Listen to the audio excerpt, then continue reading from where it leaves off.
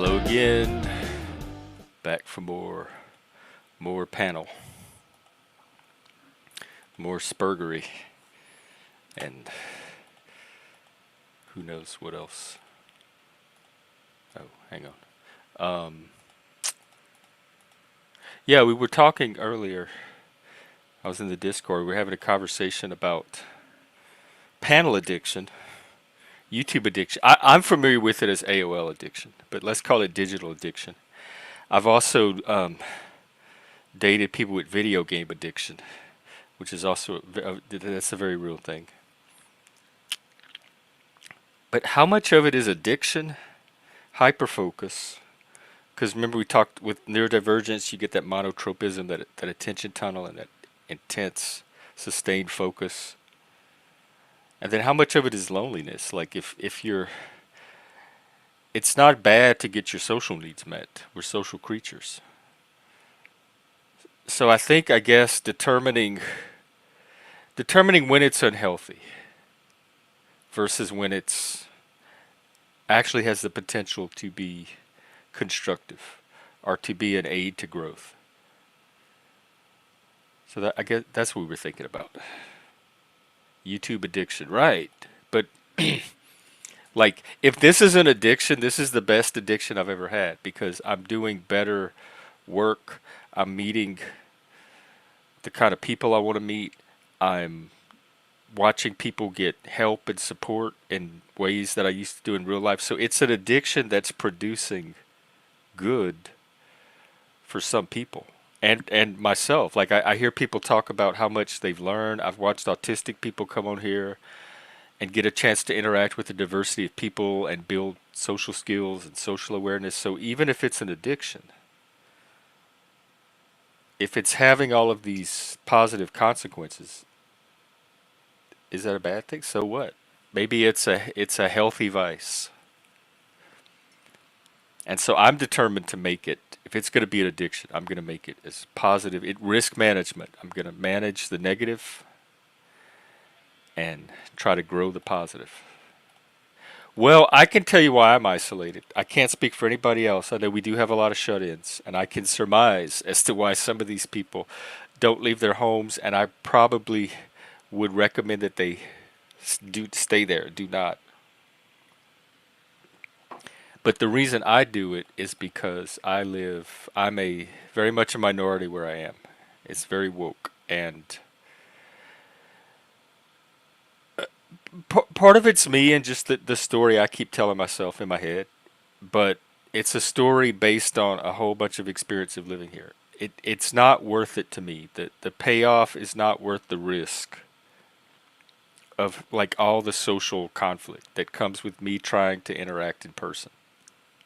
If I lived somewhere else, I probably would be less isolated in my apartment.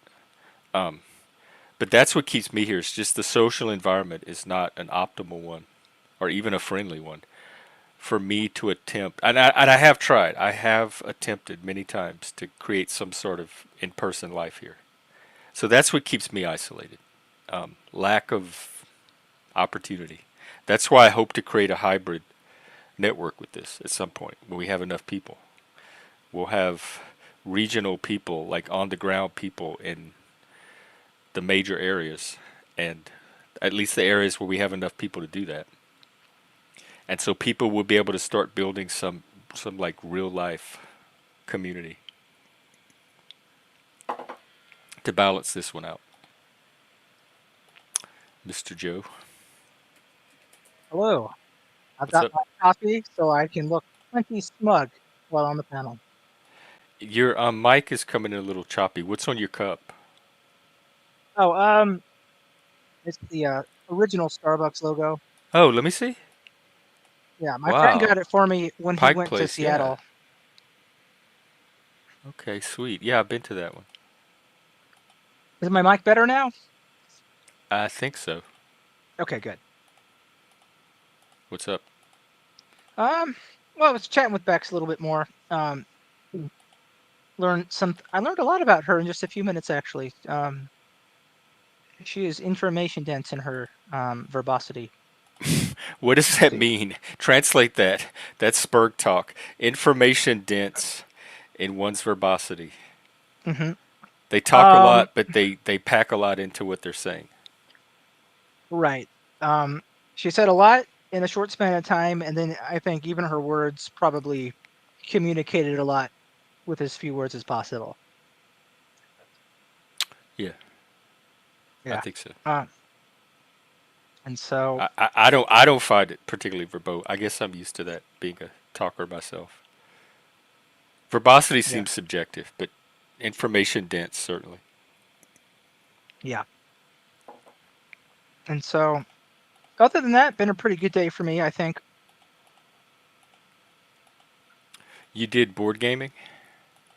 I did. I went to a board game night that's at the local library. It's about a 5-minute walk from where I live. Was that the same So, one from? Was it the same crowd? no, so the one I mentioned before, like where I came in, like I was like, they got me. That was in a different town, different library. Oh, That's okay. probably that was like probably a 30-minute drive from where I am. So Oh, totally different place. And so that's another part of why I'm considering if I'll go back, because it's like, do I really want to drive all the way out there just to run into that again? hmm. So I'll give it one more try, but I won't be regular with it if it continues to be an issue. So this one is one thing that's better about this one too is the ones in the other town tend to have older folks, whereas these are mostly like people close to my age.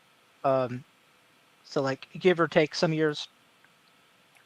And then so it's better, especially because I get to talk to girls at these. So Did you which know anybody ahead of time, or you just it's random people that you're going to play with? so it is random people, but if you go enough, you get familiar with folks, and so that is kind of the hope. It's just get familiar with folks, be a familiar face, right? Hmm. Um, and make connections with folks there. So like there was this one girl I met the first time I went in July, and we exchanged information, and we met up a couple other times. And she showed up this time again, and she brought a friend as well. So I got to introduce myself to her friend. So just kind of like keeping a presence, seeing what's out there Hmm. and trying to have a good time. That sounds excellent. Hmm. So, anything tonight? Did Um, any incidents or it went smoothly? Actually, not concerning me, but this one also has a trans person that regularly attends, and I think he's also on the autism spectrum as well. Um, and he's also homeless. He spends most of his time at the library. He actually even explained that he basically lives at the library today to the group. Yeah, Um, they're the new homeless centers, really. yeah. I spent a bit of time at that library when I was homeless. Not that much, but I would go there sometimes. I spent a lot more time in the lobby of the Harris Teeter or at the Starbucks where I worked even. Um, but Coffee Ground. Um, yeah, there was this older lady there. She was probably about 50 or something, and it was a similar thing. She was trying to describe what had happened in the game, and she said, and then he said this, and then he, it's like she. But then what was really weird about him was whenever he would refer to himself, he would say we and our. He would use the plural of the first person, but Just wanted walk the away. singular of the third person. So, uh, yeah, it's I've got a So it wasn't me that got that, and then she did it again, right? Like she said he, because it's like the dude's like 6'2" with a big Wait, chin and and stuff, today right? it's a different person, and they were correcting pronouns. Yeah, this is a different. This is the other place. These are not the same people. None of the same people were at this one that were at that one in Durham, and this guy's there a lot. So it didn't affect me because, well, at least not directly because it was not me speaking when it happened, but it was this older lady who's just sees a 6'2" dude and naturally just says he. But what really was interesting was that he uses we and our when referring to himself. He never said I or my. He said we and our every single time. Okay. That I don't That's a get. little I don't weird. know. I don't know what's going on there. But there's another level to the pronoun Maybe thing he's here. a plural. That's a new thing too. The people with dissociative identity If he is disorder. plural, then why did he tell her she? Because when the woman said he said she, and so that's singular. So I don't know what's going on there. That's why it's confusing, right? These pronoun things just are taking on a life of their own. Did you know? I looked into the employment commission's guidance, and they say that repeated and intentional use of wrong pronouns could constitute, in certain circumstances, workplace harassment. So there is a little window where using the wrong pronoun could actually get you into trouble with, like, at the federal level Yeah, that's a in the shame. workplace. And I bet there are lots of private companies that have a similar policy. Probably so. And my walkaway policy there is I just don't apply to work there. So, Yeah.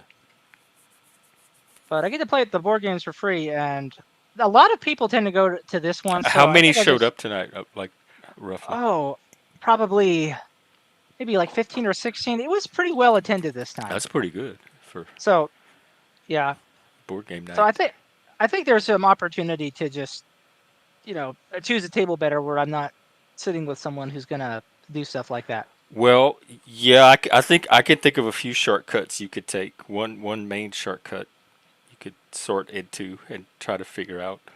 Look at the ratio of a certain characteristic to others. Yeah. Well, I think for that guy's case, I could just wait for him to sit down at a table and start playing with folks, and then you know, take whatever group or table that isn't starting a game yet. That's I think my best shot. Yeah. My problem is my problem is that when I saw that the girls were sitting down to start a game, I just went straight for that I table. know that's what I was saying. Like that's how you minimize the Karens. Like you Yeah, but choose your also table, you sort for the Karens. You but sort I'm out for. also trying to put myself, um, in proximity to the women so I can meet women, right? How do you find the non-Karens among the Karens? I guess that's if you see a table full of girls, Well, I don't, what's the probability that there will be more Karens than not? there was nothing about these women in particular that seemed Karen-esque to me. They didn't have any moments like that, right? It was I, just this one trans person oh. who also I think has something else, is neurodivergent in some way because they've got the wee hour thing. So then they're going So to start weeding out the spurgs. In fact, Hank sent me something today about um, neuro. Let me find it. Like neurotypical people prefer less hanging out with spurgs less. And I'm like, I don't need a study to yeah, and to what I tell you find is that. that like I've been saying that. I've been at multiple board game nights now where he's been present, and I do find him overbearing in that like he well, here's what I don't like. He'll say, "Oh, you got to use this pronoun," but he's clearly not respecting social boundaries with other folks. Like Well, they're a about lot. like what? How does he know though? Like people say that about me. I don't know your boundaries unless you Mm. tell me. Well, it's just he's like um he doesn't seem to like respect personal space and things like that, But very it's well. different. Like that's Yeah. different for. I did an exercise at a training at a job I worked at. We did a personal space exercise, and mine was very different than everybody around me. My sense of personal space, and I'm sure a lot of it was cultural. Some of it could have been spurgy. So, like, if It could have those are been. the traits he's being isolated from the tribe over, I think he should just find a different tribe. Maybe, I don't know. But, you know, I I don't want to make problems for him, right? Like cuz if he's already homeless and stuff, like I don't want to make he's trying to have some fun. I don't want to make it more difficult for him, right? Like but, there's also like a point where like someone could eventually lose patience with it. So I don't know. Yeah, they can and they do. Like I get it. Like I've been the guy where it's like, well, what am I going to do today to have fun? Like, where am I going to go? Are people going to think I'm just some sort of weirdo homeless dude, right? Like that was my life for a bit. So I get it, right? Got goop in my eye. Ah. Where does goop come from? I think it's like when Are you talking about like the eye boogers? yeah, Oh, okay. I thought you meant something squirted in your eye, like around no, you. no, no, Oh, okay. no, no. The squirting flying insects that go for the eyes. I killed them all. I got a spray for that. The goopers. Yeah, yeah. I got one of those Jumanji bugs in my house, and it's just terrible. Just bugs though. None of the other Jumanji stuff. Not the rhino or No, anything I cool. stopped. I stopped rolling the dice. I realized this is dumb. I'm just gonna stick with the bugs. Yeah, but it, other than that though, I consider it a success because I got to you know go out, have some fun with folks.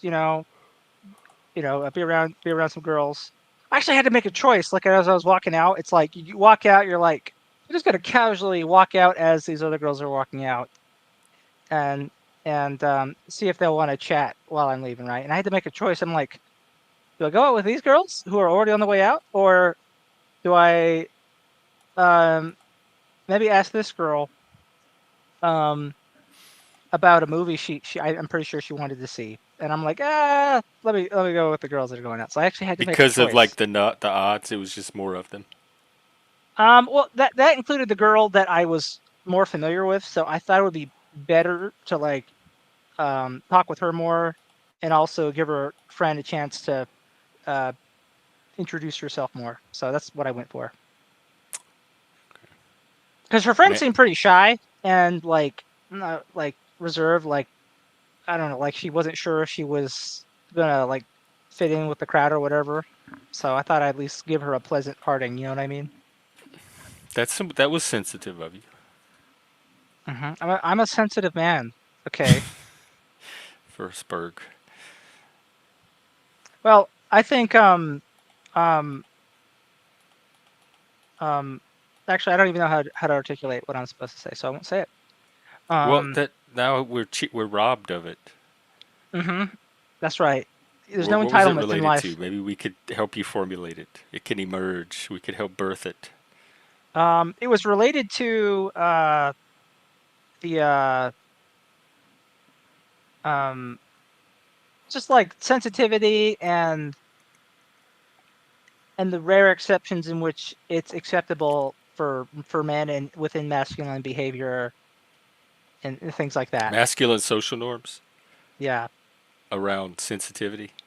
Yeah. Usually it's it you will get bad results if you're a sensitive man. I think if you're a masculine sensitive man, you could pull off sensitivity. Yeah, well, like a masculine sensitive man, it's like, you carry the woman who sprained her ankle up the stairs or something, to where she needs to be with your strength, right? You're strong, but Yeah, you're and gentle you as you could handle her. comfort her. You can even maybe have a tear or two, but as long as you have that masculinity, I think like that the sensitivity doesn't work against you. In many cases, it can make you even more admirable. Oh, look, he's Yeah. masculine and sensitive at the same time. I think it's when the masculinity is compromised or perceived to be compromised by the sensitivity. Yeah. And or like that's probably what my ex-girlfriend liked about the massages was it's a way I was being sensitive, but I'm using like my strength to like, you know, um um give a free massage to her body, right? In a sensitive way. Yeah, because it's a massage, from the boyfriend. Yeah, maybe so. I know a lot of women want sensitivity, or they geek out on it when they find it. I don't Yeah, but I don't care for sensitivity at all. uh, what I have found is that it can really blow up in your face. Like they want a specific type of sensitivity, and if you're like they don't want to see you cry, for example, right? They don't want that kind of sensitive. That's usually Some of off-putting them to women. do, or they say they do. Like They they say get. it. They fucking say it. I mean, but they I've been say told also, by women to stop crying. yeah. Like when I was younger, like it was usually the women that tried to shut the men down from crying. So there are women who will like understand and say men should be able to cry like women cry, but when they see a man cry, they're like, ugh, they can't help it. So it is what it is, right? So you got to do what works. Crying is so normal to me. I don't think any different of a man for doing it, but I don't have traditional masculine social norms either. So like I um definitely think better of a guy when he takes something on his chin. Generally, I try not to think less of a guy if he's crying. If he is crying, I think, okay, he must have been through a lot of shit. Maybe he's not just a crybaby, right? I usually err on the side of So that. you have a negative bias against tears, like male tears. Um, well, so no, I'm not going to think this guy's a I think pussy it's just because I good see that him crying. they're letting their emotion out. I always think it's good when people are having emotions. So I will say it's They're for human. women as well. If women take something on their chin without crying and they handle it well, I think better of them for it. In fact, I am more on edge around female tears than male tears. If anything, I see that as a more volatile situation because Well, I that I'm not that person you describe. I rarely take things on the yeah. chin, and so I appreciate your tolerance for me. Oh, okay, there we go. Hopefully you don't think less of me. No, I don't. I won't bully you, Jeff. Never. But But that's what you were talking about, that masculine social ideal, and that's part of it with the sensitivity, the crying, exactly. And and so, like, how do how you? and that's the argument against toxic Mhm. masculinity is how helpful is that actually to men? Like should that norm be nudged in a different direction? Well, part of the trick is that when you make yourself sensitive, it's very difficult to do that without also making yourself look weak, right? So, like I mentioned before, women can look weak while sensitive and not really suffer for it because that's just not like their rubric typically. But with men, it's like they get dinged a lot of points if they look weak while being sensitive. They have to be sensitive in a way that showcases their strength, even if it's not physical strength, right? Like, but the strength of their character. I guess because it's social norms, you keep using the word look like, and I'm thinking they either are weak or they're not. They're either genuinely having a sensitive reaction or not. So I'm like focused on are they objectively qualitatively sensitive, whether they're masking it or not, and you're focused on like whatever their reaction is, how it appears, how it looks. Right, because that affects the results that we get, right? It And people can't. I think being authentic is its own result or outcome. So maybe there's two different goals. One is appearing a certain way, but maybe other men have a goal which is being their authentic self or letting their authentic self come forth so they can discover who they are. And in that case, I would say it under that paradigm, it's actually healthy and shows growth that they're having the emotion and You that they're know, not masking maybe. that it's not looking a certain way and it is the real sensitivity or I think it comes down to like why they're masking and just how like uh because you want to crucial weed it is out the that they weak. mask. That's what they're masking is weakness. Nobody wants to appear weak. Yeah. But what if someone genuinely is weak and doesn't mind being vulnerable and showing that look, sometimes people are weak. I don't see that as a negative thing. I almost see that as a like a positive step of its own. Yeah.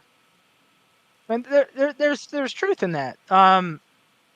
I think it kind of depends on what you need to do, like whatever your task is. Yeah, I think so. So, for example, just a very straightforward type of masking is camouflage, right? You wore a camouflage shirt, right?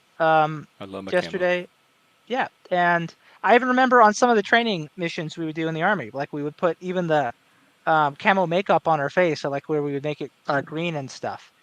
And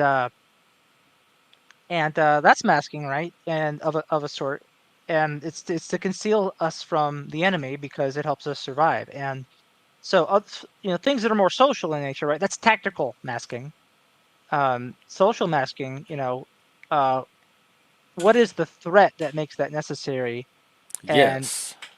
how much is it that it's a good? You're like, depending on what that social threat is, Status, are I is guess. Loss of status. yeah, and loss of status could include lots of things, right? Like, like you get fired, for example, you lose your job. So there's a lot of things to consider. Maybe you will get jumped in the streets and beat up. Uh, it depends on Yeah. where you are, and who are the people whose perceptions that concern you. And it also depends too, like on other things, like how likely are people to care about your feelings? If you know that it's very unlikely that people will care even a little about your feelings, um, expressing yourself isn't likely to do you any favors. And at that point, you just have to think, well, what's practical? What works? What is something I can do? But again, I'm at the same barrier. My feeling, indulging my feelings, is for my benefit, independent of Mhm. what's. If I don't care if other people have an opinion, but I do it for myself, and so I'm not going to stop doing what's good for me just because somebody else might see it a certain way. So even if they don't care about my feelings, they don't have to. I feel because of I feel for my own benefit, not for theirs. So they don't have to care about my feelings. I'm still going to continue to have the emotions because I care about my feelings. Mhm. Hey, And at that plasma. point, I think it's about like, are the trade-offs that come with that worth it? And for some Yeah. folks, it'll be yes, and for some folks, it'll be no. Right? For some Depend on the folks, goal, like you said. the goal, yeah, goal, and then what's the negative feedback, right? If the negative feedback is a black eye, maybe people think, this isn't worth it. Yikes! I would hate to hear that from anybody Yeah. for just appearing too sensitive. Like I really, just as a gay person, I really feel like we as a society have moved away from that more or less. Like we're not beating up guys anymore for appearing too weak or Hmm. sensitive at the rates we used to. And that's just my intuition on this. I haven't looked into data if there is any, but it just seems like we're less concerned with that as a society. We may judge them and think differently of them, but we're not using violence on them anymore. Hmm. Yeah. But I think a lot of it does get to that is a lot of what informs like uh, gendered social norms, for example, is that women fundamentally have the role of being sexual objects, and men have the role fundamentally of being violence objects. So a sexual object has sexual things. It does sexual things and has sexual things done to it. I think And both can be both. I've seen it can both. be both, but if we're talking about like where the population averages are, um, and then with men like as the violence objects, they're the things that are expected to do violent things and have violence done upon them. Before the other sex, right? So if a bunch of men are like out or whatever, or sick, or the male population has declined in a prolonged war, maybe then it would be expected that more women take up arms, for example. Um, but that's generally like how a lot of cultural norms go, and those are the kinds of things people are reacting to in their guts, even in a world where um, what there's a lot more birth control and there's a lot less war, and so you know, That we're the, violence objects? yeah, You're that saying that men are that's what violent. people are reacting to is our potential Yeah, for violence? yes, Well, I would say that's their problem. Just don't hang around me, I guess, if you're that scared of me. yeah. But I think it's good to be aware of that, right? Because you I can mean, I think more about, guess I don't intend to do anything about it, so I guess it's information I could file away if I need it. yeah. So that's sort of how I look at it all. And And going you're back to more like willing to compromise and adjust because you have an interest in like living cooperatively with this other gender.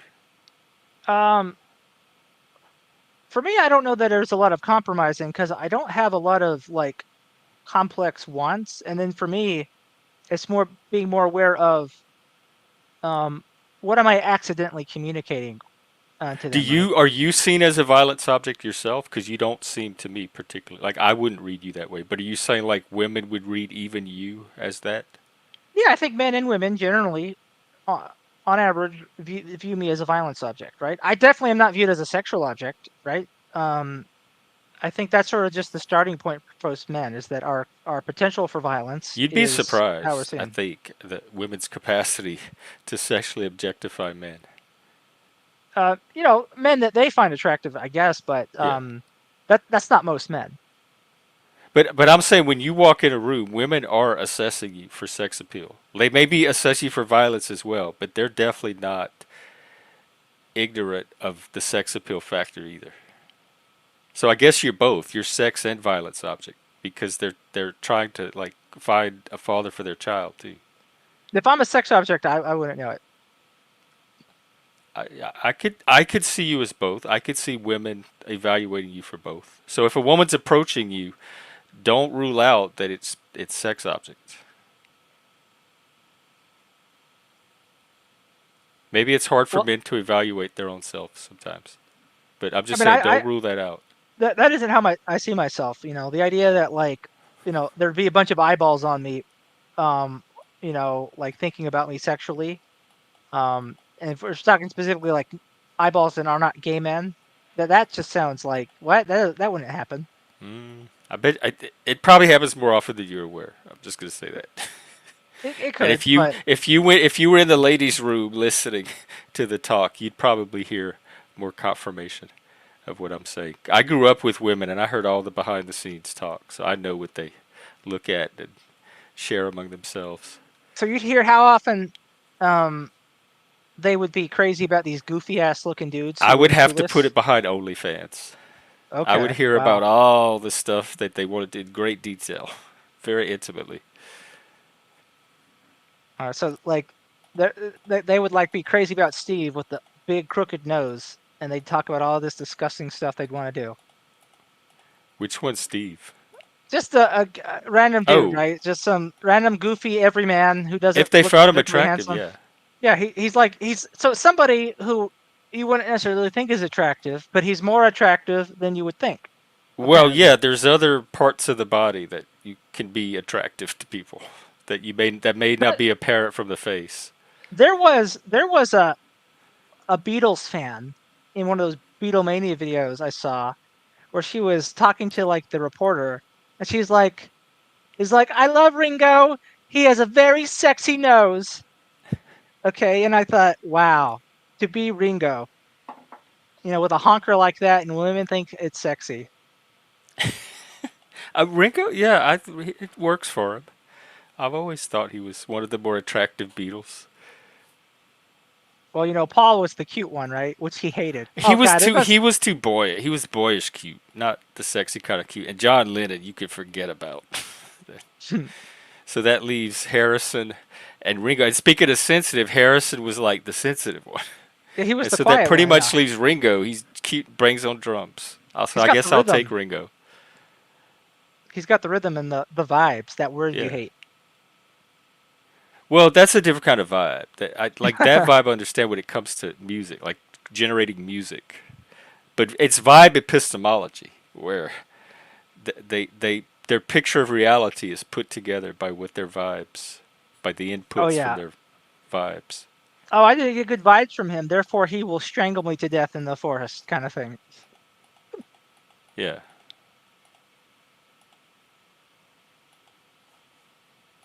But yeah, but yeah. So for my part, it's like I try to think if my intentions are good, right? How do I communicate good intentions, right? That's why it doesn't feel like it's compromising for me. Just be yourself, and the person that's drawn to that is they're going to be their natural self in response, and then the two of you will just individually develop your own thing based on it. You don't have to think it out in advance. Just be yourself, and that's going to attract the person that is most drawn to that. That's going to match that the best. Because they're going to find it all out anyway. If even if you mask a little bit in the beginning, as you date and live together, everything the true you is going to come out eventually. So you might as well just draw them in with that. And I kind of think you do that on these streams unless you're masking on here. But just be like you are here. I think No, that's I pretty much act like the way I would act if I were like with people I know pretty well here. Um, there's not really like any masking or anything, but there's also it's just like um the nature of the panel. I think is that it's like come on and talk and like don't have a filter. Especially because I know like you from like this IDW context. So like the whole point of that shit is not to have filters, right? right. So Yeah. um, if it were a scenario where I'm less familiar, social setting I don't know as well, I would probably be more quiet and attentive and observing the patterns.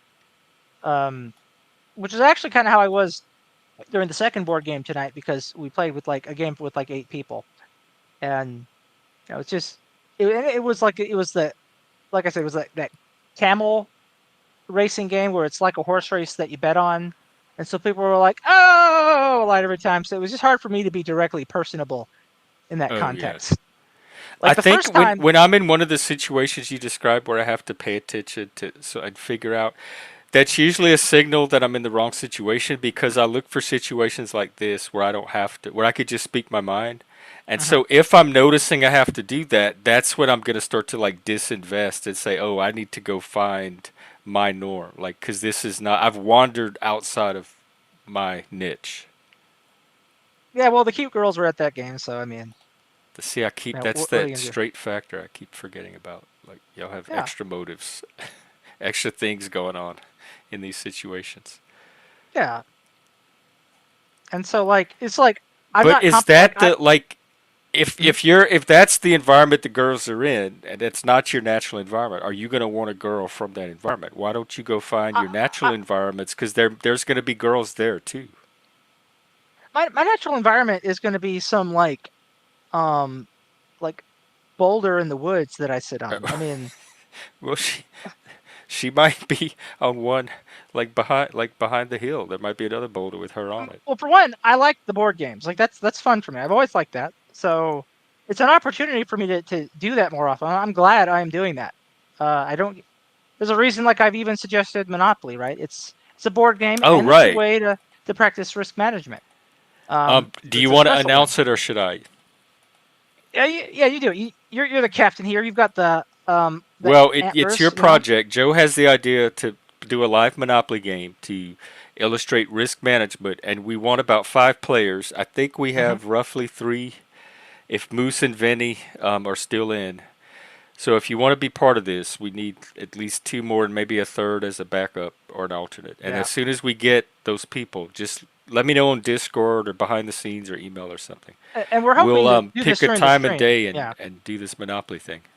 yeah, yeah. So if we can do it during the stream, that'll be best. And um, my role in it is I will try to like be um like a risk advisor to folks in it. So Like to each player as we play. yeah, as we play, and So we'll it let won't be chat. really a game because we'll all be there'll be some transparency to it. It'll be a game, but what I'm thinking we'll do is if the chat wants people to win, they can like tip Oh, like try to for my push one and you'll for help that person. for my yes for my advisory services on that turn. Like here's what you need to Well, in do, that right? case, Mike, would you be interested in a game of Monopoly? All right. So I'm thinking, well, if Mike's there, Who can I we monetize? Vinny, nobody's going to pay for you. Let's move. We need the people that people are going to so that in pay that case, to fuck up to thwart in or to that case, help. it'll be we should be like maybe $10 to for the advisory fee, but an 11 buck block if you don't want them to get advice. So you can preempt their $10 Oh, right. fee. And Yeah, well, maybe Vinny, you could be the spoiler. You could be the one everyone's trying to push over the line. yeah, That yeah, I like that idea because it reveals politics at the same yeah, time. and then we'll just split it halfway. You as the host and me as the advisor. The hierarchy will be revealed. Yeah. So yeah, folks want to do that. It'll be great. See, Plasma loves the idea. Plasma, why don't you participate? We need a few drama people, a few controversial people, and then a few good guys for the people to root for. Actually, I should use the title that I've got here as a joke, Risk Wrestler. What is it? See my title, it says Risk Wrestler. I should use that when we play Monopoly as my Oh role. yeah, Risk Wrestler. Yeah, now I want to do it more than ever. So please, 3 more people, Yeah, and we'll Mike, do it. get your ass in here. Yeah, since you since y'all can't afford drama court, we'll give you this version. This is your. Mike is the violence object to end all violence objects. We're going to make a lot of money off of him. Yeah, but I don't want to do that to Mike. No, I'm joking. I'm joking. Mike, if you're I mean, here, Monopoly he can play, yeah, but drama court, I think I'm gonna give him a all exemption right, from that. Plasma, you need to get hyped up for whoever is playing, like a side that you want to win. Okay. because And I'll tell you right now, I lose Monopoly every time. I've never won a game in my life. So I'm either going to need all the help I can get or don't back me because don't waste your money. and I'm telling you, it is a merit-based game because I have watched this one I YouTuber don't named have no Chilled merit. Chaos. He has played Monopoly several times throughout his time as a streamer. He's been a streamer for like a decade, with his friends. He often plays with groups of like 4 or 5 and 6. He has won a disproportionately high amount of the time, and like he's had uninterrupted streaks of victories. And if he doesn't win, he often comes in second place. The main reason being he manages his risk better than the others, I've noticed. He tends to make good deals. He tends to think ahead about what's going to doom him and what's not, and that gives him an advantage over the course of the game, I already hate it. right? I'm So, already psyching myself up to lose. yeah, so there we go. Can we? Okay, this is the panel verse. Mhm. Can we play Ghettopoly? Does it have to be Yeah. Monopoly? I think that would be So more relatable. if you can find a I workable have it. platform, yeah, Oh, okay. it If you has have to be digital. it'll be much easier if it's digital, unless you can think of a practical way to like have your camera on the board, and then you just take instructions from the players about like And how move the things get pieces moved. around. But like I have a digital I version of might win Monopoly that on one. Steam. Yeah, I have a digital version of Monopoly on Steam, and so I could just Is take the it? Do we instructions from need to players. have it too, or can people play off of your copy? I was thinking it would probably just be better if I do the inputs, like we divvy up Oh, like groups you'll of you'll players. move us because you won't be Right, playing, so you can right. just manipulate And the I'll just board. roll, and then just so they can feel like they're rolling, it'll charge up the dice, and I'll be like, okay, you tell me when you want me to let go, and then that way they can feel like they rolled. Can we pretend Um, it's Ghettopoly? sure we can, Okay. and if we can find a different version of Monopoly that can be done digitally, They I have think digitally will. Redneckopoly too, I think, Oh, that's a good one. or Trumpopoly probably. Do, I know they do have they a have? Trump. They have a Trump board game because I used to play it at the They need to game have shop. Trumpopoly. That if wait, there's no way Trump hasn't made Trumpopoly yet, unless Milton Bradley just refuses to do it. But Trump is the deal maker. Surely he Oh, could have gotten Milton Bradley. it's probably the Apprentice Monopoly. That's probably what it is. They have That Trump Entertainment Resorts Collector's Edition Monopoly. So it's Monopoly based on Trump properties. wow, And they have pewter tokens. pewter. Trumpopoly, the geopolitical board game. Let's see what this is about. Ooh, wow. Collect electors by states and collect electoral votes to win the White House. What is this? MAGA cards have various social and political circumstances which can affect your. Hang on, I'm going to post the link. This is great.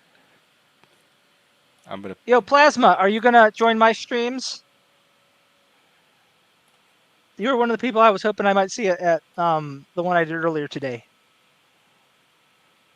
He probably has life. Like, he Plasma, hikes and stuff. stop having a life and watch my stream. Okay. Like if you can touch grass, but you don't need to touch grass on mountains. You don't have to go that far. Oh, but it's so nice when you can. I don't envy I him know. that. Plus, he streams it sometimes. He's like my I hiking I man on was the recently trail. like hiking the bluffs with my friend in Wisconsin, and it was beautiful. Yeah, very spiritual. Oh, I'm hanging. I know. I was thinking that about Not Laws earlier. That Well, Not Laws has a life. He's just on like paid vacation or something, 3 week oh, vacation. because he's in this chat an awful, awful, awful, awful lot. I think he's about halfway through it now. Um, so yeah, we won't see him much longer, I guess, Oh, once he's back at work. well, Laws, I hope you at least check in and you're still a member.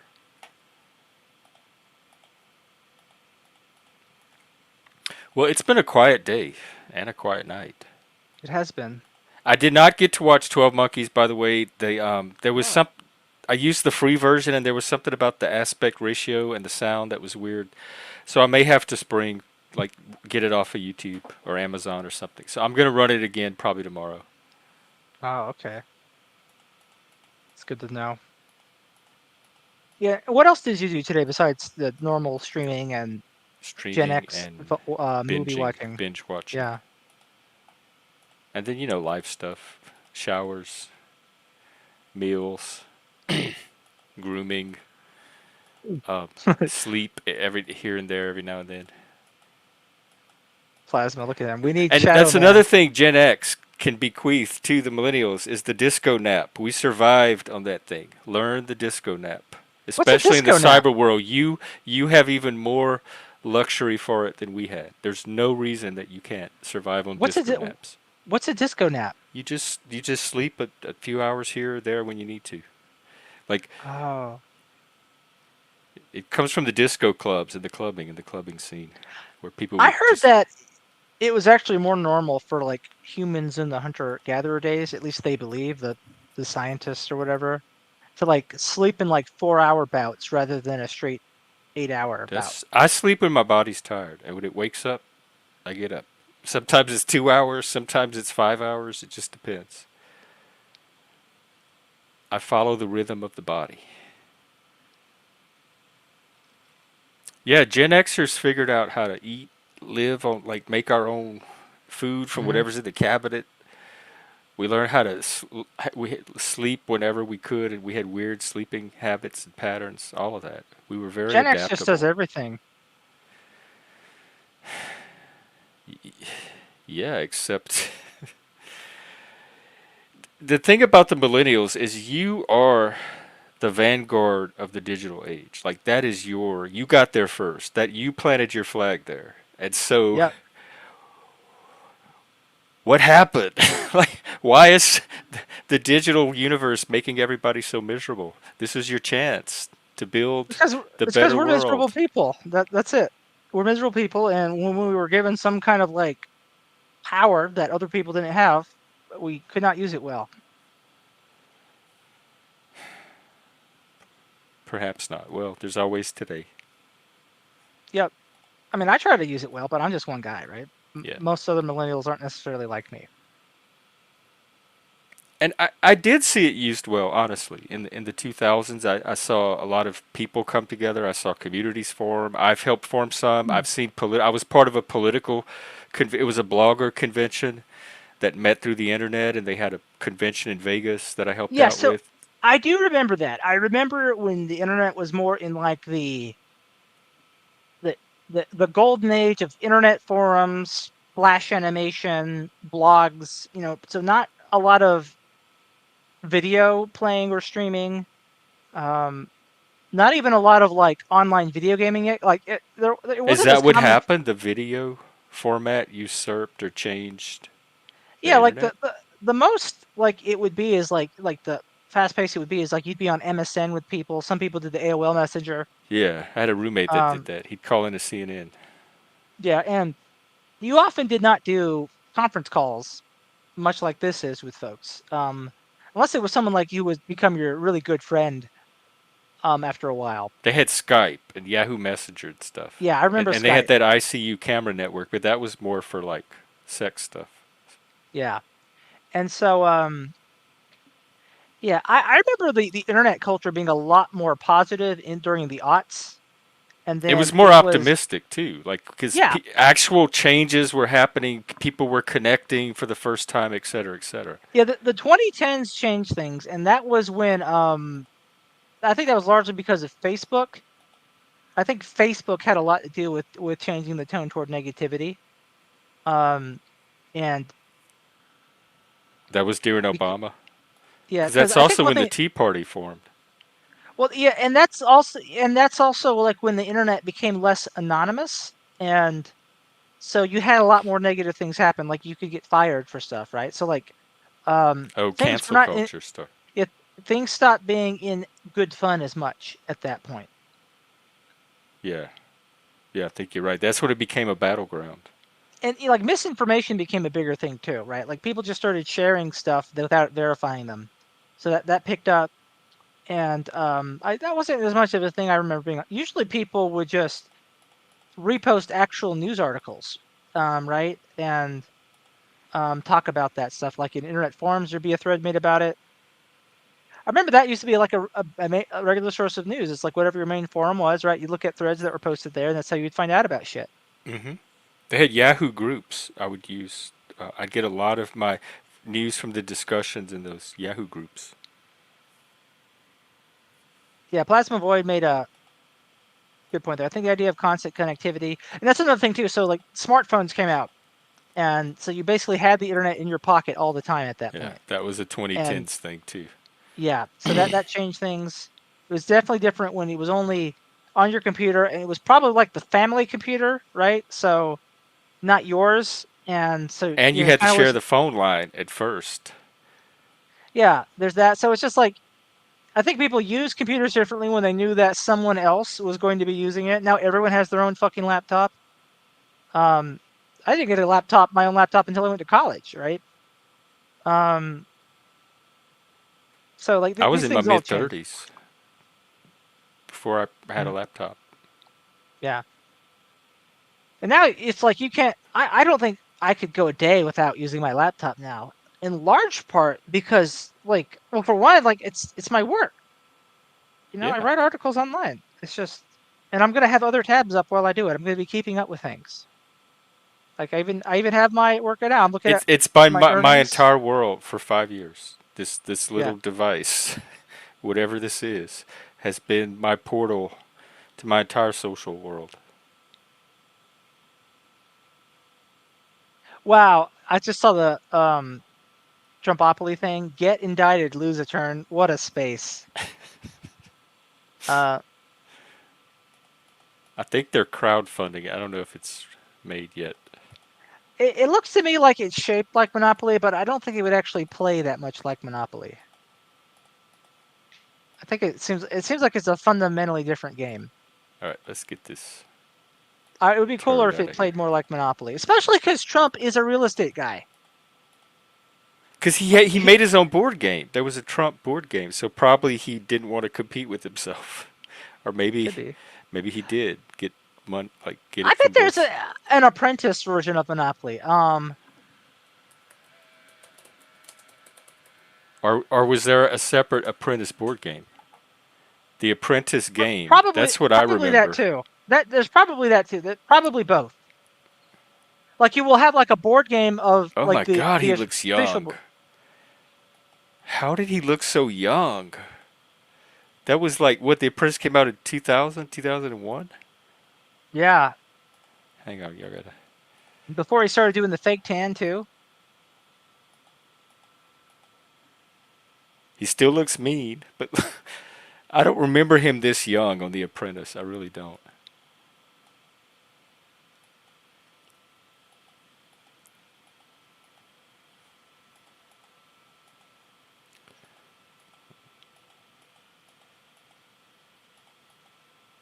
Well, I tell you what, keep talking for a bit, and I'm gonna come Okay. back with another cup. I'll be right back. All right. All right. So people, chat people. Um, let's see. Plasma Void. What's up with you? How much you miss the old internet?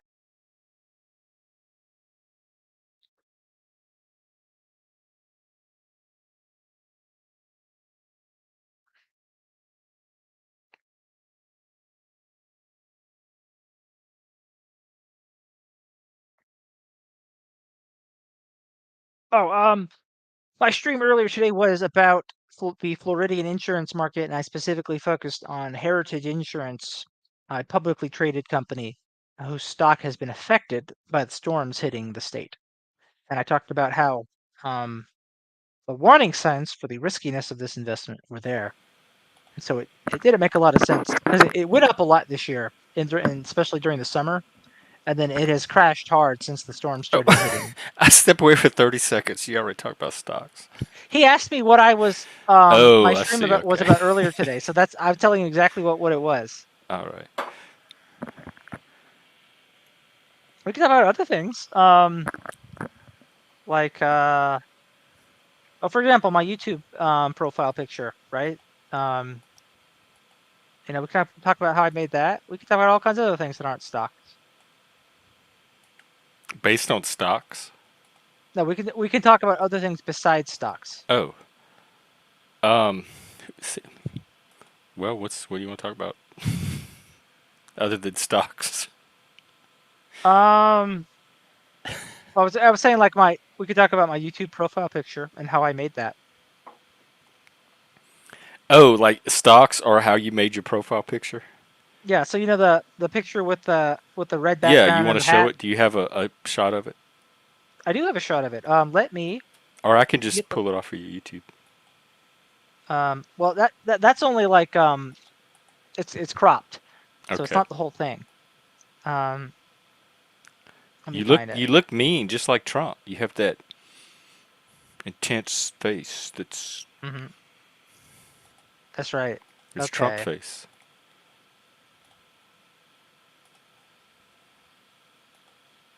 All right. So if yeah, I can share screens. It's just share screen. Which one Okay, do I we're want gonna to look at share? art here tonight. All right. Yeah. There we go. Bam. Oh my God, I wasn't prepared for this. Okay, I thought it was just the face. So you Yeah. made It's the this whole. entirely with Paint, MS Paint? That's right. The whole thing on MS Paint. If I zoom in, you can kind of see how what the actual full size of it is. Is this is is hang on? Is this from a photo? I took a picture of myself standing like that. Yeah. Oh, And okay. then the area is not. So the only thing that's real is me, and everything else is I just drew Is the in. T-shirt real, or you The designed t-shirt's that? real. I have a Okay. shirt like that. I could go get it if you want. No, I believe you. I take it. And the beret's gotta be real. Yeah. Yeah, this is real. It's actually an English Tudor bonnet. It's not a beret. I can How show you that hard did too. you work at this pose? Was it just like impromptu It snap? it, it, it took a few tries because I was like, I want to, get like a pose that kind of like, because I didn't just want to be standing there like all like this, right? I kind of wanted to like have something where I could work with like, like the bends of my body. Like look here, right? You can like see the I like shape the of my foot and floorboards. stuff. Oh yeah. Yeah, so like I kind of want to You just had get to like go in and add all that texture. yeah. So I took a picture and all I really did was trace the basic outline and then all the details I went and did in by hand. So you uploaded the picture and you just painted over it? Um, what I did is I like got like an outline of the picture of myself and I did that, and then that's about all I did there. It's everything else I just went over and filled it in myself. So um, like all the So detail you here. recreated this T-shirt by hand. Yes. So the only thing that I really Damn. copied was the outline. Wow. Yeah. Damn. Look at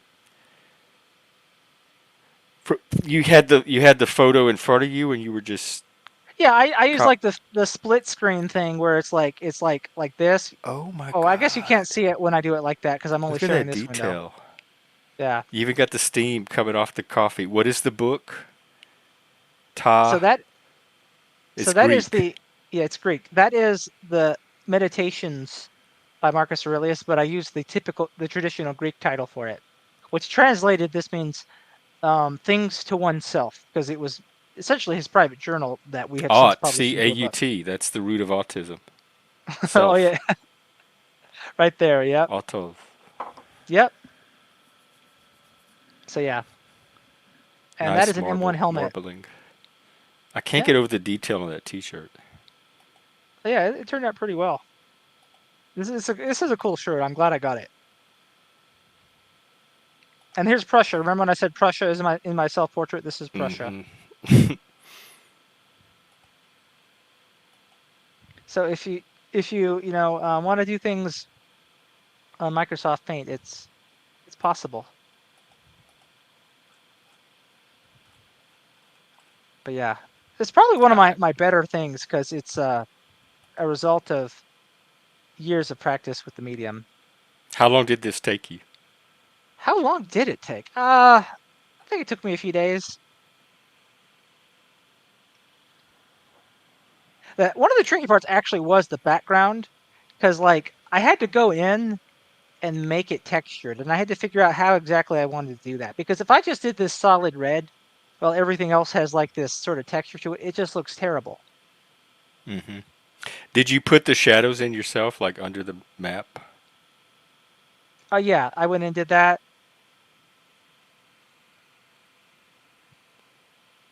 So Unbelievable. yeah, I like the rough look of Microsoft Paint. That's what I go for. I see. So I use the pencil tool on like a 4 pixel width, and I that's basically the only thing I Now I use for can this see whole the thing. fear in your eyes. At first, it was a false bravado. I see So dread, a horror, guy I knew despair. um from the IDW said that he thought it was an interesting picture because he said um, the mouth looks mean, but the eyes look kind. Say it again. The mouth looks mean. Yeah, Yeah, the he said mouth. the mouth. Yeah, you're right. The Trump look is really below the face, not the Yeah. eyes. You're like a sad, innocent little boy trapped in a Trump persona. Hmm. Yeah. It's this. And I think it's a suitable look.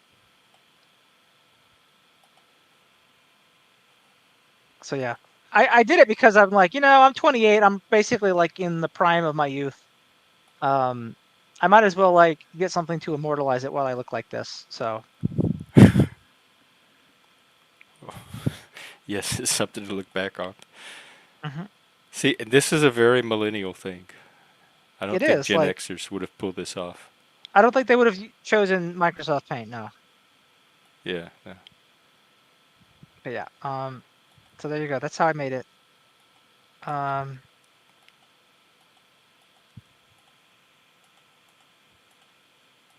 Well, thank you for sharing that. That was cool to Yeah. look at. So what am I seeing here from the comments? Of more that troll plasma Yo, joke about that's a art troll. spells. It's really just plasma, I think. Maybe not Uh, Laws. okay. Slumbering in the back or lumbering in the back, whatever he does. Plasma said it reminds me of one of those old medieval royalty pictures with the pose. Thanks. I was kind of going for. Um. Yeah. It's weird in a cool way. Again, that's the whole point of Microsoft Paint. It is a fundamentally weird medium, and you have to endeavor to make it cool or interesting in some way. Yeah, let me grab the hat real quick.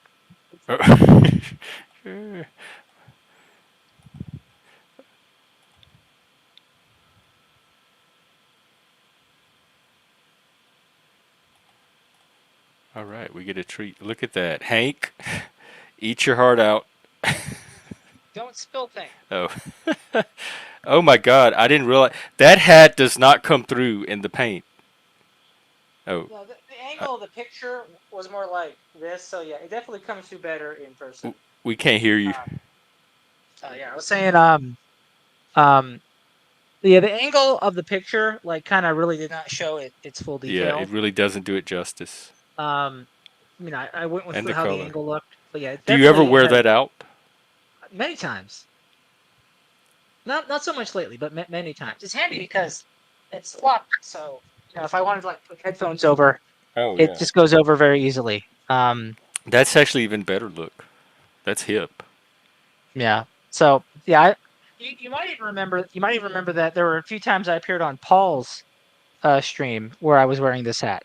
Oh. Oh yeah, I kind of do. Yeah. So um, what else are folks saying? Plasma. Do I You have an got an animal? No, animal. What I does don't that have an mean? animal. Oh, like do you own a pet? I You think got an that's what he's animal? asking.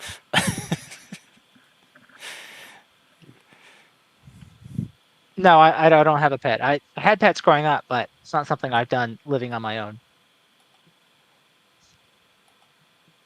So you see what's possible, Jeff? Aren't you just inspired to become a Microsoft No, Paint not. I artist? hate art. I hate doing it. I did watercolor when I was in high school, and that's as advanced as I got. Well, And somebody has to stipple. help me grow the Microsoft Paint artist community. I can't do it on my own. Is there one? No, I'm trying to make one. Oh. Okay, trying to you know I thought when you posted in the Discord, there's some other people that commented. There were some. I did post another one. I have been slow to share my Microsoft Paint art in there because I'm not like trying to like bombard it. Oh, you could bombard. No one's probably using that channel. You can't figure out what impression the beret leaves on you. I imagine you have mixed feelings about it, Plasma. You tell me. And not laws. Why do I need an animal? Because as far as I can tell, an animal is a complication I do not need. Hold on, I'm gonna wipe up the water I spilled. Okay.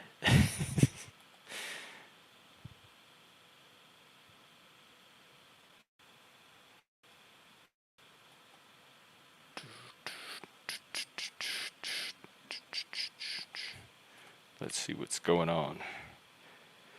Here, I'm going to start shopping around for another panel to send you to.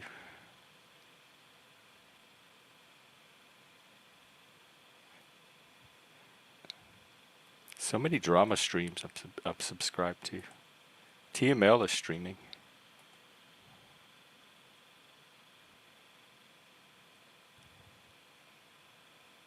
Let's see who's on there. Oh, they're talking Jesus. Jesus. Yeah, I don't see much going on tonight, actually. Without the beret, I think it looks better with the headphones. It gives them a cool, like, coffee shop look.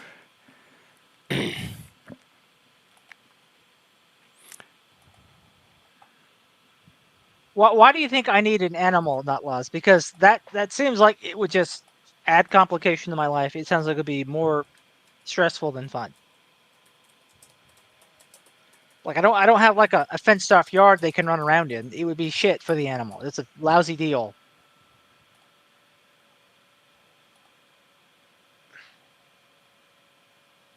Like I grew up with dogs, and my dogs had the whole backyard to run around and frolic and stuff. If animals are good, then I should be able to treat them properly. I cannot treat them properly living in the lower unit of a duplex in a municipality.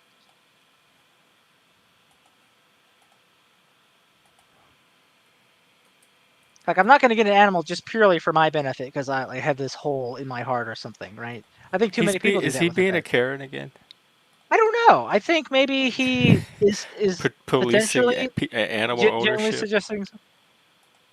I've noticed that a lot of people gravitate toward pets because they're single and they don't have children or whatever.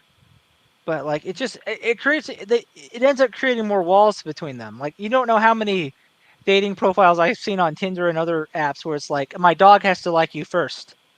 And it's like, Jesus lady, do you like want to just chase away all the men? Oh yeah, I stay away from those. Especially like the dog dads. If you're a dog dad, I'm not going to be the third wheel in a dog dad relationship. And Yeah, I'm to not me taking care of your dog. it's like let's get a house and a yard first and then have a fucking kid. And if we have room for a dog, um, which might be good for the kid, then we can talk about that. But I'm not getting things out of order. Not as much goodness as this YouTube fills me with. I don't think a Mhm. dog would substitute for what I get out of this panelverse. Like you, even you. Now, I would pick you over a dog, even. I might get some fish to eat, but I'm not going to get a pet fish, not laws.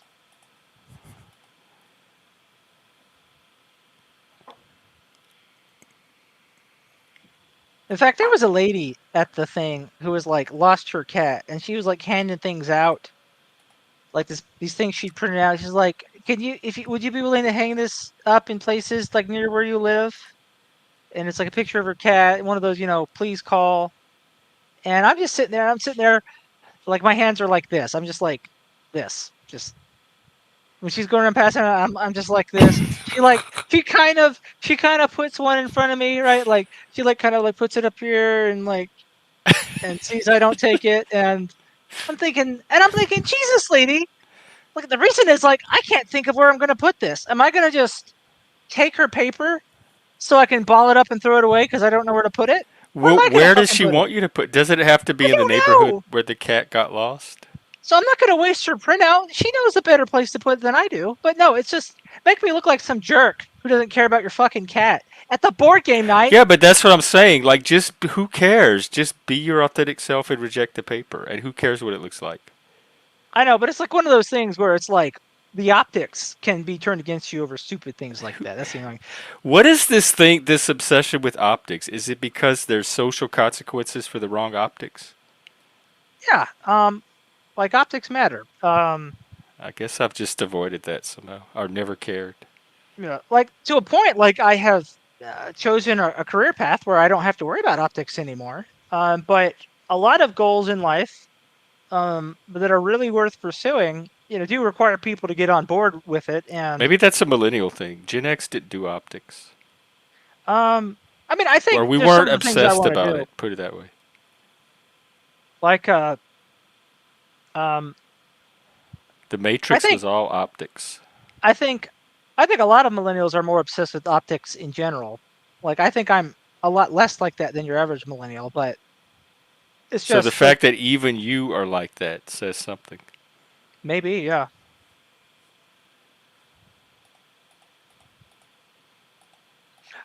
I think another thing too is that I developed this bad habit growing up of being very stone faced. In large part That's because intentional? so it's a habit, right? What were you like It's before? well, I remember when I was a kid, I think I was much more personable and expressive, but I think What did you um do to yourself and why? oh, it's cuz I've told you it's cuz of my mother. It's just as she got crazier over time, um I just realized it was better not to talk about my problems because she would freak out and it would just be a whole bigger problem suddenly. So, I just got used to like not communicating my issues, and the best way to do that is to be as plain as possible. And I've also just noticed in general, like there are other people who don't respond well to that. Maybe people who are temperamentally similar to my mother that I happen to cross paths with. So, um, this happened while I was young, especially when you think about like the context of middle school and high school, right? And so I do think about like, you used to be this more like kind of intentionally outgoing person, Joe. You've lost this side of yourself. You need to rediscover it. Right. So when Yeah. I talk about like um some of this, like my concern about, let's say, optics is also just sort of a path to sort of like rediscover exactly how I want to express myself because I got detached from it years ago. And then I've just been bounced around by trying to figure out so many other things, like have a stable career and stuff like that, that I didn't even have much of a social life where I could think about that. So I'm at a point now where I can. Would you say that's a common millennial struggle, or is that unique to you? No, no, because I think a lot of millennials end up um, I think what most millennials end up doing is they just kind of go along with their crowd. And Hmm. that's not me. Like I don't drink alcohol and I could not be pressured to drink alcohol. And I'm aware of the optics of that. Every time you say, "Oh, I don't drink," you look like a stick in the mud. I still Or a don't recovering alcoholic? yeah, yeah. And when people find out that like I don't have a personally bad history with alcohol, they'll be like, "Well, why don't you drink?" And I'm like, "Are you fucking kidding me? I can't just learn from other people's mistakes? What a stupid fucking question." Well, at least that's what I think in my See, head, I right? love that. I love that raw emotion. See, this is the Joe. I think that people are gonna respond. This is how you find your woman, right here. I mean, at some point, I'm just tempted, right? I mean, there's a time and place for that. There are moments where that just isn't appropriate, right? But, um, yeah, not laws. Here's the thing, right? Everybody who becomes an alcoholic starts out by saying, "You can have a drink once in a No, while." there's plenty. But I'm not an alcoholic. I can drink just fine and not have No, it no, be a problem. I'm not saying you don't, right? But I'm just saying everyone who's an alcoholic starts out thinking, Are "I'll you just do worried like you might everyone be an else." alcoholic? Does it run in your family? My grandfather was an alcoholic. He died of cirrhosis, right? Oh, okay. Then Um, that but may be a but e legitimate concern. but even then, I could just look at other people who are alcoholic. I know it's an addictive substance, right? It could happen to me. And so It, what's an easy way to avoid it? Just don't drink it. yeah. And I will also say I have never looked at a drunk person and thought, "Wow, that looks fun. I want to do that." Never once. It has always looked unpleasant to me.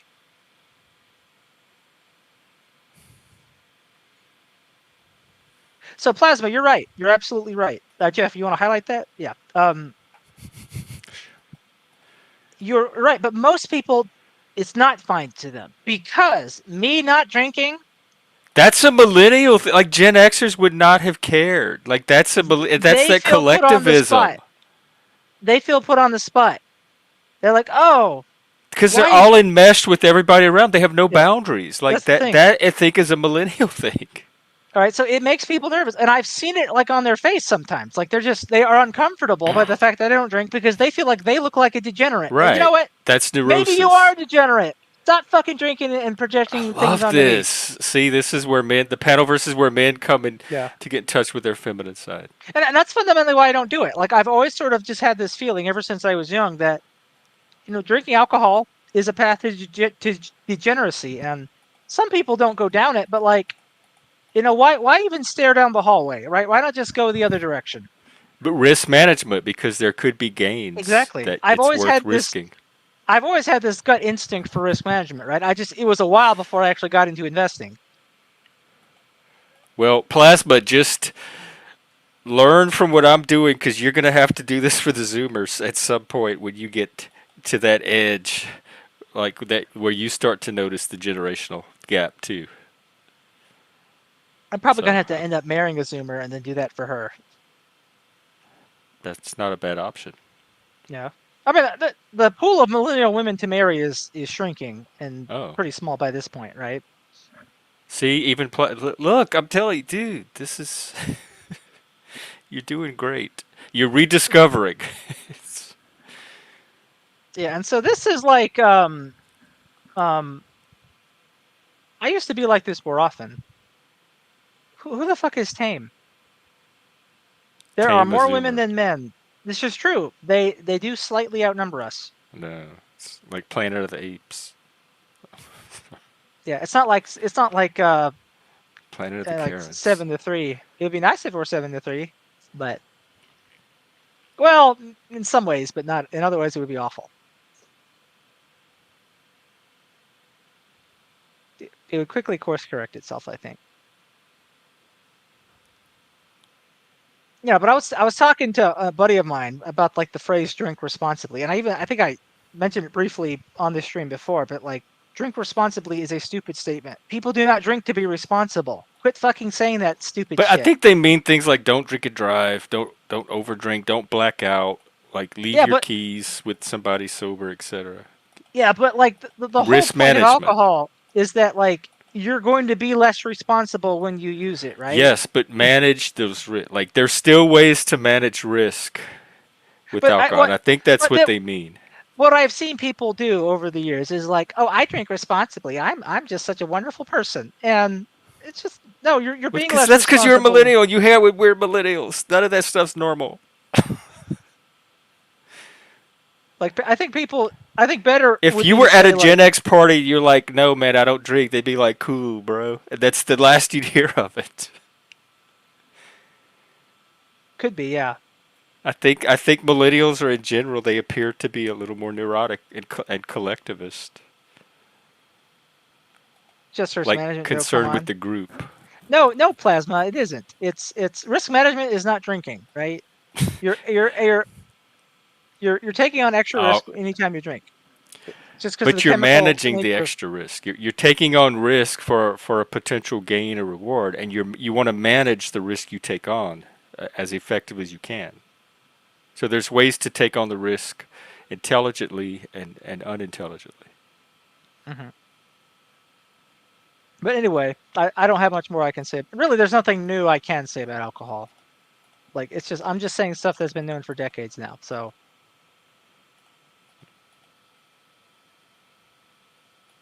Oh wow, this what you need is is a mushroom trip, but unfortunately they aren't calling out to you. tune in, drop out. I feel like if the mushrooms are calling out to me, I'm probably already on mushrooms at that point, right? It's like a chicken. It's a chicken and egg problem. They did call out to me on my trip, literally. I thought they were talking to me. They were telling me that they were this intelligence that was in the plant that was designed to communicate to humans and give them wisdom. They had a consciousness that it was communicating with me. The only mushrooms I really want are the ones you use as items in Mario Party. Well, I'll give you all of mine because I don't do any of that.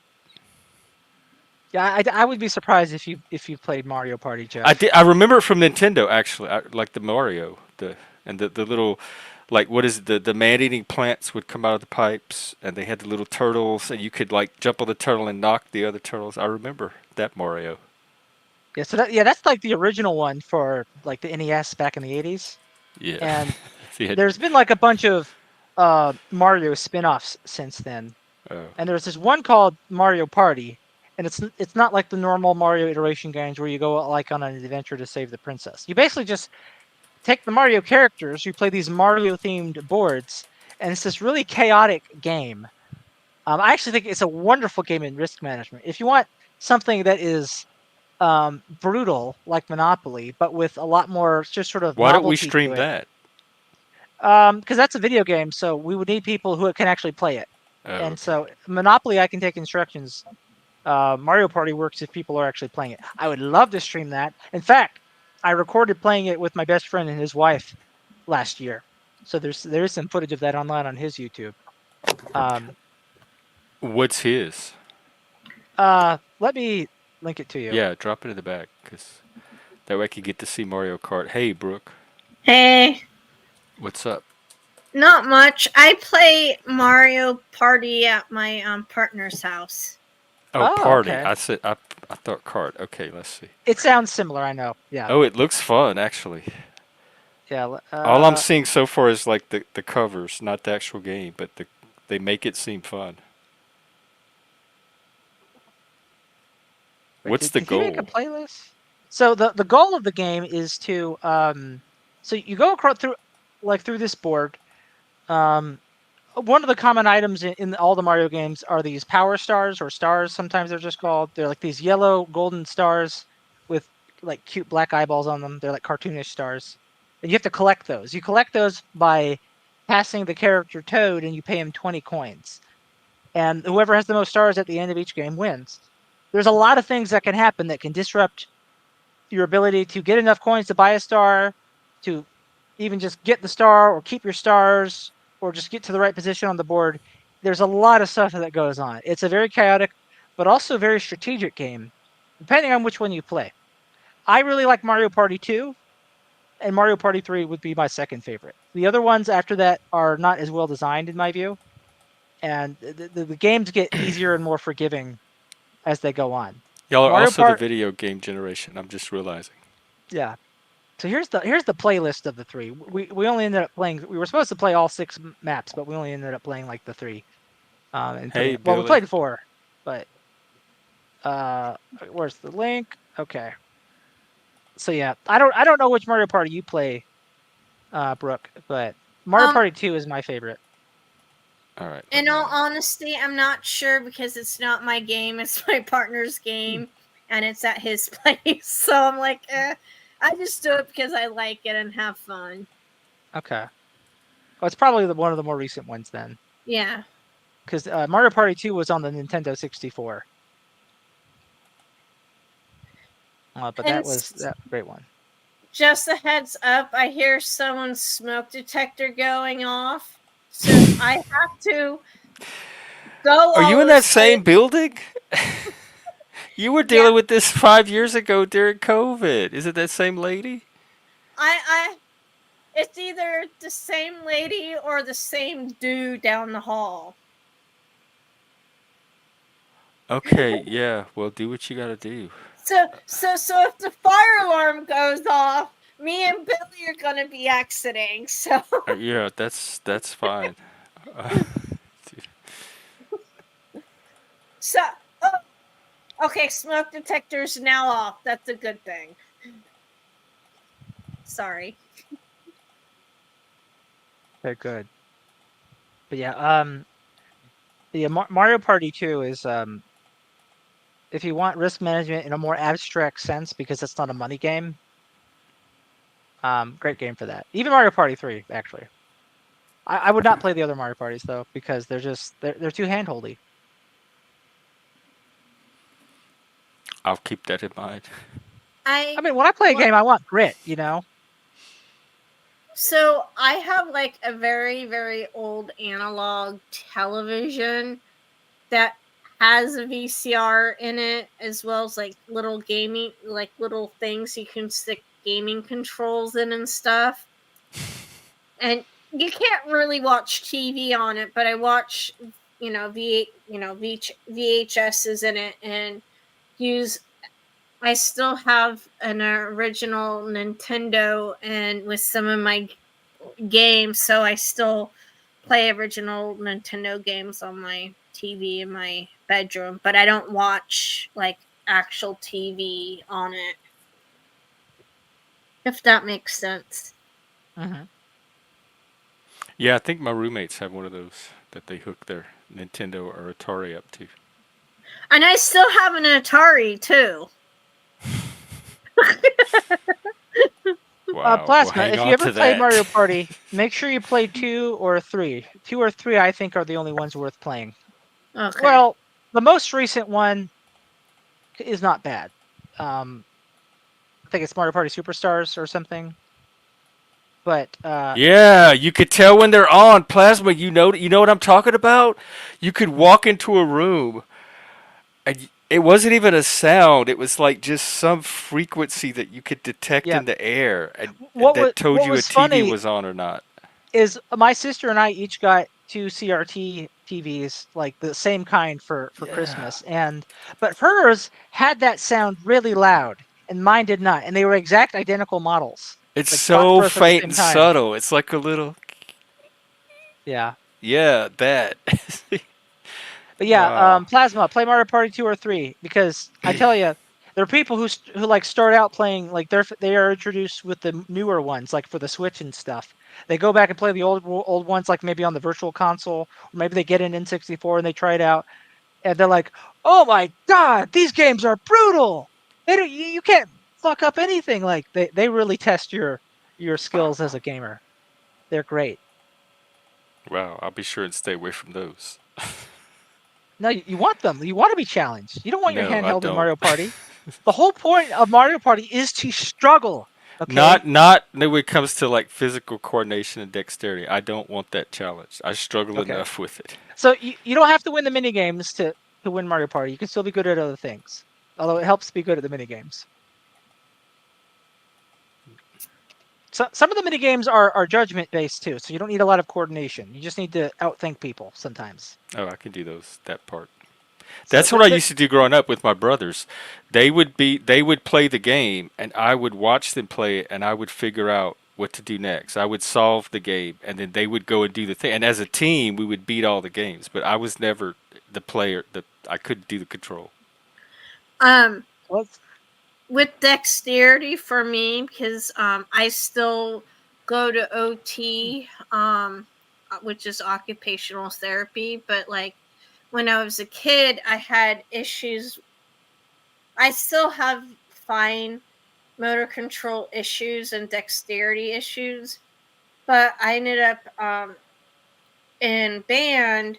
I originally started out on the trombone, but my arm was too short. Even with the the extension, it was still my arm was still too short. So I ended up playing the flute, and despite still having issues with like fine, motor control, being in band actually helped with that. Like playing the flute has actually helped me with some of that stuff. But like Jeff, it's still kind of challenging.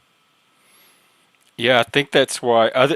Other than we couldn't afford the instruments, that's I think that's why I didn't do band to begin with because I was not confident in my ability to pull off an instrument. I had taken piano before, and I couldn't master that. You have to do two things with each hand, like two different things with each hand. I can't. My brain can't do that. It's a processing thing. Yeah. Um, but with pianos, with playing the piano, you're playing bass clef and treble clef when you're playing the flute, it's just treble clef. If you're playing a trombone, it's just bass So you clef. just have to do like one finger at a time, like just know what. It's like this, like, but it's not like two different musical scales, is what I'm saying.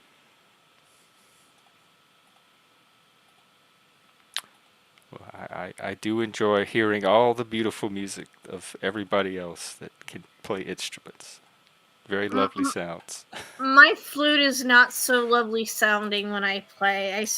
I'm still pretty Well, I'm shitty sure at it's it. lovelier than mine would be.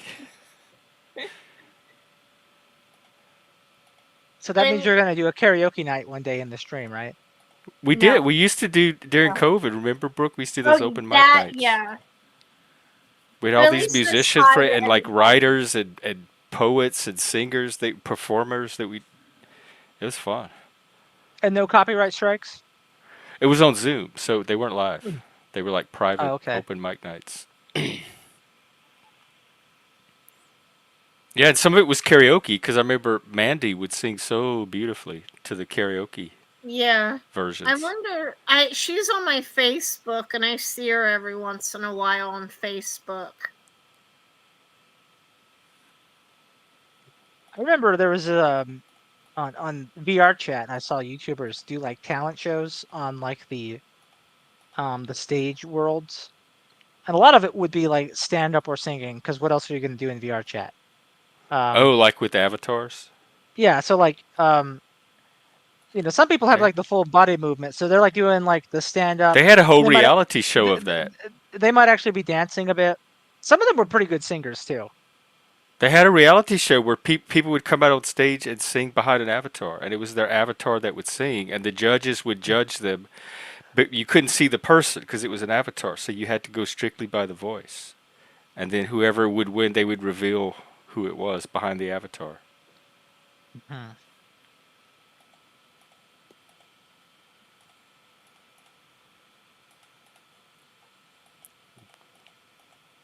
I don't watch a lot of those shows though. I got tired of them after a point.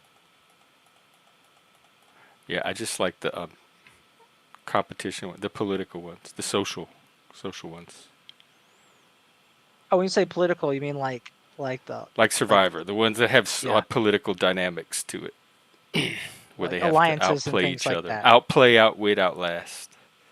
How in Survivor, how often do the nice guys win or lose? Define They get nice. their fair share, I'd Okay. say, because usually, especially if they're at the end, if they make it to the end with somebody less likable, they're usually going to win. Okay. I want to ask define nice because everyone's version of the nice guy or the nice girl or nice person is different. So that's why I like to ask. It's actually rare that the asshole wins because there's many times where they make it to the end but they don't get the votes because they've alienated everybody else in the process. Yeah.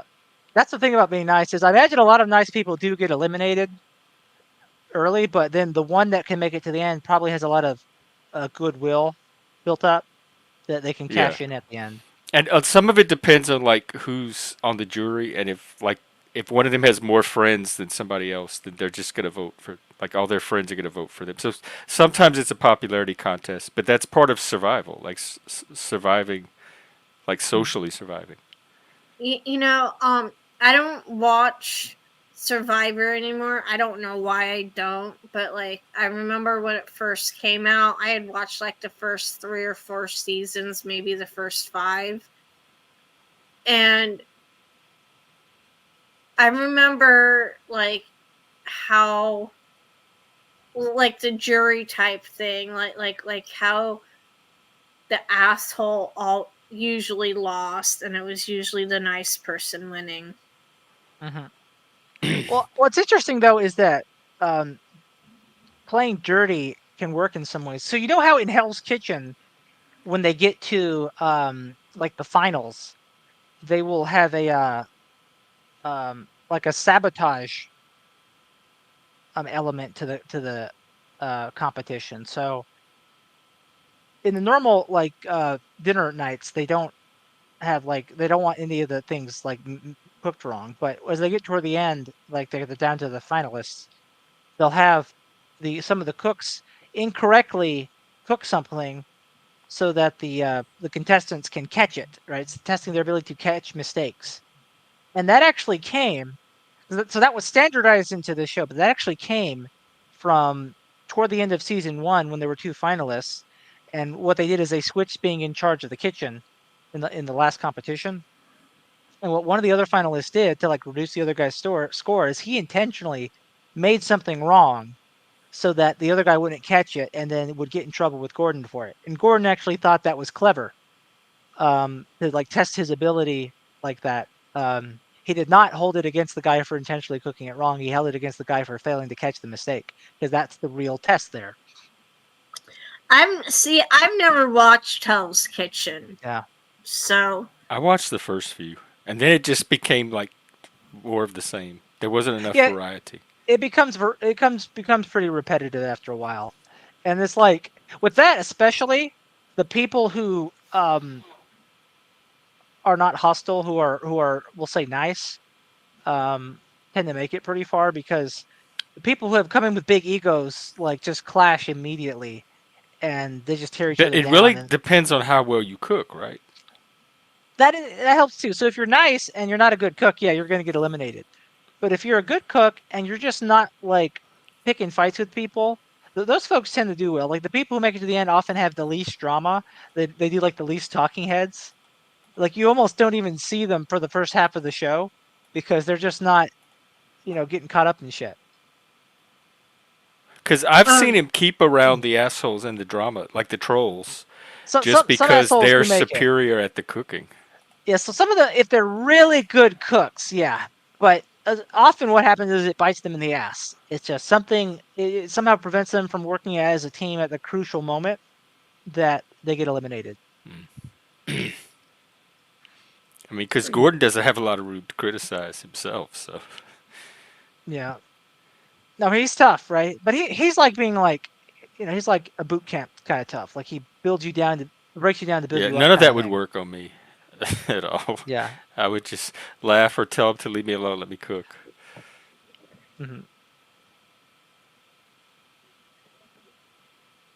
Yeah, I had a phase where I watched a bunch of Gordon Ramsay. A lot of it was during COVID, actually. Watched a bunch of Kitchen Nightmares and Hell's Kitchen. Made me think about, like, Kitchen Nightmares made me think about working at Starbucks differently. Like, we're doing this at our store? My kitchen nightmare is every time I'm in one. Seriously, I don't try to do anything other than get a glass of water, make coffee, So and you work a couldn't be the trad microwave. husband. You couldn't be the trad I husband. You'd do. have I to need that trad husband bad. be like, you, look, I Or a I make the. DoorDash You'd be like, subscription. I make the YouTube dollars. You make the dinner, okay, honey? That's right. I so I don't like mind being the breadwinner as long as I can do it out of my home. I I enjoy cooking, but I always end up cooking way too much. And not only that, like How my does somebody accidentally cook way too much if you know how much you can eat at any given time? because like I grew up like where I grew up where like having to cook for 5+ people to have at least 2 helpings. And when you're cooking for one person, it's harder to cook for just one person because most of the things that people buy are for at least, at least 3 to 4 people, if not more. So you kind of can't. I'm gonna use Kraft macaroni and cheese. I'm not counting like the little microwave ones, but Oh, like you mean you don't eat a whole box all to yourself? technically I do, but I'm gonna just use that. Let's use the family You're right, size. it's supposed to feed a family because Yeah, one box was supposed to feed 4 kids growing up. But as yeah, an adult, I just can't imagine people share a box of macaroni and cheese anymore. yeah. Well, you're also But like a pretty tall, big dude, Jeff, right? So maybe you need to eat more. Maybe I'm an ectomorph. It's not going to change it. Okay. Like Um, I'm not very big, so I can't eat large portions. but the thing is, because when I don't do like TV dinners or something, and plus my stove and oven are relatively small because yes, I have 4 burners, but 3 of them are the small ones, and I only have one big burner, so I can't That's really. It is, but at least it's something to cook on. that seems stingy to only give one large burner on a stove. Like I, they actually I make stoves with 3 small burners. yeah, I. But the thing is, the building that I live in was originally for seniors and physically disabled folks. Why don't they get 2 large burners? Like why is that? I can't think of any situation where a stove I would mean, put one large burner. I'm gonna assume How hard is space. it to put 2 large and 2 small? You're cutting corner on one large burner. I don't anyway, but when I do cook a lot, um, I usually I usually freeze some, um, and then I also Do you freeze the macaroni? no. Oh. No, because I know with macaroni and cheese, I know if I don't eat a full box in one setting, it's gonna be gone the next day by me. So, um, Do you ever mix up the type of cheese you eat with the macaroni? Hey, Vinny. um, I, um,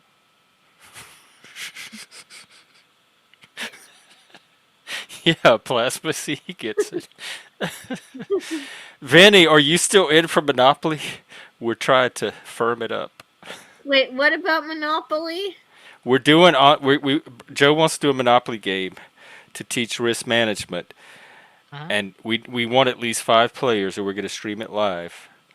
And the Uh-huh. deal is like the chat can help out any player by doing a super chat to pay Joe to give advice on risk management to any like whatever players they want to see win. When Uh-huh. when when you say risk management, can you clarify, please? Joe can. You're talking to the right guy.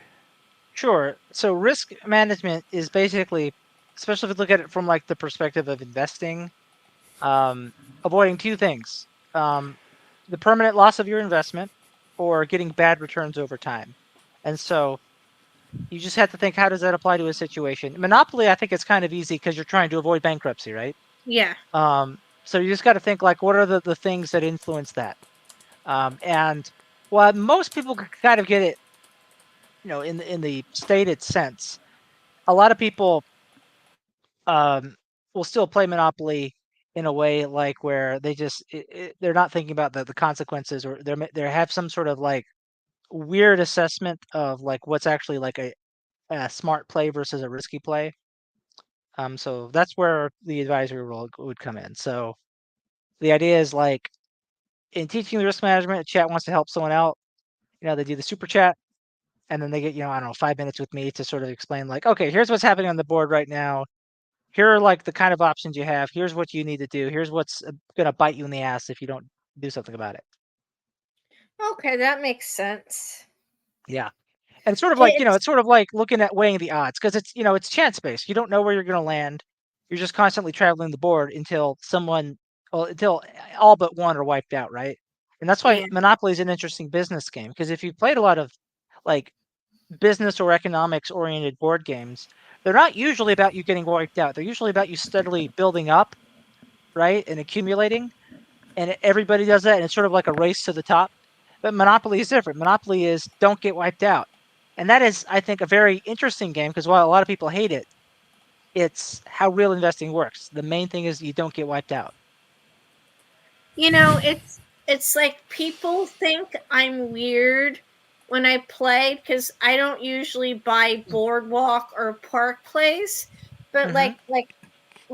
if you like my experience, if you buy like the cheaper side plus like like the 3 other ones on the other side of go to jail.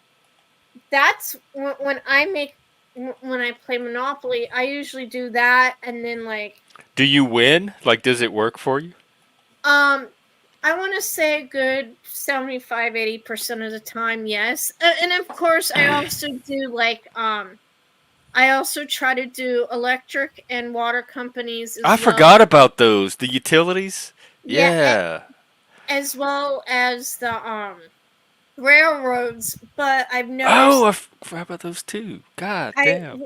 So Plasma's asked a couple questions. okay. Let's see what he's saying. First is, what are What is some other things OP? overpowered? Oh, Yeah. Um, yeah, that actually would be in some ways. It's not as ideal because it's a one. It's like one side versus one side. I think when risk I is more still open say ended, cosmic it's encounter, better. but we'll work up to that.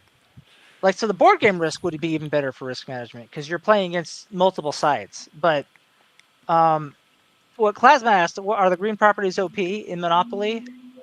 I'd love to say, but then I'd be giving free risk management advice before the game has happened. Right. You So got to pay for that. exactly. So that's just gonna have to come. You know. Because if he answers that, someone's going to have an unfair advantage if they see it. Exactly. Maybe we could do it where it's like a $5 super chat if I can say it publicly to the player they want to help, and then everyone can hear. And then it's like $10 if they want to get like a back room with me. Oh, Like, right. here's To like give them a competitive yeah, edge in secret. yeah. So here's what you need That to sounds do. exciting. I know, doesn't it? And Um, they could even like pay you to sabotage, but you'd have like give players false advice to sabotage them. I don't think the sabotage things will go over as well. I'm pretty sure they will do plenty of things to sabotage themselves. I don't need to help them do that. But would you do it for money? Because your skill set is a double edged sword. It can help or harm, Well, and the problem would people be may weaponize those super chats for both. well, the problem is if they do a super chat, right, for a sabotage, how would I know it when they Right, can that's probably the see the trick. super chat? So I think it's just it only really works if it's helpful. I think the best thing to do for sabotage is to do a block. So if someone says I want to do a super chat for this, someone else could do a super chat for a block, right? And then say, okay, instead of getting $10 for that, you're going to get But I $11 think to people block. like to see people they don't like fail at things, and if you That's help that's the point of someone the block. lose even more spectacularly than they would. I think the way to help them lose is like I could give them helpful information and um uh they could Not stop act me on it. stop me from giving that. Yeah, I think that's really it because I there's a lot of capacity for people just to let opportunities right in front of them like just go by that they don't see. Um so and I think we should also establish some house rules that will encourage people to like be to sort of have an open mind to like how they're going to play the game. So I And think free parking is not a thing. That's a it's house not rule. no free parking. We're turning Right. that shit off. Right. We're playing Monopoly rules. Free parking is a bailout. Okay, that drags the game on and allows you to be rescued when you haven't managed your risk well enough. If you're counting on free parking, you should get wiped out. All right, no handouts in life. This is I've capitalism, always hated motherfuckers. free parking. Yeah, no, it's free parking is just supposed to be a safe place to land. Where you don't pay rent. Right. That's it. That's the upside. It's an alternative to a visit to Bubba. Yeah, no, like free parking is better than Go, and Go is good enough. Go is your paycheck, right? Fine. What's the one in the far corner? You have Go, Bubba, free parking, and what's the one in that other corner by Boardwalk and that side of the board? You That's the have go to jail. go to Oh, jail, and then okay. you have jail. Right. All right. Yeah, no, like so things that make the game drag on are not needed. It's like some people had a house rule where you don't collect rent while you're in jail, right? And that just makes it easier for everyone else to get around the board, and it prevents the game from ending. Bad idea. Yeah. Plus, that's not how real life works. If you're in jail, you still own property, you still make money off of it. You would just need someone to manage it for you, but it's still yours. You don't get dispossessed of everything just because you go to jail for a while. Man, what a And society that would be. the thing, I don't know if this is a house rule or not, but like people can like roll 3 times to see if they get doubles. Oh, right. What's the doubles rule? Is Oh, that a so monopoly? triple doubles does send you to jail. That is the rules. No, no, no, That's no, a real not, monopoly rule. not that, but to get out of jail, Oh, you can roll so to see. doubles. That's also the rules. Doubles will get you out of jail. Okay. You're jailed 3 turns, and you can roll doubles to get out for free, or you can pay $50 to get out early. If you don't roll doubles within 3 turns, you have to pay $50 after your third roll to get out anyway, Okay. and that's where you go. I wasn't sure if that was how. And is if you roll doubles, you get to go again? Not if you're in jail. If you're in jail, that's No, I'm your talking like free normal flyout. people. And if you do Yeah, it 3 times, you end up in jail 3 yes. times in 1 turn, you go to jail. on the Yeah, third time. So you only Yeah. really get 2 turns. basically, yeah. Yeah. If you get Okay. third doubles, you instantly go to jail. You don't even Go move the see third Bubba. amount. He's waiting for you. Yeah, and so that's the official rules. We would use that. And but yeah, there's a lot that can be done with it. But like I've noticed that people can be pretty rigid in their deal making. They're not like they don't think about like what all is potentially on the table, and they just think, oh, I can't. They said no to this. Well, I guess that's done. And people need to be willing to be flexible in their deal making. So we'll have house rules to encourage that. And also, like, don't be spiteful. Like, play to win. Like, manage your risk. Don't be like, well, I'm going to do this so he can't win. Oh, you mean don't worry about trying to stop the other people? Just focus on your own risk. If you want to, if you think stopping them from winning is an immediate threat that needs to be, it is a risk to be managed, sure. But Oh, if okay. that's not the case, and you're like, well, fuck you, Mike, right? Just to give it a possible We're assuming example, he's included. because some people play Monopoly like that, right? Like they're just spiteful. They're like, and from the start, have you ever played a board game and there's like one person at the table? They're like, from the beginning, my goal is to make sure that person doesn't I'm win. that I play strategically, and people are always ganging up on me, and I'm like, but guys, that's not the best move for your game. And they're like, we don't care. We're like they don't like the way I Yeah, play or something. That happens all the time, but I'm the target for that. yeah. So for I some rarely reason, do it to other people. people feel like they have some sort of moral duty to stop you from winning, rather than just play the Yes, fucking game. because Be they good don't at like the your game. personality, or you. Yeah. Can I tell you something? Like, Mhm. I don't like when that's done to me, but I have played card games and board games with people who take the game way too seriously. And when I mean like way too seriously, they can't have fun with it. And so for me, when it's those type of people, I tend to single them out and be spiteful toward them. Oh wow! I guess I Well, don't play with those people. I'm just talking about like if you're good at the game and you're not mean, like you're not like so serious that like what? How could you play like that? That's a stupid way to play. Why are you playing this game? I know what you're talking about. Those people, right? Yeah. So the I don't know if you were in the stream yet when I brought this up, but there was that YouTuber Chilled Chaos. He's played Monopoly many times on his channel. He plays a lot of games, but Monopoly is the one game where out of all his friends he normally plays his games with, he is the one that wins consistently at that. And the reason is he makes good deals. His decisions tend to consist of better risk management than what his friends do. But what they often do is they will team up against him at first. Like they will resist him, they will fight him, they will just be bitter to him. And he is not Yeah, people get in their emotions. he is not like a bad winner, right? Like he's not someone who's like evil in victory, like ha ha ha ha ha, right? He's a friendly guy, but he's just good.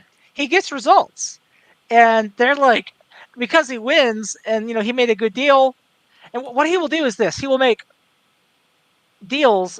He'll make a bunch of deals, all of which the other person is getting something out of it, but he's usually getting a slightly better advantage, right? They're both getting an advantage, but he's getting a slightly better one, right? If he does 3 deals where he gets a slightly better advantage, suddenly he has a big advantage, right? But that's just being good at the game. And they're like, "Oh, you swindled me." No, you just got to make more deals. And their response to it is, they try to block him, but they don't make good deals for themselves, and then they fucking lose. Hey, It's Trackable. Hey, it's just, hey, it's just like the reason why I do the cheap ones and then the 3 on the other side of jail is because I can easily in a good way end up buying hotels, and you're almost guaranteed someone landing on those. And plus, I always make sure I get at least Reading Railroad, if not all the railroads. Reading. What? Reading Railroad. Yeah. I think it's Reading. I thought it was Reading. No, I think you're just remembering the A as a D. Maybe there was a misprint on your board. Well, But No, pronounced Reading. is it Reading? Oh, well, let's see. well, I've always heard it Reading. no matter how it's pronounced, you guys know which one I'm talking about. Yeah. Mhm. Yeah. But So when I would love to comment on whether your approach to Monopoly is optimal. The or not. But correct again, way I to pronounce would the name be- of the railroad is Reading, as in Reading, Pennsylvania. That's from Hasbro. Oh, okay. Oh, okay. Listen, See, listen to us Gen Xers every now and then. We know a few things. I'm gonna be like Not Laws, and I'm gonna dig in and tell you that's a narrative. That's just a narrative. If you were out in the real world, you Well, would know it's a reading. narrative from Hasbro themselves. So, because that always struck me as a kid. Why would they call a railroad Reading? The Reading Railroad. That's just weird. It doesn't match any of the railroad names. And then I discovered it was traced to Reading, Pennsylvania. That's why. And that made a lot more sense. Interesting. does it make as much sense if you look at a game as you will always have semantics, but if you have symbols and numbers, you will have recognition and prices. So if you want to own sections around the track, or if you want to own the entire block, it will come down to symbols and numbers. Mhm. Nobody cares what it's called. The name's going to be changed when the revolution happens. Oh, right, But the because they peop- keep making different editions anyway. That they But the name different properties. Like each but city has its own edition.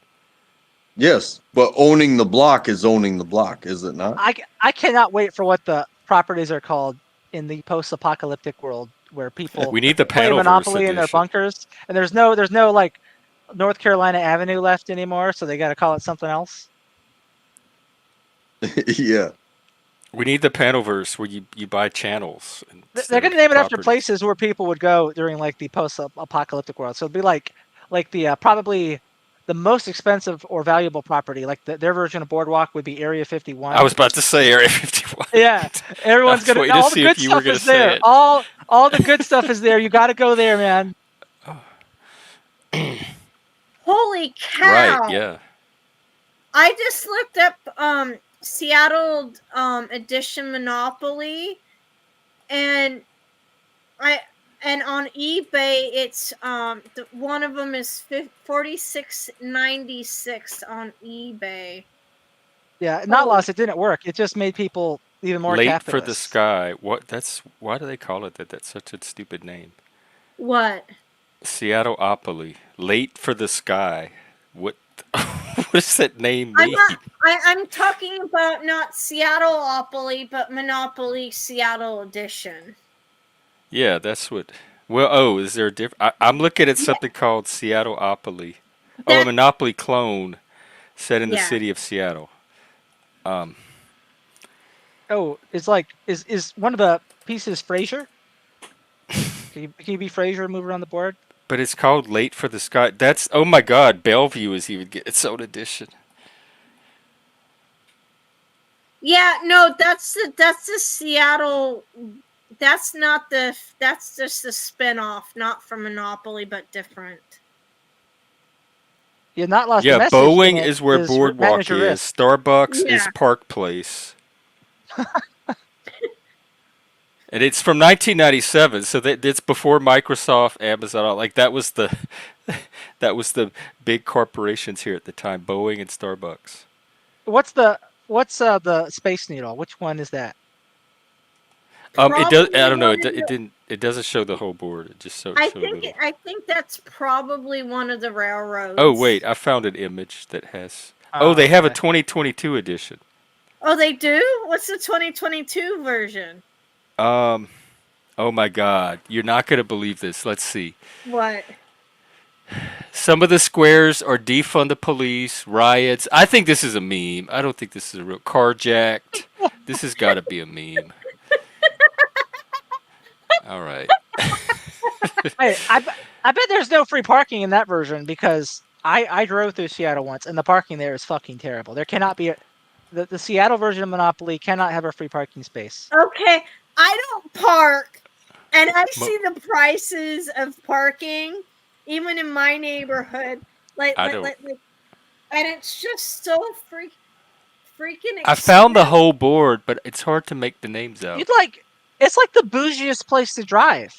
Like you just have to not like feel money to drive in Seattle.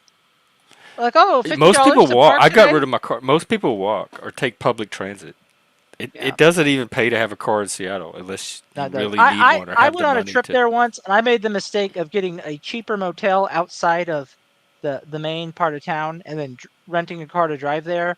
I should have just paid more for an expensive hotel in the heart of town, and then just walk places. It would have been the same money, ultimately, for less hassle. And Jeff, you're talking about like city. Is that what you're talking about?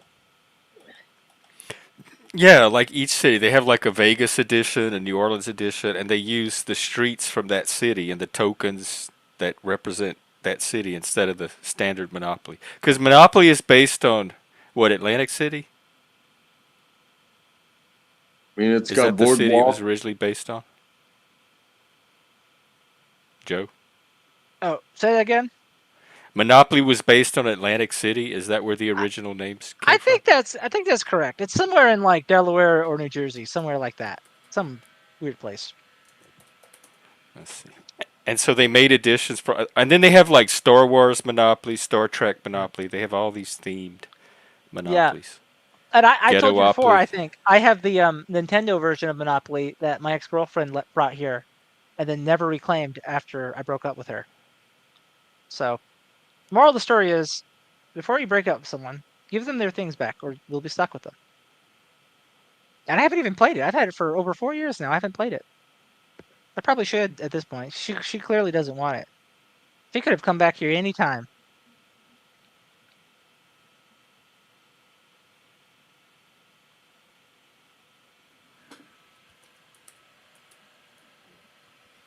Let's see. The original game was based on locations in Atlantic City, New Jersey. Yep. With the exception of Marvin Gardens, which is an adjacent to Ventnor, which is in Ventnor, New Jersey. Hey, Interesting. Mr. P, what's up?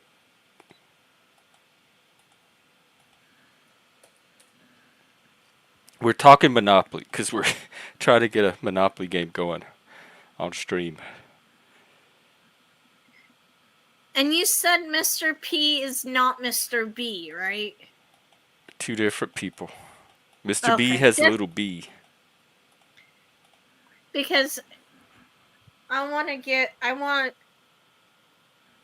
don't. Mr. B is just. I want to start trolling Mr. B now. Oh, he was. Well, good luck. You just tipped him off. He was one of my my enthusiasts about stock topics. He wasn't at the Mr. B stream is our today though. subtle troll. He was not at the stream today though. Fucking the Sean Kelly guy. Well, he is kind of in the middle of a hurricane. So. It hasn't hit yet.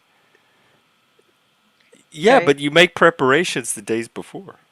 Like that's when you all the prepare. store shelves start to empty. You prepare by getting your You portfolio start in order. boarding up whenever you get to board up. You start making your evacuation plans. He's not watching. This is not Watch Joe's stock video. That's weather. exactly what it is. That's exactly what it is. He's the one who asked me to cover that topic because he lives there. He then I Hey, also, figured I out. remember him telling you that there's a hurricane coming up. Yeah, but I said Tuesday instead of Wednesday, and he said that should work. And then where the fuck is he? Absolutely nowhere. Well, Mr. B, you have a lot to answer for. Hurricane Yeah. be damned. hey, so, um, I lived in Nashville for almost a year, and just a little background, I spent the first 16 years of my life in Southern California. So, used to earthquakes. Um, Never dealt with any other natural disaster. Well, I've dealt with like wildfires, but that's a whole different thing. But like when I lived in Nashville, I ended up dealing with tornadoes, and and I remember because I was living in a residential home with a bunch of girls, and we were talking, and at afterwards, after my first tornado, they're like, what would you prefer, living through a tornado, earthquake, or hurricane? And I'm like, well, tornadoes will be last on my list because you do get time, but not enough time to prepare.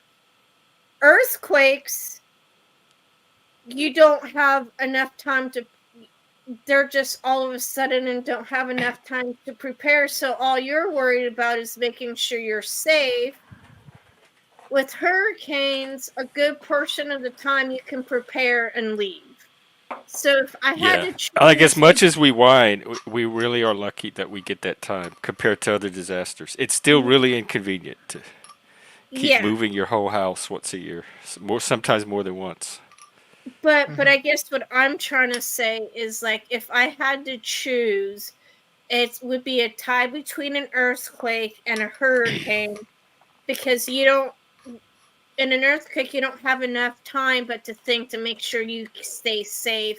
In a hurricane, you have enough time to prepare. But with tornadoes, I don't want to deal with tornadoes because you do get time, but not enough time to prepare and too much time to think, oh, I'm going to fucking die. Oh, That's when you have to make it to the storm cellar in time before it you know, comes and Exactly. you know, lifts your house up. you know what's a movie I always liked as a kid? Twister. I love Oh, that movie. as a Yeah, I kid. got it as a I birthday think I was gift out of college. when I turned 4, and I watched that movie so many times. Hey, Joe, may I ask how Mhm. old you are? Usually I make people guess. Like I have to now because I've Guess. made everyone else guess. Probably. You got a big hint just now, so You said Twister at 4, so I want to say you're probably 35 or less. I am 32. Yeah. Okay. Oh, take care, Untrackable. It's good to see you. I'm glad you came up. Yep. We love Untrackable. I like that way his eyes have that focused look when he speaks. So that means you were born in That 88. untrackable look. No, He's no, I'm not 32. tracking. Yeah. Wait, Just no, oops. Sorry. I was going in reverse. My brother is 34 and he was born in 90. So that means you were born in 92. yeah, I was actually born in 91. I will be 33 very soon. Oh, okay. Yeah, so not much longer. I'm 11 years Are you a older than Scorpio? I think I'm like right on the border of Libra and Scorpio. So I don't On the quite know. cups. Yeah. I'm a Are you Pisces. late? My birthday Are is you this month, just yeah. like late November or late October? My birthday is this month, yeah. Oh, so you're okay, like Libra Yeah, Scorpio. like I'm a couple weeks out. It won't be And if you long. do the progression, the progress chart, you're well into Scorpio at this point.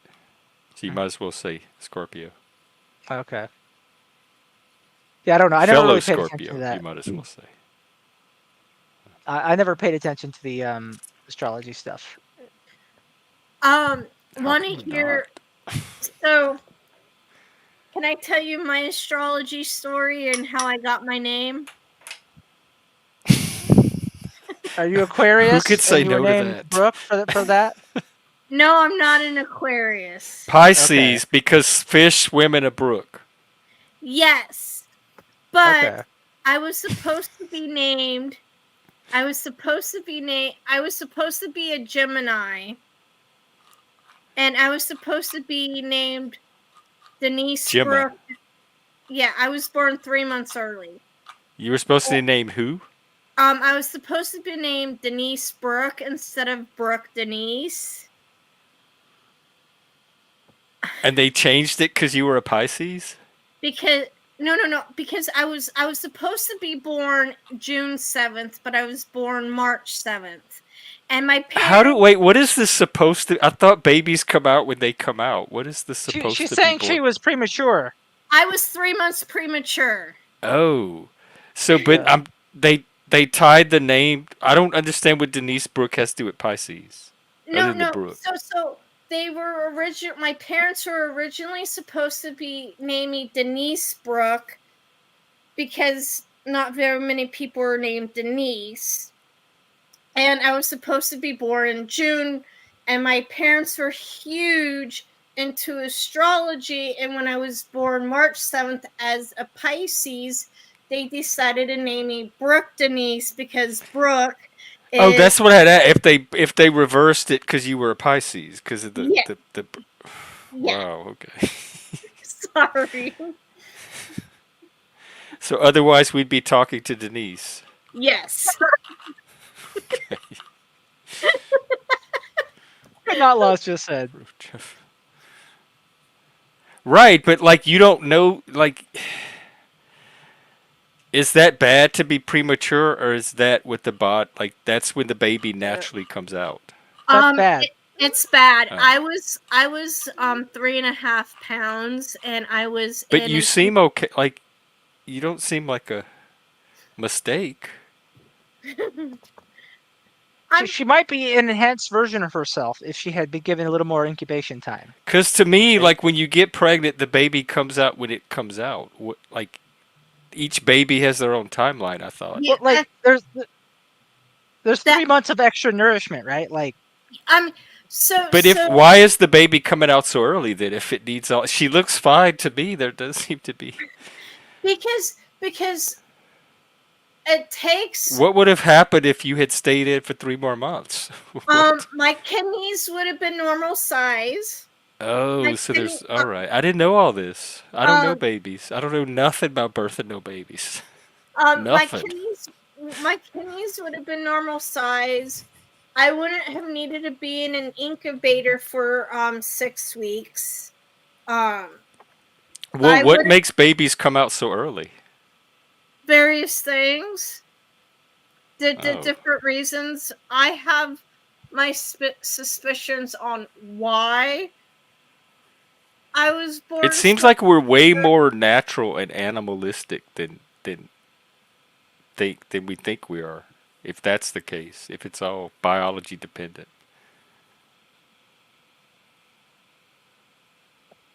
Yeah, I didn't know that. I mean, I knew preemies were a thing, but I didn't know they were like that Yeah, different of a thing. I mean, and it also depends how early you are too. Like, like I know somebody who was born 4 months early, and all their organs are normal. Oh, so it like just because you were born early, it doesn't guarantee that you're gonna It, have these yeah, anomalies or. no, but yeah, the odds go up significantly. Oh, yeah. okay. So like you're much more likely to have chronic health problems, a variety of things. It could affect you in different ways. Are So there like people that are born later, like they can't get them out? They stay in there too long.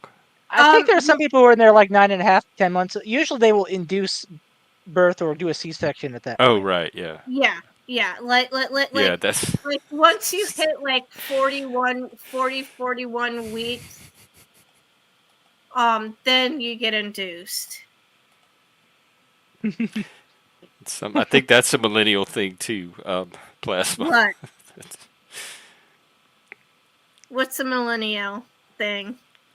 Staying in their mothers for like 12 months. Like No, 12 years. It's like I he's think not they're ready still yet. that He's not that ready yet. mother He's that not, maternal bond has never gotten broken with the millennials we're and so beyond. connected. And our moms were kicking us out of that house as soon as they could get rid of us. Like 5 years old, get outside and play. It's like, this is Go my away son. from me. This is my son, Braylon. He's been in here for 15 months. We just vibe so well. Yes. My parents were like at 3 years old, get the hell out and come back when the street lights come back on. Fitty. Oh fuck. It's like, no, seriously. It's like Rich Mattersby. He's like, I need to get out now. It was mutual. She could not wait for me to get out of there, and I could not wait to get out of there. He's like, the market just crashed. I need to get out and be a trader. Get them while they're cheap. My mom was on It's a Small World at Disneyland when she went into labor with me. So I swear. How did that is a long ass ride. How did they get her off? What happened? You could have a whole baby by the time that ride. I bet done. It's a Small World induced the labor somehow. I bet that's what happened. I would be surprised. That's one of the worst trips of my life. Did your mom sue Disney World? Like, did you be like, hey, you induced my labor? Not Disney World, Disneyland. Well, did you sue the Disney company? So were you a Small World baby? No, I was a Disneyland parking lot baby. That would have you just missed that cool factor. But can you imagine the wall? That would have been your introduction to life. Imagine a wall choir at the Small World section of Disneyland. It's like, here's our wall of Small World babies, right? It's like people will be like, yo, what's Brooke steal? She seems because dude. Well, I she's guess a Small World baby. Whoa, okay, I didn't know, man. I thought pregnant women weren't supposed to ride those rides anyway. Don't they have all those warnings? I wish they had a psychedelic warning, like do not ride this ride if you were on something. Maybe if it were called It's a Big World, you would have been in there for 10 months. You know. Oh God. It's a big world. There's a lot of room and a lot of time. Exactly. All I can say is I hate that ride with a passion. I hate it. That should be a CIA torture device. Every year for my birthday, somebody gives me something that plays It's a Small World. Oh my God. What the fuck? This is crazy. It's like, hey, remember your premature birth? You know, like, what the fuck is that? But I can say some of these music boxes are now worth hundreds of dollars. I have one music box that's worth close to $1,000. Cash those in and then just buy some stocks. Yes, profit from that trauma. Those boxes are liable to break and become worthless, so you need to manage your risk and liquidate them while they're good. I saw like a Storage Wars episode. This guy got this really nice like porcelain, it was something. It was like a bowl or whatever, really valuable. It was like he was going to get it appraised. It was probably worth thousands. As soon as he gets out of his car in the parking lot where the appraiser is, he drops it on the asphalt and it shatters. And he's like, I can't. I don't even want to talk to him. I don't want to look at anything. His day was ruined by it. Hey, I will be right back. I gotta go. The fire alarm? The smoke detector is going off, and I want to go make. Bye, girl, go. Late Night Mike said this happened. She lives in this building, this public housing, and there's all of these mental health people in there, and they pull fire alarms constantly, and it calls the police. Like every time they're having a crisis, they pull the fire alarm, and then the medical professionals come and like calm them down from their crisis. We need to allow police. And we would Zoom during COVID, and this fire alarm was constantly going off, and she'd have to get off of the Zooms because of these mental health people. Gosh, awful, awful. It's ridiculous. Like Mhm. Well, it's they're hard being a very woman. Like you're just community terrorized mental by health, everything. they call it. I figured that's what Mr. P was talking about. God, cannot resist. Cannot resist. Yeah, he's trying to get through the drama filter. Gosh, that's right. No, we're He gonna doesn't know add about our layers to it. contempt of court fine yet. He doesn't know about it yet, but he gonna learn. FAFO. This is the FAFO generation if you haven't figured it out. Yeah, we have a new. If you get this is only for panelists. If you're on the panel and you get pulled off for whatever reason, usually because you're not following my guidance, um, you can buy a do-over. You could buy a second chance for $5 to come back on, but that's it. 1 second chance. It's the contempt of court fine. Mm-hmm. Yeah, contempt of drama court. Contempt of drama, disrespecting the drama gods. Mm-hmm. This is the temple of drama, and we have ceremony and ritual for that.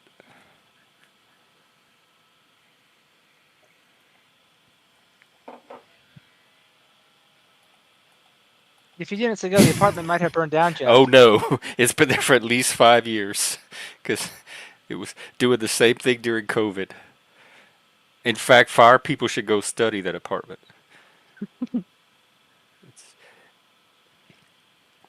And they're also doing, like, that new 911 system that is being rolled out federally where all the states have to develop this alternative number to 911 that connects them with crisis professionals. They're rolling that out in Seattle too. And I thought I did that not would know about reduce this. some I of did this. not know about this. Oh yeah, let's see. The new federal. Somebody named Axis Ratblood. Yeah, What Axis. a name! Hey, Axis. I don't know this Axis. First time I've seen. Oh him. yeah, he's a regular here. Okay. He's very Gen X. He had a band, a goth band. He toured with Thrill Cult. Oh, okay. He's into all kind of stuff. The occult. Well, excuse me, Axis. BDSM. I didn't know. Right, Gen X royalty He's a up very in interesting. Yeah, kind of is. Gen X 988. It's like that could if you're having a mental health crisis or a suicide crisis, you call 988 instead of 911, and each state is supposed to develop its own version of this 988 number. And the cop departments are going to partner with the mental health professionals and come up with like a way to what more handle mental health the 988 services? calls. My only criticism of it is a lot of these people don't know what they're doing, and they don't include people like me because of all That's the right. weirdness. Like They my voice took gets. his job. They took his Yes. job. So if they would figure out how to include my voice, and voice of people like Brooke, who has a lot of experience in this, I think it would improve the services. But they listen to the people that talk like them and have the degrees that they have, et cetera, et cetera. Yeah, so not laws. That's just all you gotta. Every time you think, why is Jeff shaking his fist at the sky? Just gotta remember, you gotta look at the Fight! took my job lens. There's also that.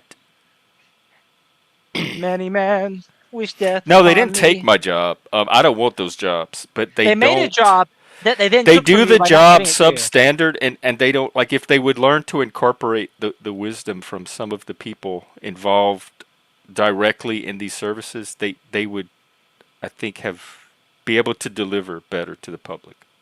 Mm-hmm. Not laws. Nobody's criticized. I think it's great that they're doing this.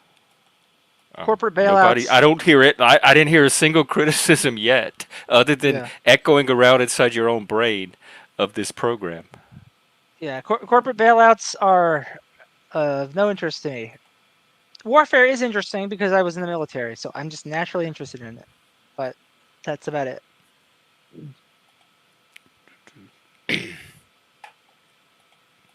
Yeah, I think we need more mental health services, but I think A lot, just like with education, you need to direct the resources to the people that know how to deliver the services that are needed. That's what they're not doing.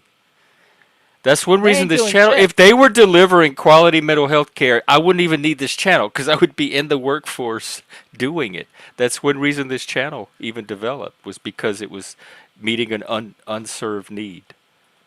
Yeah. So you got to send your spurgs to Jeff here. You know, the ones who need help. If they're high functioning, right? If they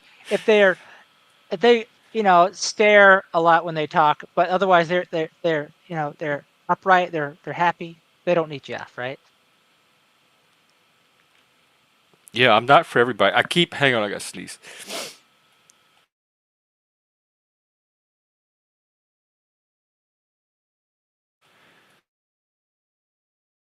Oh, I didn't need the whole conversation to stop. I show that chart. In fact, yeah, it would not hurt to show it again. Hang on.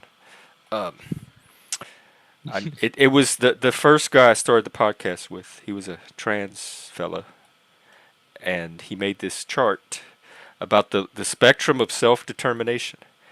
And this is the threshold of independence, the zone of transformation. So once you cross this, see all of these forces pushing you down, both internal and external. This is where I work. It's people that have developed a certain amount of independence and are looking to go beyond this threshold and grow further. I don't really deal with the people way down here because the existing programs, they're at least able to put a band-aid on the people at the bottom. So that's not really where I'm needed. I'm needed more at this middle level where they're trying to cross over into a higher level of development. It's like post-crisis or post-traumatic growth. They could function more if they could learn how to make themselves fit into the world, like work with what their strengths are, and not be just kept down by society. Yes on work with their strengths, or no on fit in the world. Because if they're working with what their strengths are, is not that does not necessarily lead to them fitting into the world. So I think What if if they you like follow their strengths, they'll naturally carve out a place for themselves by doing that, what if instead you of trying grab to them? fit into an existing system. What if you grab it? You're like this. You're like, hey, stop being autistic. Stop being autistic. Get in. Just leave. Just you're in the wrong place. Just go. Go away from that place. 988 is woke. We will see if 988 is woke. We don't know yet.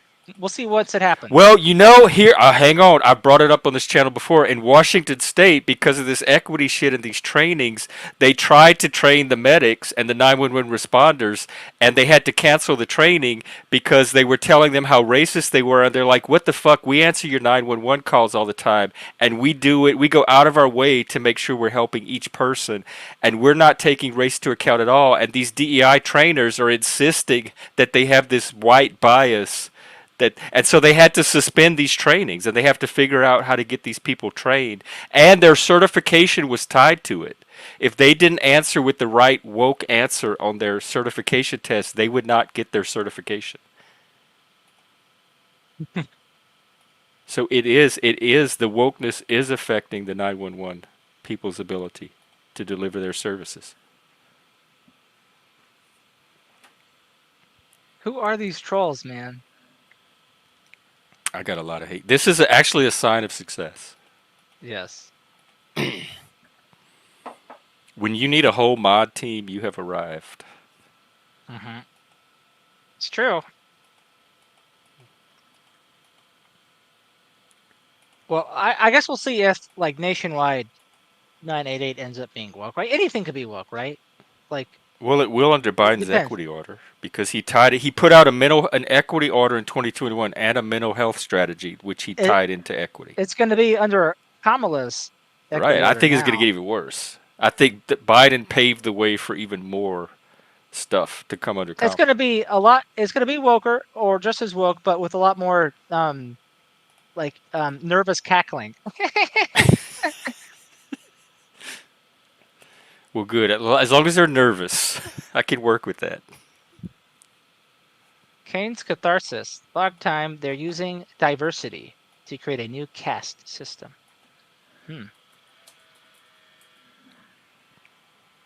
Access says he's Well, in fact, when Brooke comes back, I want to ask her about She was in a training where they separated the white people and the black people into different rooms. They call it a black caucus and a white caucus. I once saw a training. I really didn't think you could beat someone to death with a train, but it was quite brutal.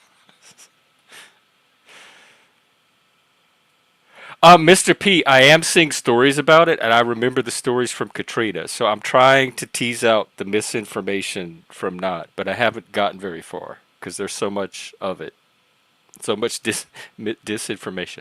I just knowing what I know from being from Louisiana, I know that when there are hurricanes, we do not depend on FEMA. We have our own grassroots system for helping each other as a community.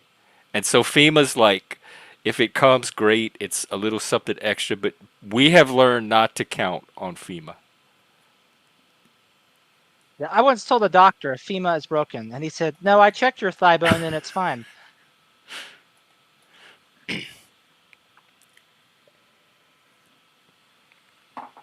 Well, I hope everything is okay at her build. Maybe it was a real fire. And maybe she had another premature exit from that place. Because she even knew that the potential, like you know that some when you live in a building and you know that there's a potential for the fire alarm to go off that night, even though it hasn't gone off yet. Yeah, her And be neighbors. correct about it. Like, hey guys, I'll hang out for a little while, but the smoke alarm might go off, and then like half an hour later, it actually does go off. All right, let's. We don't have an anthem. We don't play jugs. See how ignorant you are, you dumb Canadian. That this right here tells me if you're is that distorted, that everything else you see up there is get like you have the most distorted lids filter, and yet I still like you. That-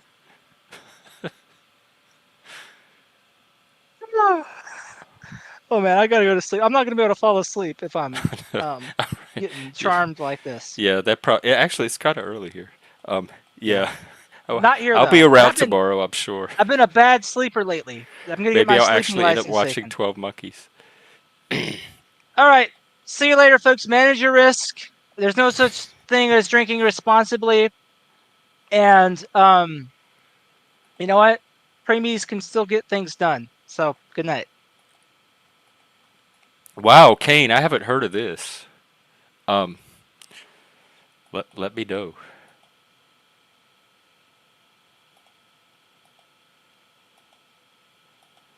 Yeah, but CNN knows better. You can't control what people make it. This is social media. Where have they been? People are gonna run with all kind of crazy stuff. I didn't have a mustache at 7. Although I do remember this weird. We're watching it. I tried to watch it tonight, but I need to find a better copy of it. So I might just get it off of Amazon and run it tomorrow. It really is. It's like, especially after watching it fresh off of the Matrix. Oh my God! It's already so their vision of dystopia is already more resonant and more convincing than any of that drab scenery the Matrix tried to pull off. I'm not a big fan of the Matrix movies. If they haven't communicated that as fervently as I would like.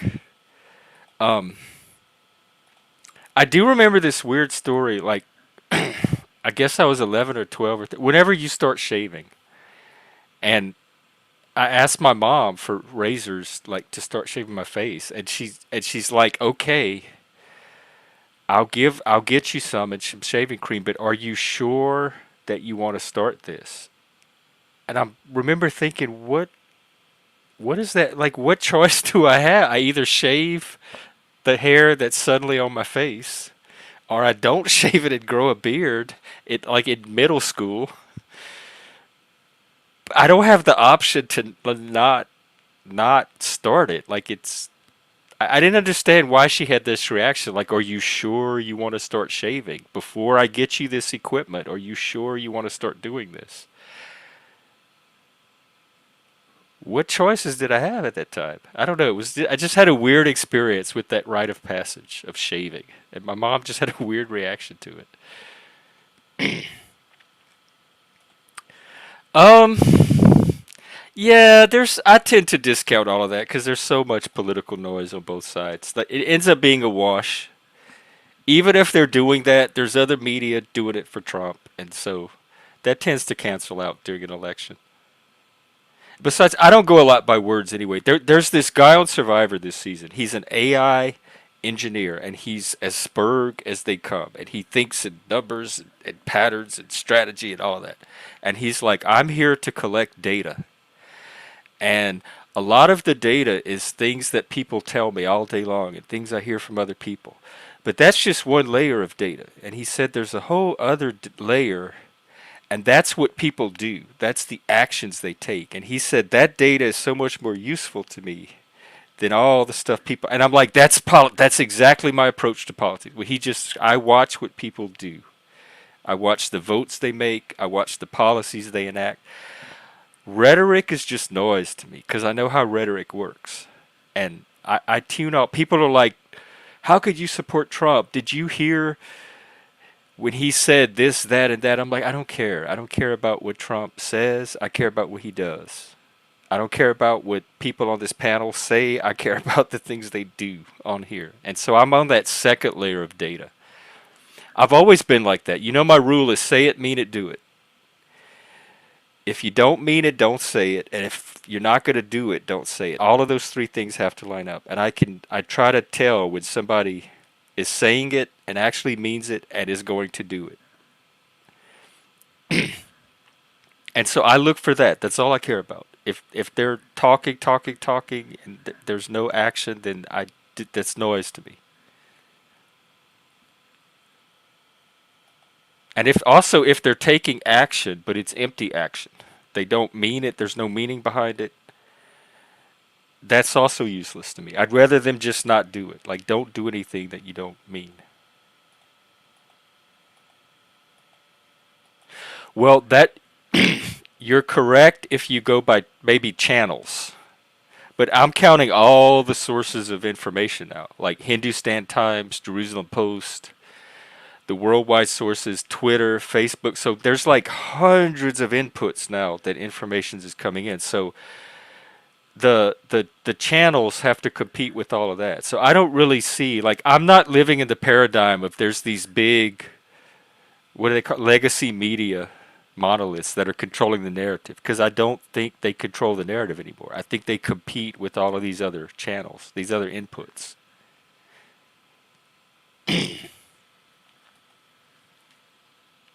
And I still think even if there's one channel, two channels, 100 channels, individuals are still ultimately responsible and accountable for their information consumption and doing it in an intelligent and responsible way. So you're responsible for your information diet. We all are. All right, I was hoping to check in with Brooke before I ended, but I may have to get an update tomorrow. I'm thinking maybe the smoke alarm was real, and they probably came and had them, leave the building and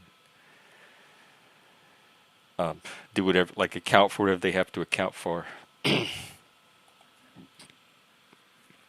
Yes, correct, not lost. And very informative as always.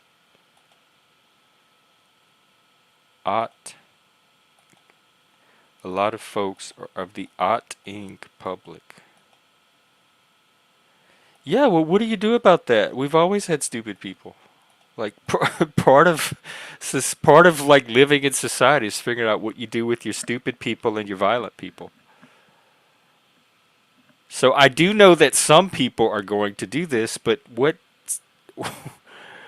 Just like Hillary and that gang wants to like control and micromanage people's information, how do you do it without doing the same thing they're trying to do?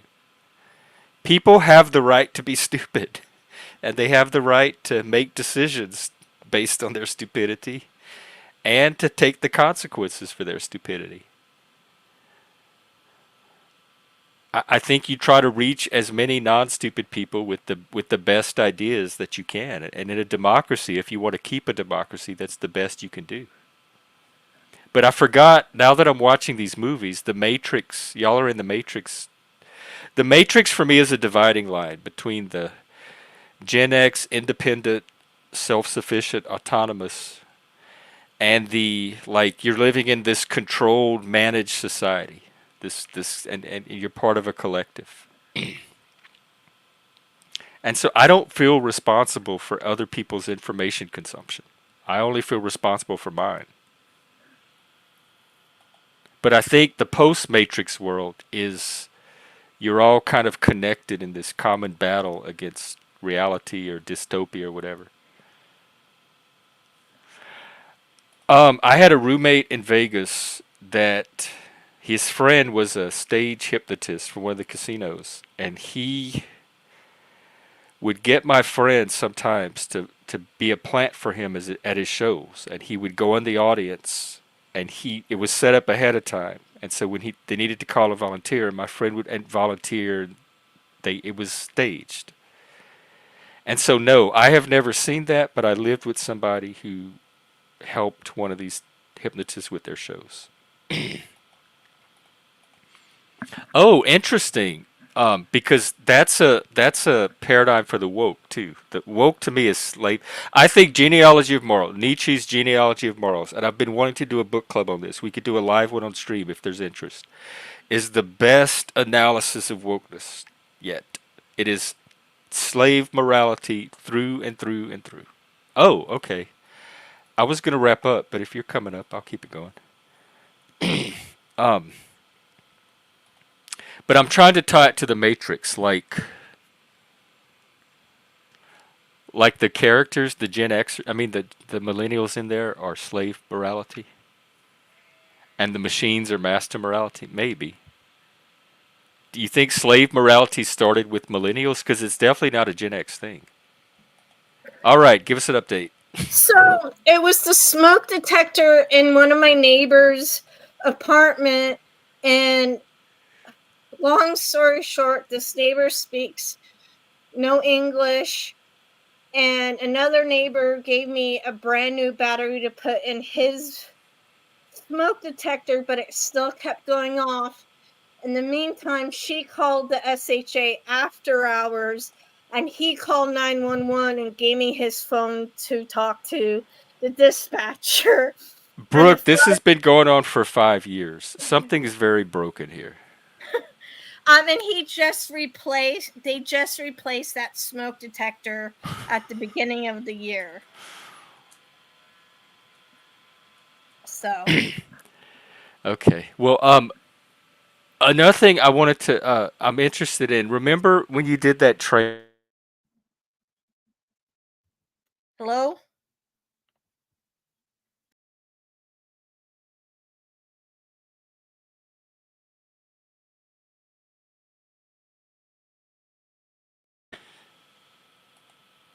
Damn it.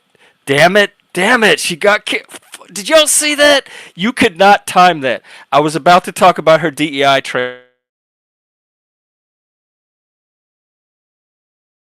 It's doing it to me too.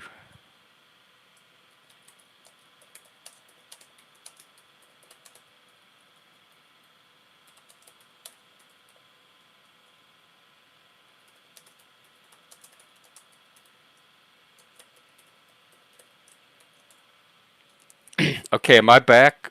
It gave me the low signal. Brooke, if you're there, just come back up. Yeah, I was about to ask. She went through one of the DEI trainings, and I was about to ask her about it, and that's when the Matrix hit. The machine fought back. Maybe we are in the Matrix.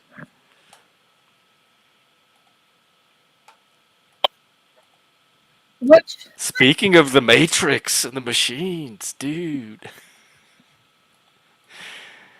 I was gonna add real quick before it happens again, because I think they don't want this information out there.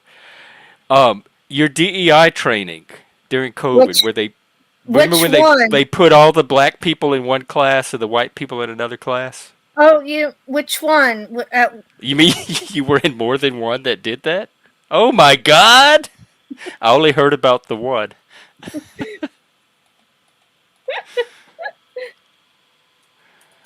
Yeah, Well, right. It spill it. was you, Axis. Let's blame Axis on that one. That would be the most likely suspect. That's why he's coming out with a preemptive defense. That that's If why. if it wasn't the Satanist, it had to be Axis. But wait a minute, you're a Satanist, so it couldn't be you. Yeah, but I was the one. Like, why would I sabotage my own conversation about I DEI? was I'm trying to trying. expose this stuff. I was trying to be funny here. Well, so what? I didn't know about this second training. When was that? With both of our former employers, and that one happened 3 different times. The last time I worked for them. Okay, I'm aware of the one employer that you had during COVID. Yeah. So And 3 then, different times with that one employer? no, one time with that one employer, and then our previous employer that I went back to. The one where we met. No, not the warm line. The other one. That's the one where you got let go from. Oh, I forgot you worked there. Yeah. So I you remember, had. I went there. So the last time I worked there, which was all of last year, I had to go to 3 of them. Because I was there in 2017, and they did not do that in our orientation. They did some woke stuff, but they didn't separate the races. Yeah, they ended up separate. We had to do. So we had to do. I ended up doing it 4 times there. If you count new employee orientation. All right, give us the dirt. Tell us about it. What the hell do they teach in these trainings, and why do they separate the black people? They separated. It was all whites, all people of color, all Hispanics, and then. And this is the big organization that helps the homeless here. Like, this is like the primary. If it's homelessness related, this is the organization. Yeah. Hey, Kane. What's up? What's up? You at work? Yeah. So, Yep. Working on machines. I love all this. I'll show you what I got going on here in a second. Okay. Here, I might put you on mute. All right, go ahead. So they separated a bunch of the races. For various. A bunch of the races. Hang on, not just the black people. Yeah. Okay, walk us through this. This was like an orientation? One of them was orientation, yes. And so you're all in the class, and they're like, now class, we need all the black people to go over here. How did they present it? I don't know. If you identify as black, I would have been in that group. I said, wait for me. It was just a hot mess. I just sat there. During the new employee orientation, I just sat there and they asked why, and I said I really can't go because this is aggravating one of my disabilities, so they couldn't force me to go. So you didn't have to do any of the 3. I had to do the other. Well, I technically did 4. I technically would have had to do 4 if I didn't play the disability. So you still had to do 3. Your disability card didn't get you out of 3 of them? Yeah. Why that doesn't seem right either. It should work all the time. Don't ask me. Well, what did they tell you? Like first of all, how did they separate that? How do you request segregation? So it started out with just the single races, and then all the races got together at the end of the day. So wait, was there like an Asian room too, and a Mexican room, and was there a Cajun room? A Hispanic room, a white room, an Asian room, and a person of color room, and then a Native American room. And a white room. The homes. And a white room, and then an other room, whatever other means. Hey, Moose. Yes, very interesting. Oh God. Um. In fact, we're getting so much interesting at once because Kane is over here showing us some movies. Oh wow, fuck. What is that? Is he talking? Does he know he's on mute? I don't know. Let's see if I can. He's a industrial mechanic and he streams from work. At night. Yeah, I knew I was on mute. I was just giving you guys some visuals while I listened to the conversation. Yeah, But that was nice. Hey, Thanks for that. late night Mike. No, nobody was wearing white hoods and And masks. Brooke, when they said this, when they like say, "Hey, here's we created all these rooms, the Asian room," did nobody in the class say that's fucked up? They all went along I with it. did. I said it was fucked up and I didn't want to go. Or what did they tell yeah, you? I would get kicked out immediately because I would never work for a corporation that did that shit. I would be filing complaints and all kind of shit on them. What did they say when you said I can't do this? So during, Wait, hang on. during new employee orientation, they let me just not attend because I said this is really bothering my disability. But I had to go to the other three,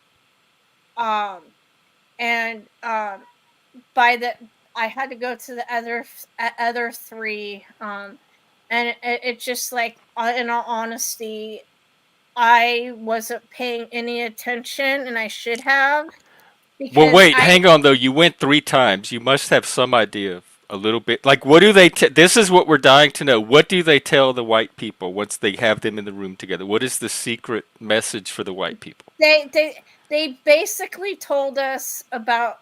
They informed us what white. Basically, the synopsis was what white privilege is. Which is what? And what does it have to do with working with the homeless? Did they tell you like to work with white homeless people differently than? Uh, And they also explained the how some white people have prejudice against non-white people, and how to. They basically told us what to watch out for and how to tattle on people. how do you tattle? There's a whole tattling system here. I mean, Sounds like communism to me. I'm sitting here like if I'm gonna tattle on somebody, I'm just gonna confront that person directly. What happens in the workplaces where I've tried that is that they go run behind this system. Like if you try to confront someone directly, they're going to run to a supervisor and the supervisor is going to come and intervene on their behalf and say, I understand you're having an issue with so and so. I would like to set up a meeting to discuss, and then they're going to mediate that direct confrontation. Like adults can't just work out their shit like Gen Xers could. This is the millennial workforce. And there was a couple of Gen Zers too. It was run. These meetings were run by a young Gen Z, or the older version of Gen Zers. Were there any Gen Xers in these rooms at all, other than you? And you were the one raising your hand. It was me and another colleague that was a Gen Xer that thought it was bullshit too. Gen Xers might be your last great hope, guys. Use us while we're still here. Otherwise, you are in for the Matrix, the Karen Matrix, the Matrixarchy. I just don't want to tattle on anybody. I want to work shit out with people. And I don't understand. That's a Gen X thing. I'm learning. And for me, the only way I would ever snitch on somebody, like in the field as a peer specialist, if I were to snitch on somebody, it would be because a colleague had done harm to a client. Well, we're mandatory reporters anyway. It's not Yeah, snitching. We're yeah, required by law to report certain things, and they have a yeah, system to do it, a specific system you go through to do it. yeah. So you But have to snitch in certain situations. on the thing is, like, me and this other Gen X colleague were like, this is bull crap. Like, so I would have been tearing down those walls before they had me in a room full of white people telling me that shit about white privilege. So they told you that they informed you that a lot of people, a lot of white folk don't like minorities just because of the color of their skin. Did they inform you that a lot of minorities don't like white folk just because of the color of their skin? Or is it just a one-way thing? I stopped paying attention after they told me I needed a tattletale on people. Do you have any idea what they were telling the other groups? Like, what would they tell the Mexicans differently than what they would tell the black people?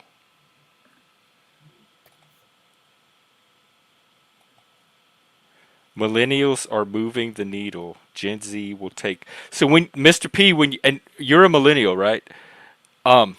When you say that will do nothing, and that millennials are moving the needle, that's one thing that came up in some of these videos I'm watching. What is it that we were supposed to do? First of all, and second of all, where are you moving the needle to? Because y'all seem miserable.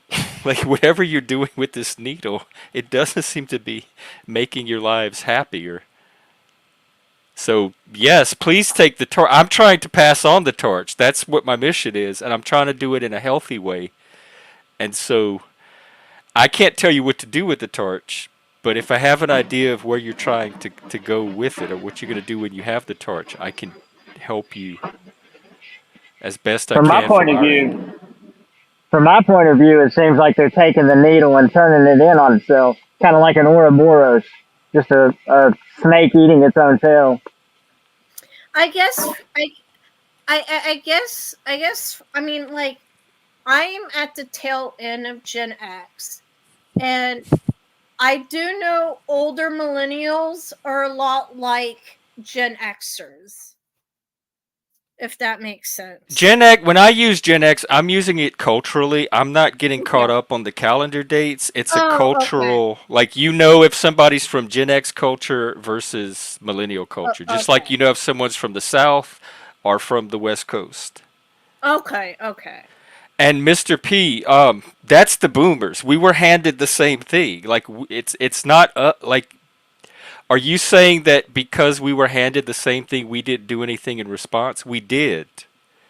We did something internal. That's why it didn't affect us like it's affecting you, because we developed the resiliency to deal with the reality of what we've been handed. So that is what we did. We developed the internal coping skills to live in that reality. That was our response to it, and that is what we can pass on. If you want the system change, you're right. That is your project, but If you that ask I don't know me, that that's something Gen X can help with. I think Gen X, we just dropped out of the game. We was like, we don't like this game. It's bullshit. Yeah, It's we rigged. did We're our own not even thing, going to play. We just turned our backs on the whole thing. and But that's why I don't I'm understand why starting the to realize that millennials was are. a big mistake. Well, that might have been a big mistake because we kind of just like we shirked our duties, walked off, said we're not even going to be a part of it, and we just dumped it all to the next generation. No, And because then they can then do the same millennials, thing. They have the same we walked away from a bad system, and they can do the same thing. But instead, they're like, I guess we knew better than to sit and rail against the system. That was futile to us. The system's not going to change. We have the power to do our right? own thing outside of the system. And the millennials are in the matrix railing against the system, and they don't realize that they can easily unplug their own self from it, just like we did. Um, Kane, like, are you a Gen X? I had you as a millennial. I'm 46. Oh my God. Okay, I thought you were way younger. Oh, he's. Yeah, I um, think I'm Gen X. I think we are yeah, similar in a lot of ways, and I think we can use that similarity to like help the future. If the Gen X and millennials can work together to help Gen Z or whatever comes after, I think I think we're going to be okay, and I'll have a lot more hope for the future. Yeah, like, like I think that employer was trying to create safe spaces.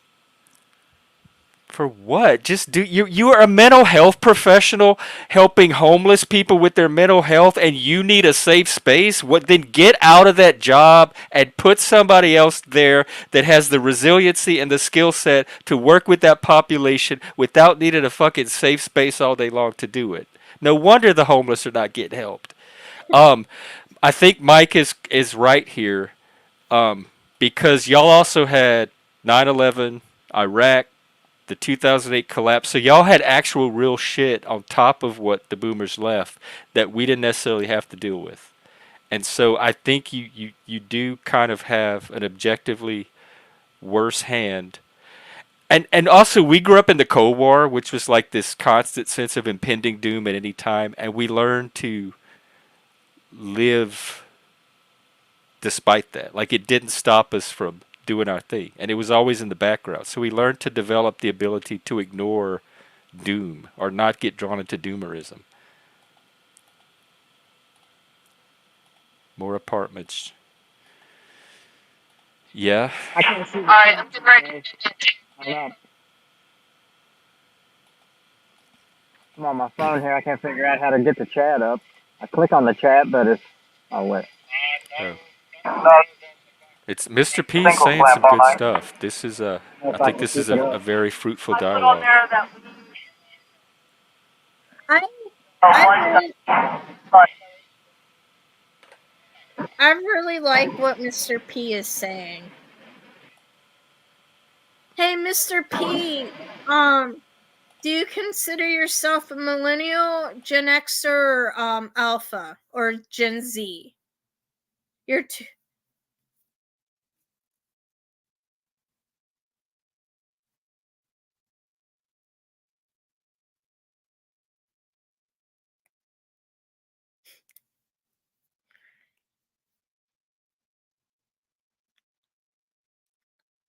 Yeah, see, that's that Matrix mentality right here. Gen X didn't grow up with that.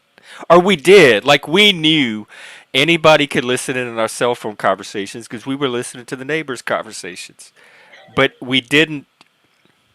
That was just something you factored into reality and then you planned your life around it. We didn't. It wasn't like a crisis that we had to do anything about. Shit, we were listening in the cordless phone Yeah, at the that's what I neighbor's meant. The house. cordless, yes. So everybody knew that you could do that, and we just, I guess, we just were careful what we said on the phone or something. But it wasn't like, oh my God, they can listen to our phone calls. We need to have a revolution of the system. I think we didn't take adults as seriously as y'all do. We really did. That was the No adult doubt. system. If it worked, we used it. If it didn't, we did our own thing. We didn't expect much from the adults. because the adults in our life just basically said, go outside and come back when the street lights come back on. Yeah, which is that's kind of what we did. Yeah, we lived apart from the adults. Now the kids are just right there on their hip 24/7. Yeah, Kind of weird. yeah. It's a structured. Their whole day is structured from morning to night. School, sports, after school, screen time. They don't go outside for anything unless it's an organized activity. That's crazy. Couldn't stand What's that. They have automatic bikes now? Oh, right. They have those scooters here that you can rent. Oh my God, those fucking scooters just piss me the hell They just off. leave them on the sidewalk. No, if you're not tripping over them, you're gonna be ran over by them.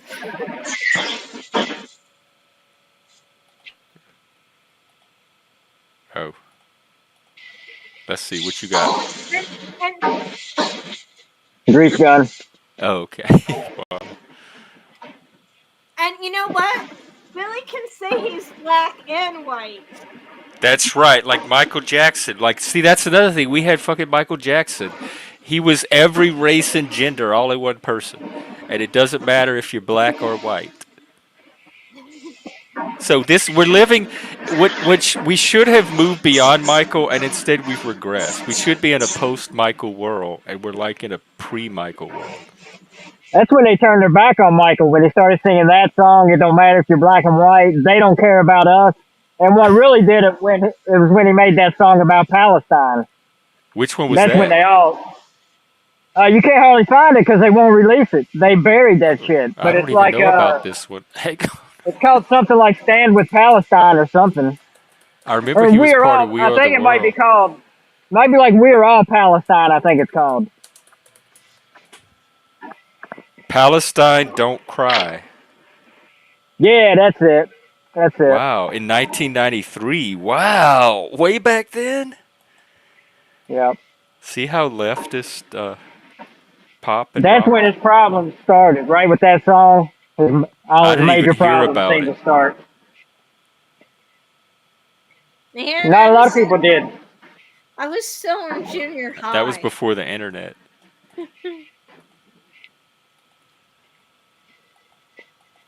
I will be right back. Okay, cool. Let's see. Yeah, there's just some things you can't talk about no matter who you are. I mean, look how they did Trump. I mean, he was Trump. Everybody loved Trump. 80s, 90s, early 2000s. He was the man. Everybody wanted to be around Trump. And then he runs as a Republican saying the system needs changing.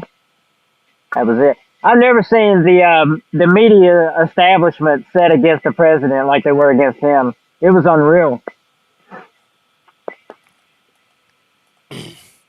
Yeah, I kind of remember that. I tend not to pay too much to election years. I mean, his entire presidency. I mean, it wasn't just when he was running. While he was president, I mean, I don't think Obama handed over the full reins of power. I think he was the first president to, instead of handing over the reins of power, he did publicly, but I think behind the scenes, he went to the three-letter agencies and set them all against Trump. I mean, I have no evidence or anything. It's just my feeling. Well, I mean, I don't know how.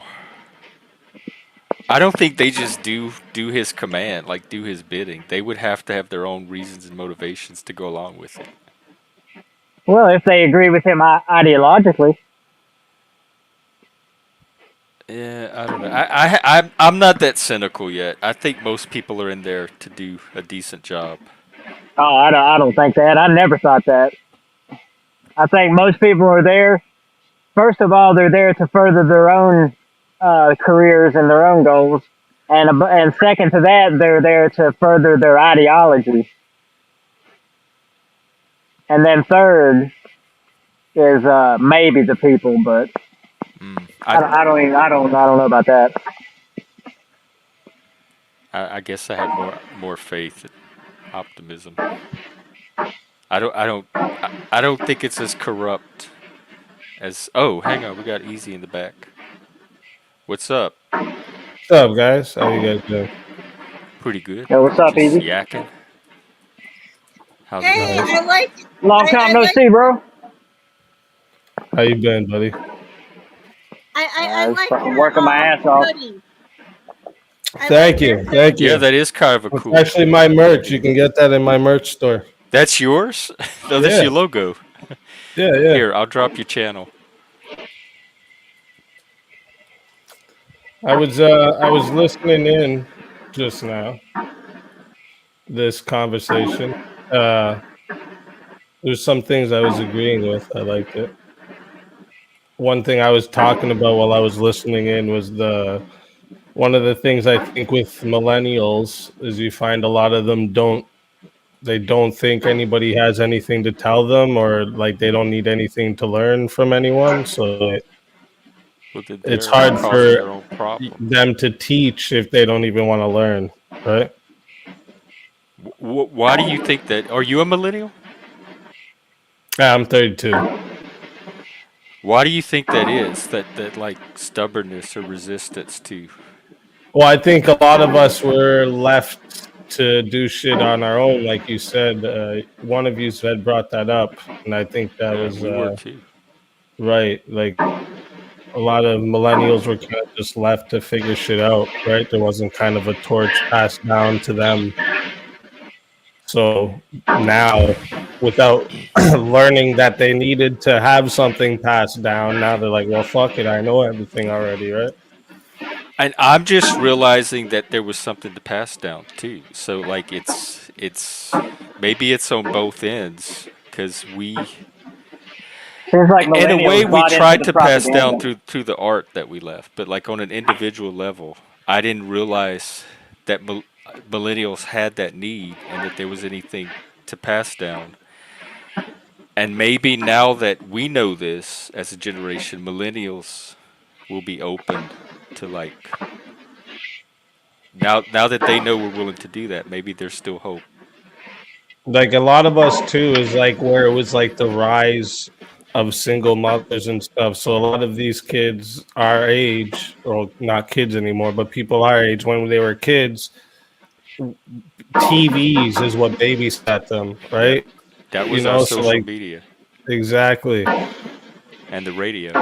You know, like for instance, I'm technically a Gen Xer, and my brother is a millennial. He's 34. I'm 45.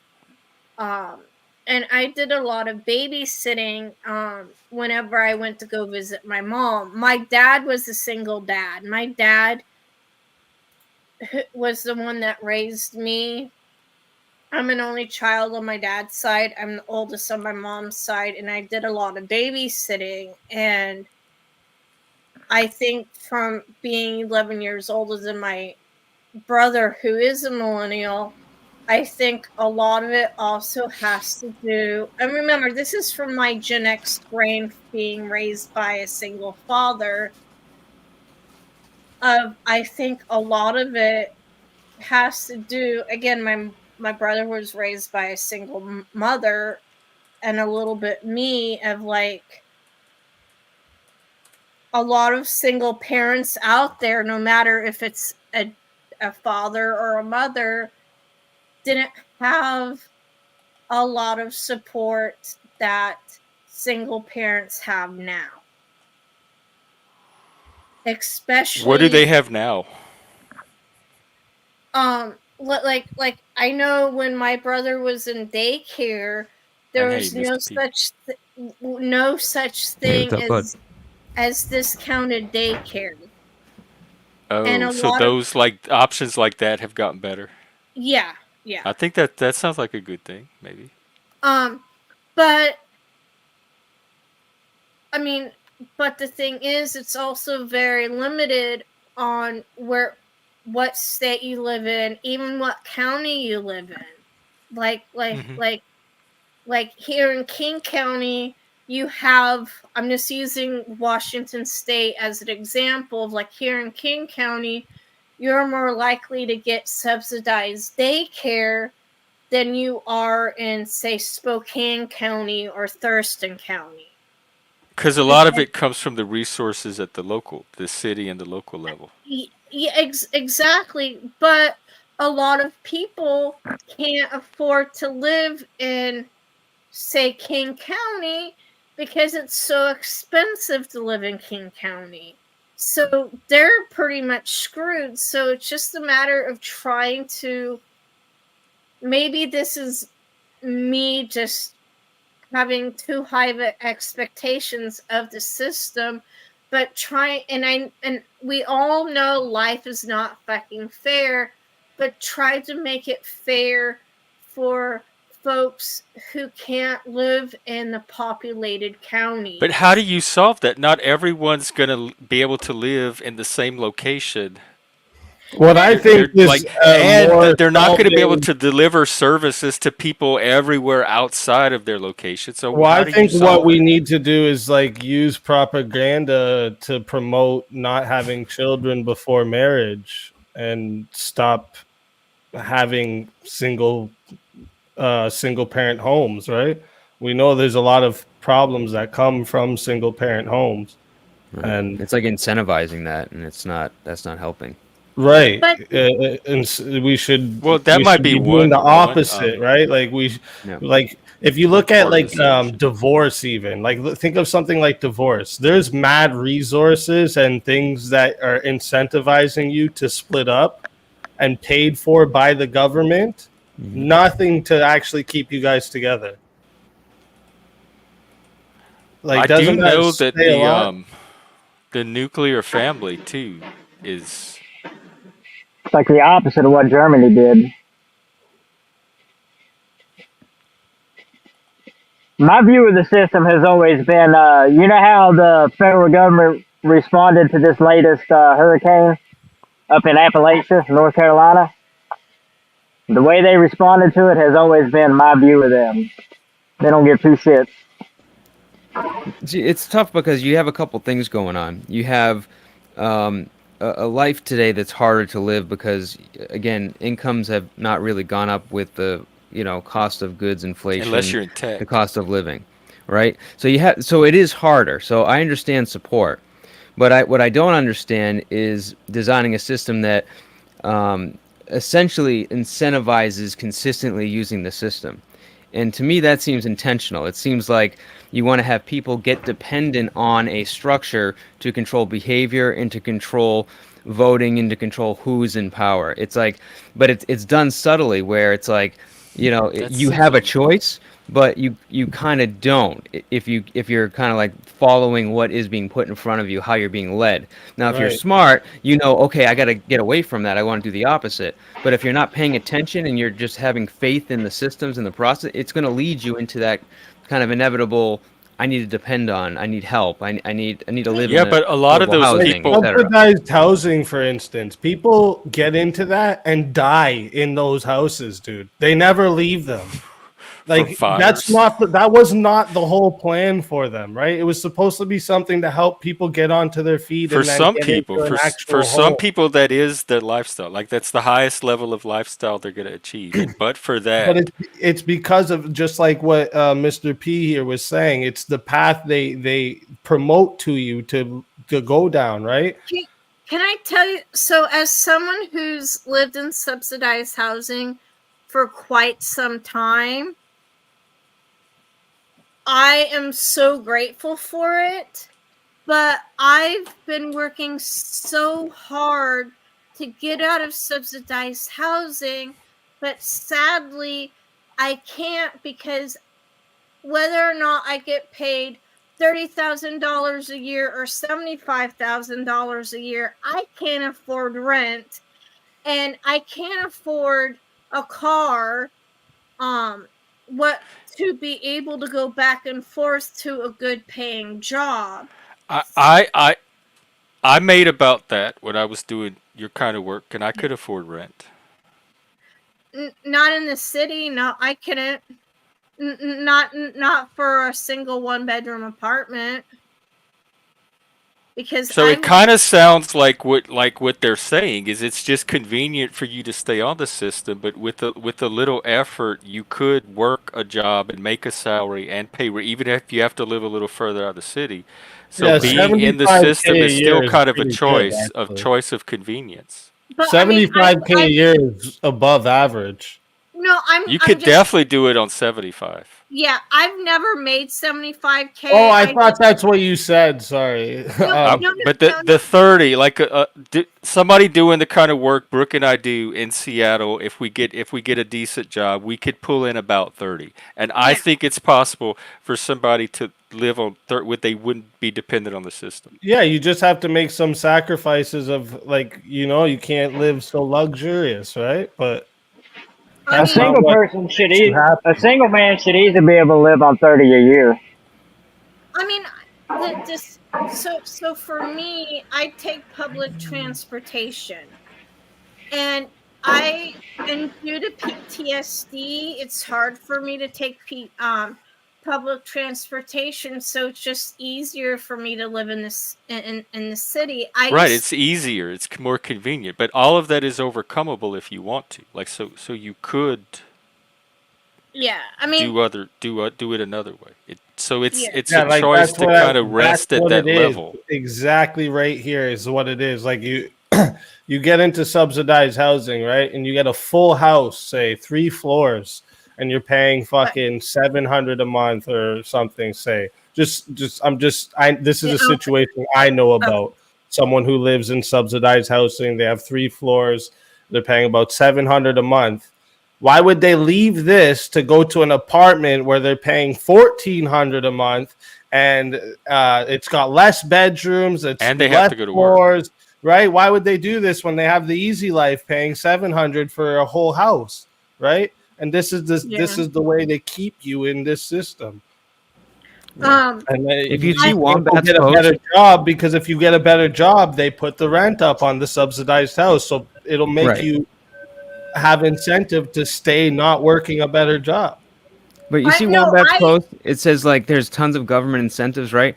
All these incentives are like tax credits and like ways to make it easier, right? But they're not giving you money; they're just charging you less, Right. right? And It's not actually better for a incentive couple not to stay be married together. because one of them cannot work and actually get an income as a no. You know what I'm saying? So you actually aren't incentivized to get married. Actually, it seems like it, but it's not. Not in reality, it's not.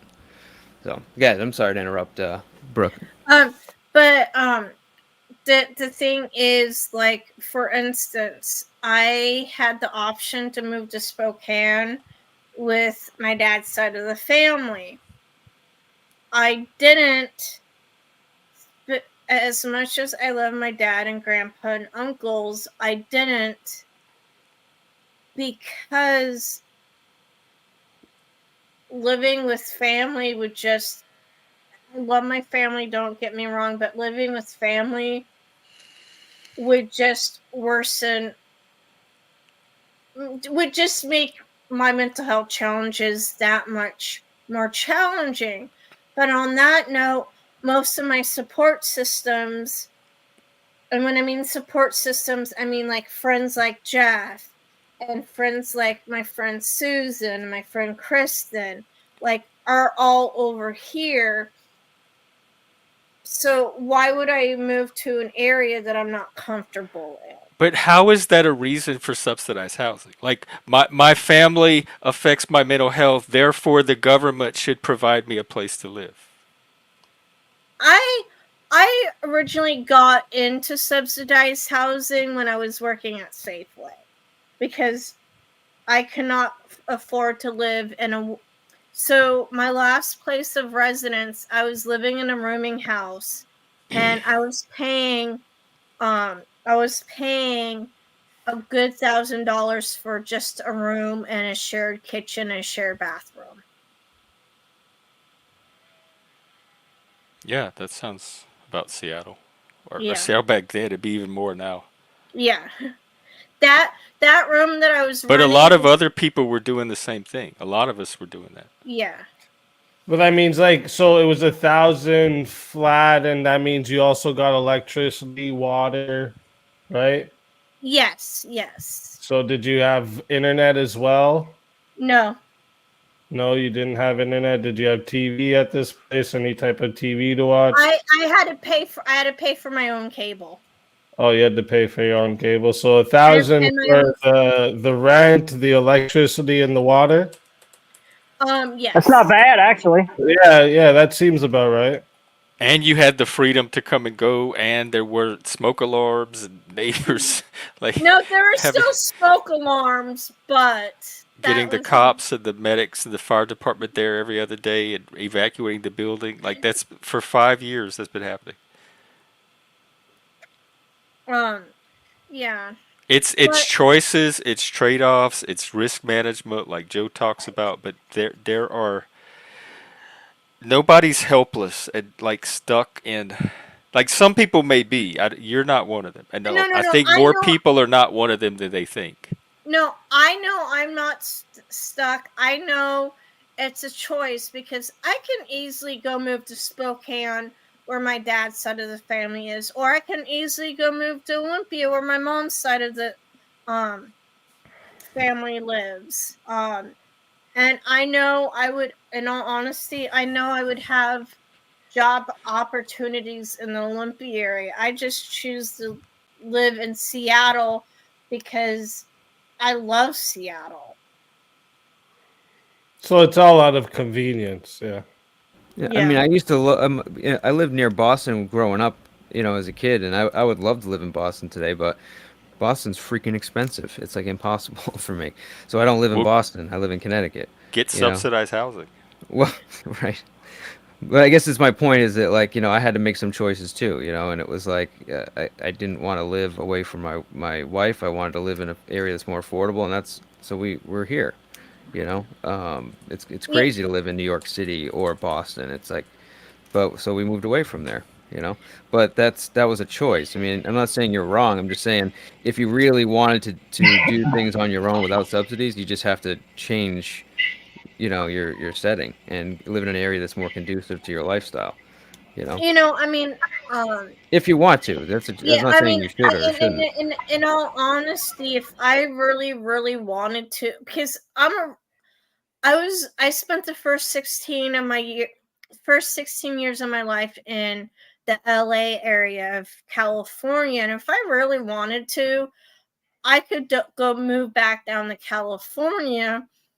But just like you were saying about, the Boston area being expensive, the areas where I grew up in are at least 3, if not 5 times more expensive than it is in here in Seattle. And it's just like, why move someplace where it's more expensive, even though I know I could easily get subsidized housing down there? It just, here, I just I love Seattle for the most part. Good for you. Well, what the subsidized housing does is it lets the government get in between the renter and the house owner. And then what eventually happens is what's happening with these like the migrants. You got these migrants coming over, and regardless of if you want to help them or not, the government, what I'm hearing, the government is paying homeowners a higher price than what they would charge for rent. So say if they want to charge $700 for a 1 bedroom, the government's giving them $1,400 to rent it out to a migrant instead. It's just the first step to communism. That's crazy. And I don't know if you guys heard this, but I think I mentioned it a little bit earlier. But from what I understand, the funding from FEMA, one of the issues that they're having issues with the funding is because they redirected a lot of those funds for housing migrants. So it's like, what's the motivation here? Like, why is it so important for them to spend so much money, direct funds from an emergency fund? I'm Let me I'm try just, to fact check that. yeah, please. I just not really understanding. I mean, I guess if you're trying to create voter base, but it's like, I mean, at this point they can't vote right now. So I'm just confused on what the real All right, they're motivation saying is. no. Biden Harris didn't spend hurricane relief funds on. In fact, the FEMA site themselves set up a whole page to debunk it. Let's see. They didn't spend the money; they redirected funds that were And dedicated towards I it. bet millennials believe every word of it. Because they're the internet. It's the matrix. The claim Biden administration spent FEMA hurricane relief money. Was it on illegals? Was that the rumor? It's supposed to be on housing migrants, so it's not like they took It conflates the FEMA the funds. agency's disaster relief fund with a Right. separate program that helps homeless people. The money provided by Congress for the disaster relief must be used for that purpose, and any other use is against the law. Okay, so it's not that they took the money that is dedicated and then spent it on that. It's that every year fiscally they have to decide what money goes where, right? So funds that normally get directed every year to FEMA, for example, FEMA got less in order to fund these housing projects. Oh, for as part of folks. their like budgeting Correct. negotiations Correct. and stuff. Exactly. No, they didn't just take the FEMA money and no, it doesn't work Okay. like that. Well, But yeah, they're that's just redirecting ordinary funds that way. politics in Congress. Right. But To get around but that, that's not cool though.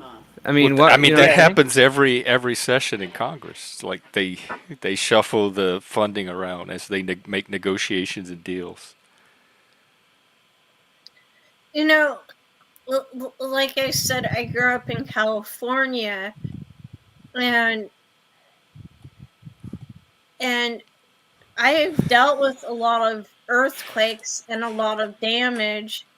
And from my own experience, I don't know how long FEMA's been in existence. I feel like I should know that, but like a lot of damage stuff,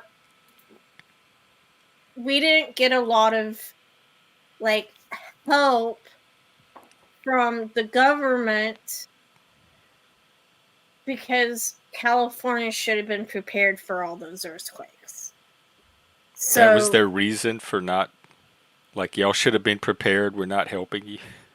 I mean, remember, this is like stuff that I heard from the adults in my Oh, growing up years. So I don't know how true that is. So it's just more gossip, like more Yeah. information noise. Yeah. Oh Lord, yeah, it seems like you are like a whole different server.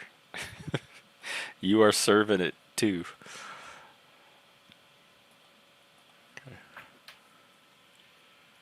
how do you prepare for an earthquake? Put shocks under your house or something? So a lot of buildings in California are retrofitted. You're still going to get damage, but they're just built stronger. I'm going to use, so the last earthquake that I was in was actually here in Seattle, and a lot of the buildings, especially the older buildings, like in the Pioneer Square neighborhood, where most of them are brick, ended up having major damage because they weren't reinforced properly. And That's how you prepare, is through the design and construction yeah, of the yeah. buildings. And then like You prepare for a hurricane by knowing your way out. That's how you Yeah, prepare. you have for an a hurricane. evacuation plan every year. Yeah. yeah, and so and with an earthquake, I'm not just for buildings, but for me personally, anytime I'm in a building, no matter if I'm familiar with the building or not familiar with the building, I look to where I can duck You under. really do? I know you're supposed to. You really do that? What, me? Yeah, like every time you're in a new building, you're mindful of the. My eyes are constantly looking on where I can duck and cover safely. Wow. And where I can exit. And that's from growing up in California? I'm assuming that's because that's how I was trained from a young age in So California. you have that instinct, that earthquake Yeah. instinct. Yeah, it's just like like you guys growing up, in hurricane country. You guys already know. You guys look for ways to escape. Yeah, but we get so much advanced warning. That's the advantage for us, Yeah. is the amount of warning we get. I do something similar every time I walk into a room, like into a restaurant to eat. I'm always look to see where the exits are, make sure I'm facing the entrance so I can see who's walking in and out. Really? Just Yeah. oh yeah, definitely. From just self protection? Yeah. Wow. I don't know if it's something I picked. It's something they taught us in the military, and it's just a good practice to have. For me, I learned that aspect because of trauma-related stuff that happened to me. Is I always face where my exits are as well. Mm-hmm. Yep. That makes sense. Yeah. Anytime I walk into a room, I've always got my exits planned if something would happen, a fire, I don't think about anything any of like that. that. I'm so oblivious. Wow. like as a woman, if I have headphones on, I make sure one ear is uncovered at all times so I can hear. I I have to cut my hair because I don't like long hair to begin with. But as a female, a lot of us wear our hair to where it can't be easily grabbable by a stranger or a man. We're always taught, if we go to a restaurant, whether it has a bar or not, to make sure we get new drinks. Like if it's just soda, to make sure to get a new soda, just in case Women someone like teach each other this. They this is something y'all talk about, like the black conversation. um this is something that's passed on from generation to generation to watch out for. I do the same shit. I keep my hair short in case I get into a street fight, and also I never wear flip flops outside because Did I you got caught grow in a up fight wearing flip. fighting? Like, did you Oh learn yeah, this from the constantly. environment you grew up in? Yeah. Oh, okay. Oh yeah. And I learned Wow. Unfortunately, it's just like, for me, I don't wear skirts or dresses because it's easier to get raped in skirts and dresses than it is Well, pants. Joe said today that like women are sex objects and men are violence objects. Like, do you feel like you're an object for sexuality when you're out in public around guys? Sadly, if I don't know them, yes. If I know them, if I know them and I trust them, no. But if I don't know them or don't trust them, yes. And you never know. So if it's strangers, you just never know. I never know. Yeah, is it because of what you've been taught or what you've experienced? both, both.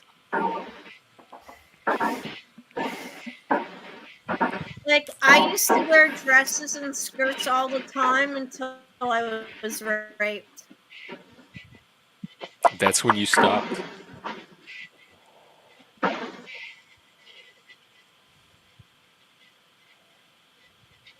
I mean, it's sad that women have to watch what they wear, and we're told at an early age, "Oh, you can't wear that because the guy might sexualize But you." do they have to? I mean, plenty. I see women that don't necessarily watch what they wear. So they're having a different story or a different experience.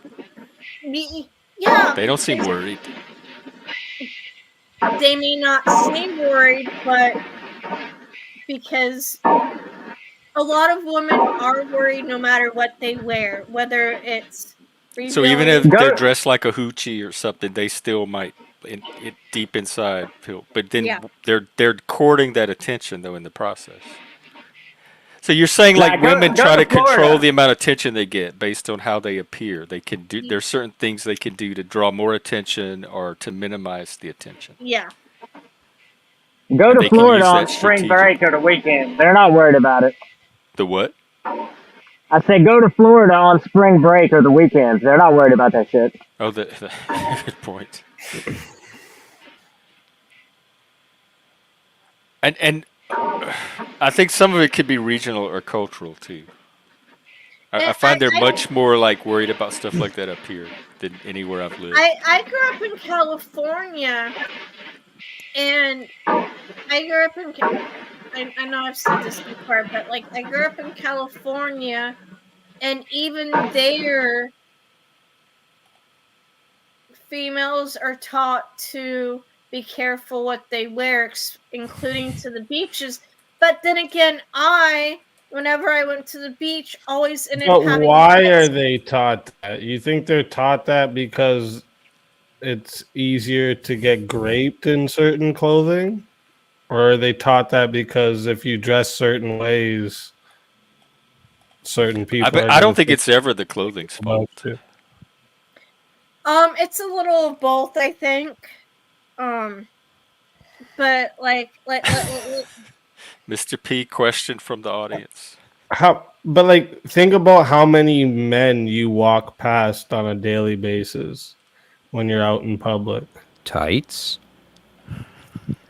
I see the They're thing called is, long johns, not tights. And I have one pair. Oh, is it that cold already?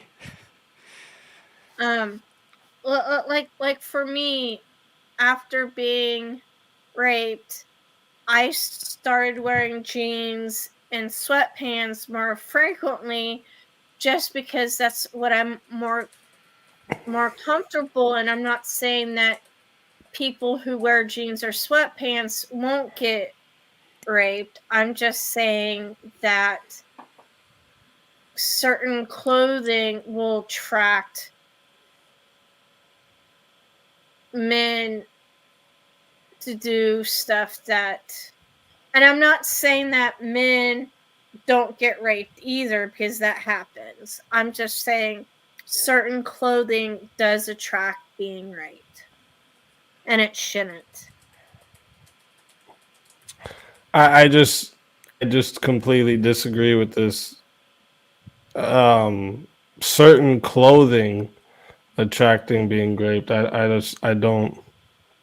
don't see where this seems like an anecdotal experience for you. Like you feel more comfortable now wearing No, covered up clothing, but like most women don't get raped, right? So they don't have this same most. experience. Can I tell Yeah, you something? most Out of women, yeah. all of the females that I know in my life, all but 2 have been raped. All but 2 of the women that I What know in are my the life. rates? Well, Let me I'm gonna try to sound find like it. a real asshole right now. I don't believe you. I I don't believe mean, those You're women. supposed to believe all women. No, you're not. my Why are you supposed thing to is, believe all women? I don't know, because they tell us to. no. Oh But the thing Lord. is, I, maybe this is me just 1 being. in 5. I'm just telling you. I tend to believe what people tell me. That's a When problem. when people share their experiences with me, People are I full of shit. can I when people Go ahead. when people share their experiences with me, I'm not going to question it until until like until I'm not going to question it until like for instance, like I am not friends with this person anymore, but there is one person who said they experienced something horrific, and to find out they never experienced that, because they ended up telling me when they were drunk they never experienced that. So why would they pretend to? Attention. I mean, I don't know. I'm just using. I don't know, but Like the Me Too, is that with Me Too? I want some of the So attention did you too. just like say 2 things at once, or am I missing something here? I bet like 1 out of every 3 allegations are for attention.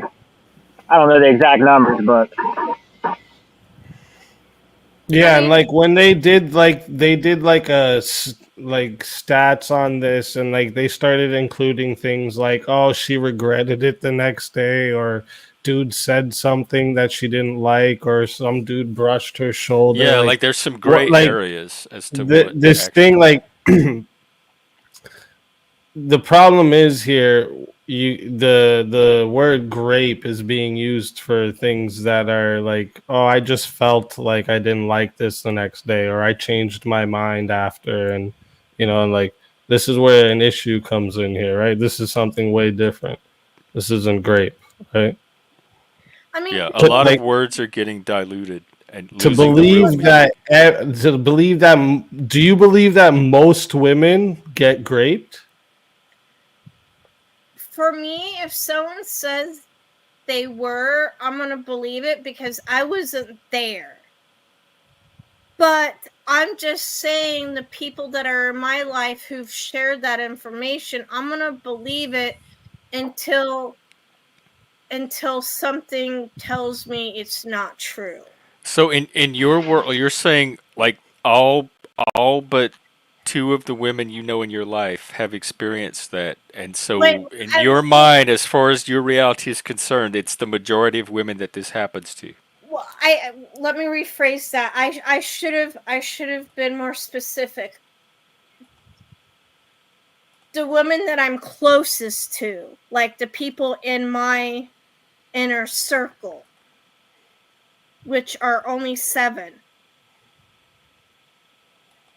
And I'm not counting myself in that. Oh, so not all. You're kind of like the ones that have confided in you. Yeah, Okay. that have 7 people in my circle.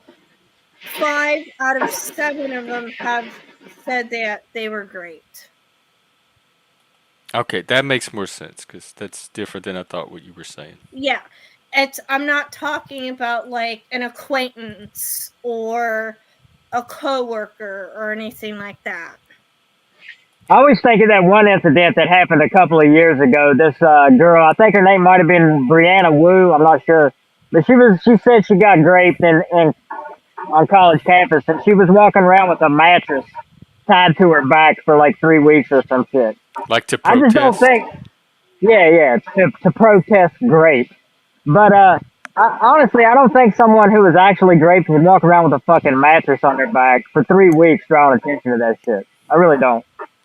Especially And right after even it if I supposedly was, happened. even if I was to, even if this is real, that 5 of 7 of these people this has happened to, this is still, you still understand that the amount of women out of all women that get raped is small compared to in total, right? Like Um, most men aren't running around out here raping women. You understand that, right? I know most men aren't raping women. Okay. It's just because of 7 close female friends, 5 of them have confided in me that they were great. And I don't have a reason to not believe them. No, I But you still understand that. don't think that that's the majority of men and women. No, Right. no. Okay. Because Okay. because like Dave, or not Dave, but like Jeff said, 1 in 5 are are are assaulted. But And assaulted that came from that site, and it was yeah. attempted or success. So Uh, they were including both. okay. But the thing is, attempted is totally different than actually being great.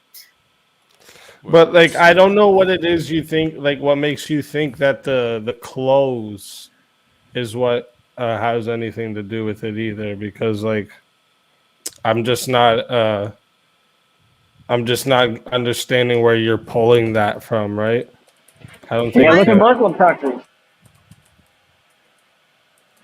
I mean, I could see why like some clothing can um, can incite something like that to an extent. Like if you're wearing something very provocative or very sexy compared to wearing like just work pants and a polo, you might incite some different behavior from men, and I could see Maybe a a different real type of behavior, but I think someone right. who's a rapist don't give a fuck about what they're wearing, right? No, They're just exactly. If they're just going around just, doing that all the time, it's not going to matter too much. But if you have somebody that's maybe intoxicated or, maybe, pushes women to the limits or doesn't know, first no doesn't mean no, or, you know what I'm saying? Like, kind of like that situation, I most can see of the how that grapes can that happen. happen, most grapes that happen is by people they already know, right? It's Right, not by exactly. random I'm people, it's not by going to people they argue with already that. I know. think the main I think the main two indicators are proximity and opportunity. I mean, because look Right, at Muslim countries; they're dressed head to toe, and it still happens there. So right. I can't.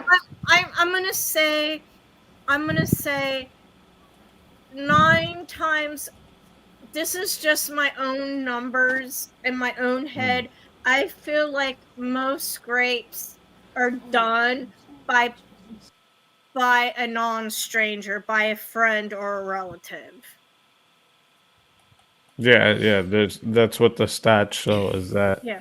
most of the time it's by people that are known to the person and have some type of way to get them alone.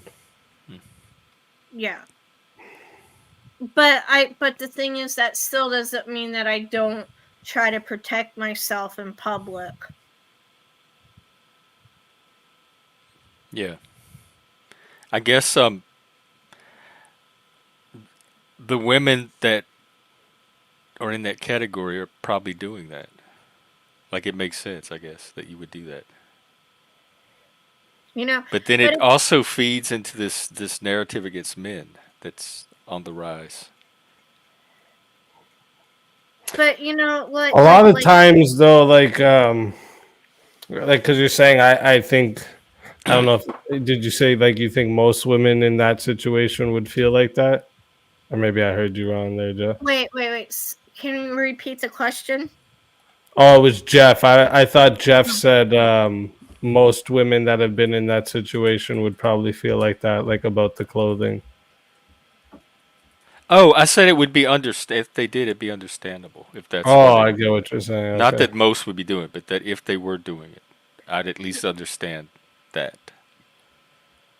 Yeah, that's why I said like in her anecdotal story there, of course I would get it, but in general, most women don't think like that, right? Like I don't think like I've never heard of women teaching younger women, hey, don't wear a short skirt or you're gonna get raped, right? Like it's more like don't wear a short skirt or dudes are gonna think you're a hoe. Right? Like that's more the lines I've heard of why not to wear provocative clothing. I wonder if I it's culture, like in more feminist cultures, maybe they do teach each other that. I I know growing up I heard both that people are gonna that you're either gonna get hurt or that you're gonna or people are gonna think you're a slut. I And then also Madonna heard came along. and then I also heard that sluts get raped more, but I don't think that's true. I do. I thought like if you were a slut, that means you want it all the time. Like it wouldn't really be like you're I think they seeking would it get. out. I think it would happen to them more often because they put themselves in the situation for it to happen more.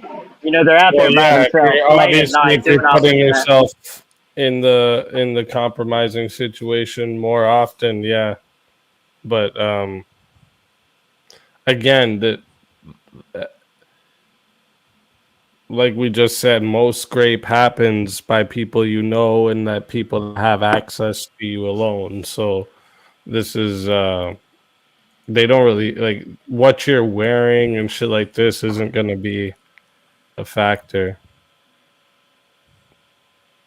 So like if you're dressed in a skirt walking around town, some random stranger's not going to follow you and make an attempt on you. Right, for the most part. Like this happens every day, all the time. Yeah, I mean that probably happens occasionally, but it's mostly Yeah, but proximity. more often, there's chicks walking around with short skirts and belly tops and all this, and nothing's happening, right? Because there's other Oh men yeah, to. definitely, definitely. I mean, in the end, do what you have to do for yourself, for sure. Yeah, yeah, I get like what I said is like with your anecdotal experience, it makes you feel more comfortable. I get it, but I've never heard of women being taught that wearing skirts is like Yeah, an easy to my way to mind, get. to my mind, the only thing that's going to do, like wearing short skirts and stuff, it in the few cases to where somebody's looking for an easy opportunity and they can do it a lot quicker and easier, that might play a small role in those cases. But like I said, they're the vast minority of cases. I It's wonder usually if people it you is know. a third wave feminist thing. In fact, I just found an article from CNN: rape rage driving feminism's third rage. third wave. I wonder if this like teaching women that is a third wave feminist thing, and so in that culture that women do get taught that, and I know the West Coast, particularly up here, is very heavily influenced. But in fact, this is where third wave feminism started, in Olympia, Washington, and so maybe that like because of her location that's more true that women are teaching that. They probably have a required class on it from the It's state by now, like possible. a training I mean, in it's it. possible, but it's stupid. I don't but they believe teach a that, lot right? of Because, stupid like, things. remember, feminism is also teaching women to fucking burn their bras and show their tits and slut walks and That was second wave. liberation. You know, like, yeah, you can fucking be a hoe. No one cares. You know, like, Yeah, there's different factions within the movement with different ideas of feminism, and that was one of them.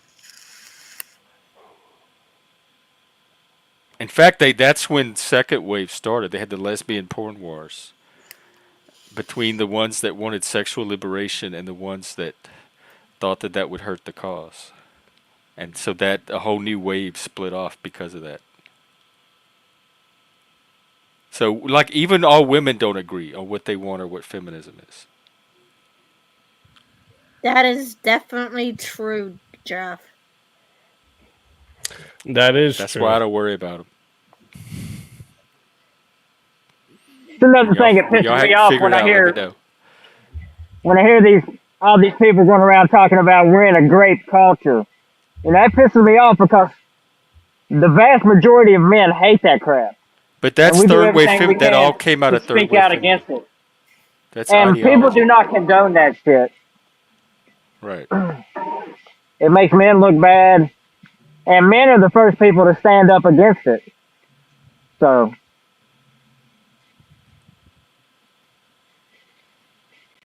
it's just crazy how people just casually go around painting like 3 out of 5 men as that. People don't like men lately. It's not men, it's masculinity, right? Yeah. They just want men to be That's feminine. true. Masculinity is key. That's what it is. Yes. Yeah, they just want men to be feminine. That's all. I actually get along better with men than I do women. Me too. Because Did you notice how they were celebrating Harris's husband as being like the supportive husband? Did you guys see that? Mm-mm.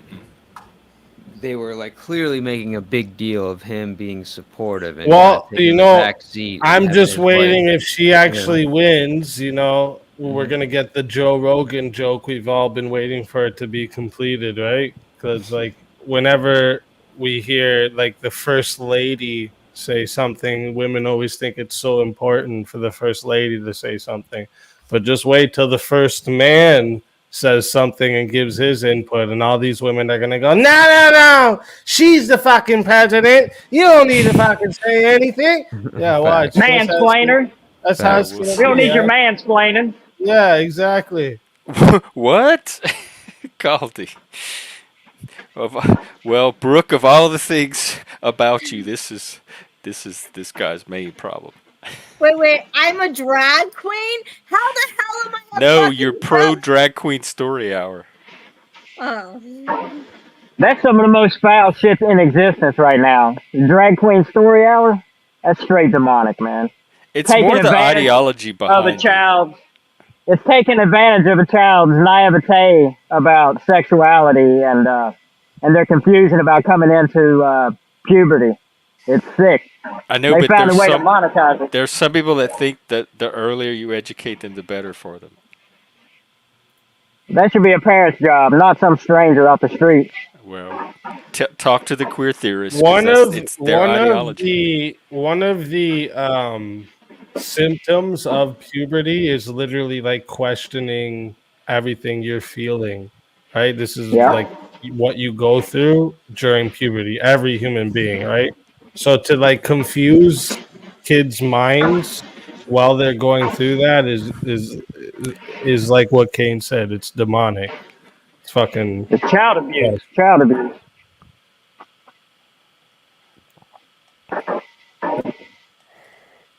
None of that would have meant anything to me before puberty. Like I would not have known what they were talking. I needed puberty to even understand what they were talking about. So, Yeah, but the like, thing is, even if you don't understand it, they can still lay the groundwork with all this symbolism and shit.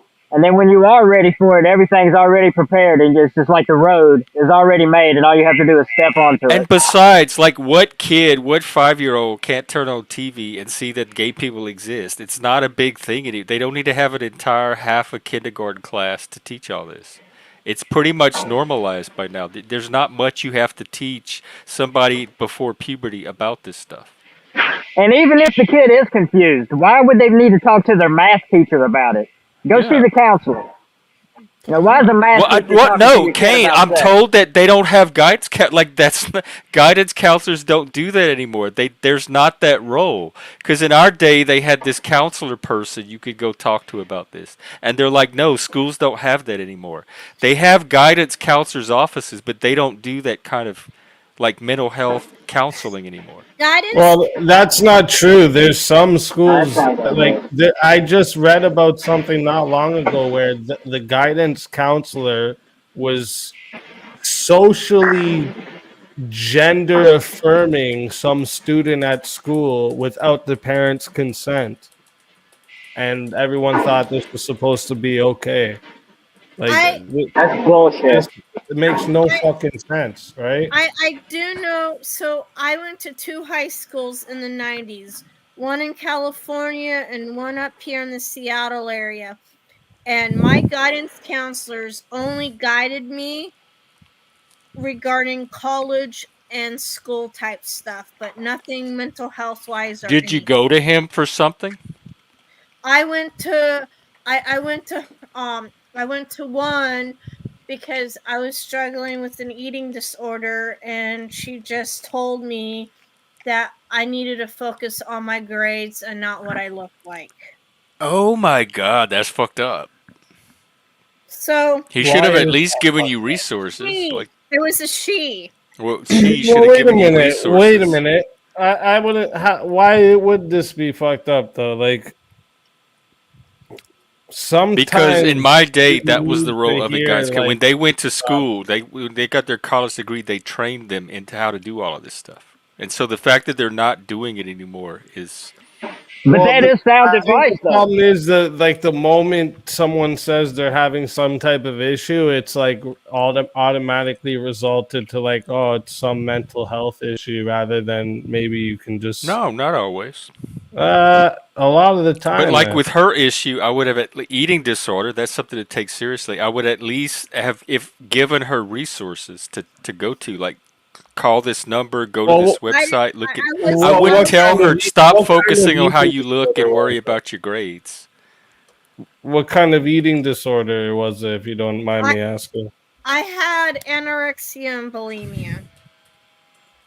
Anorexia. Anorexia and bulimia? Yeah. So And did you tell them that specifically? I told them that I was starving myself and that every time I did eat, I puked. I forced myself to puke.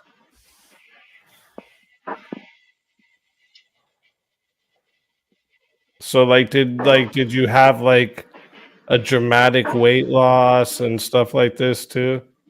Well, when I Forcing told yourself to eat and throw it up is enough.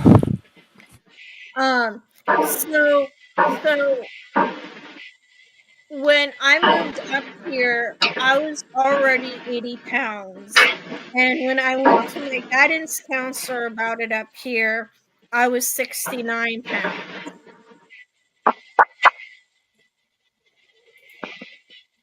So you How tall had were the you? dramatic weight loss and you had like the stomach issues and the picky eating and they still just told you don't worry Yep. about it? Yep. Sounds just like a shitty Actual counselor. doctors at all about this? What? Did you go to any actual doctors about this? Um the only way doctors found out about this was when they had to do 2 endoscopies and 3 colonoscopies to see what the hell was wrong with my stomach. at the age of 17.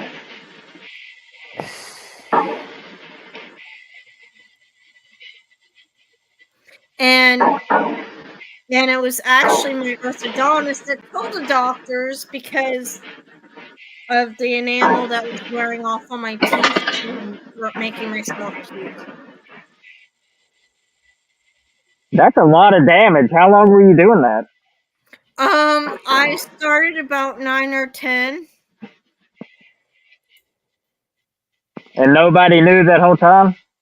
I mean, what Nobody about your knew. parents? They didn't pick up on it? Because I What felt like, started it? That's early.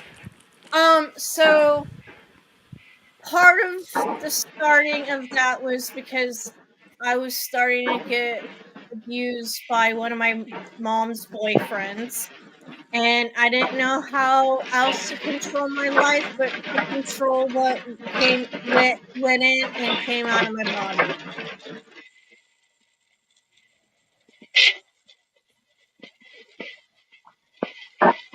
Wait, say that last part again. So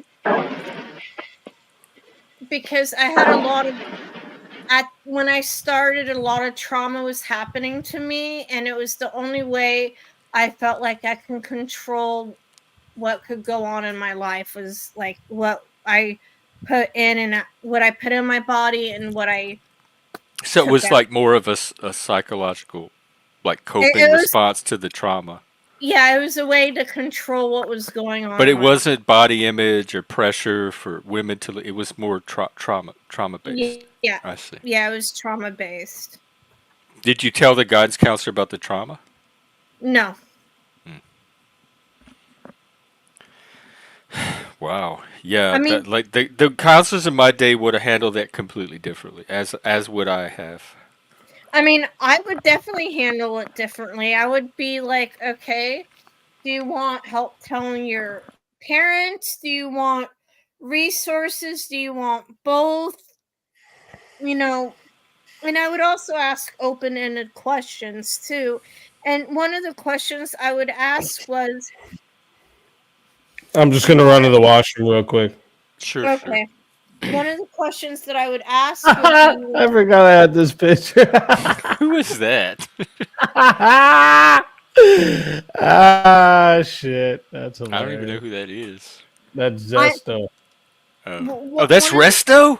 That's Zesto, yeah. No way. With those, with the trans headphones.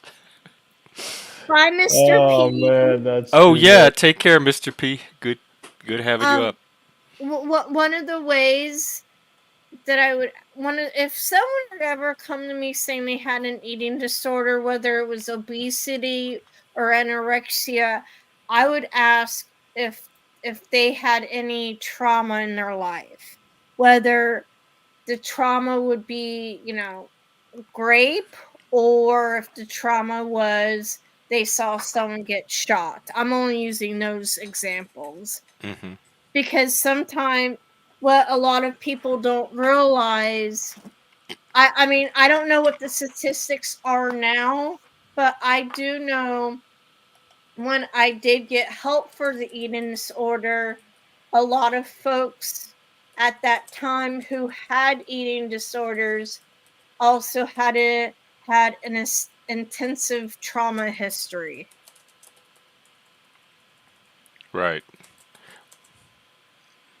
Well, with trauma informed care, they're exploring that for Yeah. almost everything now.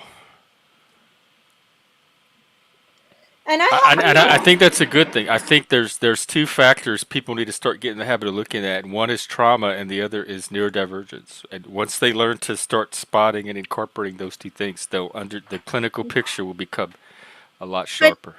but the thing is, a lot of neurodivergent folks are traumatized. Yeah, and a lot of neurotypical folks too. But that trauma is not an excuse at all, ever. Like I don't. It may be an explanation, but it's not an excuse. Neither is neurodivergence. Yeah.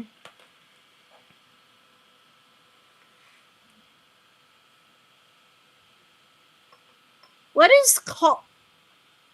How do you pronounce that? Caldi or Caldi?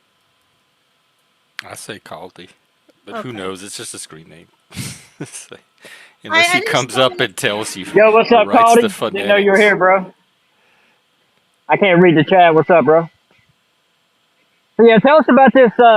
So you're in favor of drag queen story hour? You think that's a good thing for kids? Wait, what are you asking? I'm asking if you endorse drag queen story hour for grade school kids. So my experience of drag queen story hour happens to be when I've walked into local libraries where they're reading age appropriate stories like um the Pokey Little Puppy or I Green love Eggs Pokey and Puppy. Ham. Okay, do you think that drag queen in general is a sexual fetish? It depends. It depends what you mean by sexual fetish. If you're talking about teaching kids to love reading, like age appropriate No, No, just I'm drag not talking itself. about that. I'm talking about drag, not the story hour. Yeah, just drag. um, Is drag a sexual thing? in my Not opinion, always, but no. it can be. Yeah, not all. Like Jeff said, not always, but it can be. And I think the fact that Okay, it can be, how can it not be about sex? Explain that to me. Because you're dressing up as the opposite sex. That's what it's entirely about is sex from the way I see it. So, if a woman dresses up like a man, do you consider that drag? Yeah, it's a transsexualism. Or it's a transvestite, which is drag, not yeah. laws, they do all the time. If you dress up like the opposite sex, that is drag or transvestite. From my understanding, yeah. Let's see, I was watching Blue's Clues with my son. It had drag queen parade about loving whoever you want pridefully. I mean, I don't think that's a bad message necessarily. Like, love who you want. It's when they go beyond that level. Like letting kids know that you might see two guys together, or you might see two girls together, or you might see a guy that looks like a girl. I think introducing them to those basic concepts is okay. You don't have to even make it about sex because it's all just visual characteristics. I never had to Um, be introduced to it. well, we kind of did through jokes and making fun of it and tittering and laughing about it. And Well, that's fine. I'm talking about school courses or and libraries, actual adult functions that involve kids. that's what I'm saying. We Like, never I had don't know anything like that. what much there is to teach. So if you're teaching anything more complex than what I described, then there's some kind of ideology involved as well. Exactly. Because it doesn't take a lot to just teach that gay people exist, transgender people exist, etc. So how much more than that do they need to teach?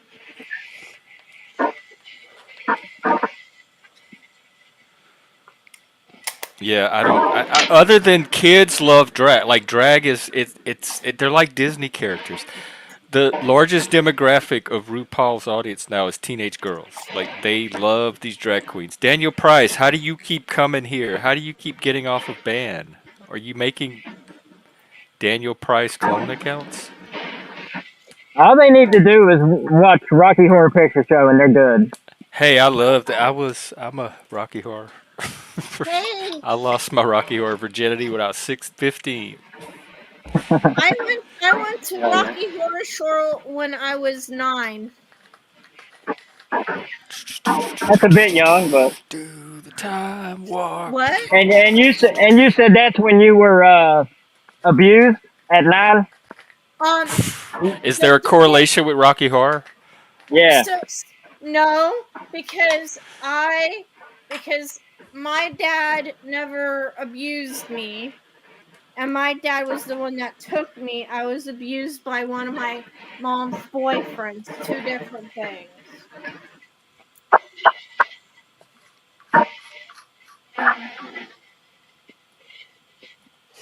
See, this is how ugly. This is the level of ugly people get to you. So I want to keep it. I'm not blocking this one because I want to keep it as an example. For a troll. Daniel, So, what happened to you? so I would like to know, what do you think? What do you think kids are gaining by having drag queen story hour at the library when they're in grade school? What do you think the benefits of that are? They get out of class. They That's not a get good to benefit. experience what other people's lives are like and to be more empathetic and sympathetic to people. And that's the only way to do it, by exposing them to drag queens. I don't know. I Yeah, think you can teach kids basic empathy without exposing them to all the different groups of people in the world. Well, I Especially a mean, that bunch is of. one way to do it. And Sesame Street could even do that with I puppets. did Like, see yeah, like one. we don't have to bring people dying of cancer into the schools to read stories to let people to be empathetic to people that are dying of cancer. Like that's a crazy thought, right? Like there's no Hey, reason to have dudes that are sexualizing women and fetishizing women to fucking come Hang read on, stories to I can kids. tell you right now. Let Look me at the find the clothes thing. they wear, the type of way they do the fucking makeup, the high heels, all this shit. It's all sexualized shit, dude. It's speak called drag easy. pedagogy, Speak and easy. The the founder of Drag Queen Story Hour wrote a whole academic paper on um why they do Drag Queen Story Hour, and I'm I'm so gonna sure he so post it. did. Sure he so did. the drag queen story hour I saw at the library was female Here I go. dressing in male drag. So it's not always men dressing up as It was females. a female Either way, dressing though. in male drag.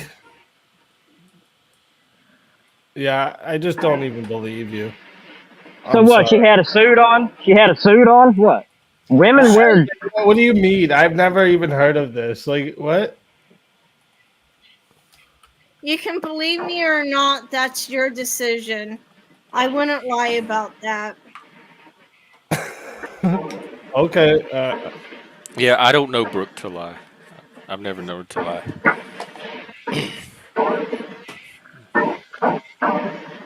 Oh Yeah, I've wow. never Okay. Is this heard of can you that. type in the back like some little code word so I'll know it's you? Or I'll just use my overlay. Hang on.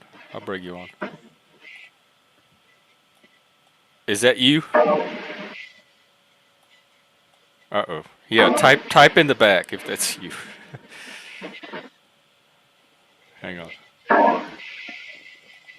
All right. We have a regular trying to come on, but it may not be. It may be a troll. I need some signal. Wait, Yeah, I'm gonna need more than just it's me. Can you flash?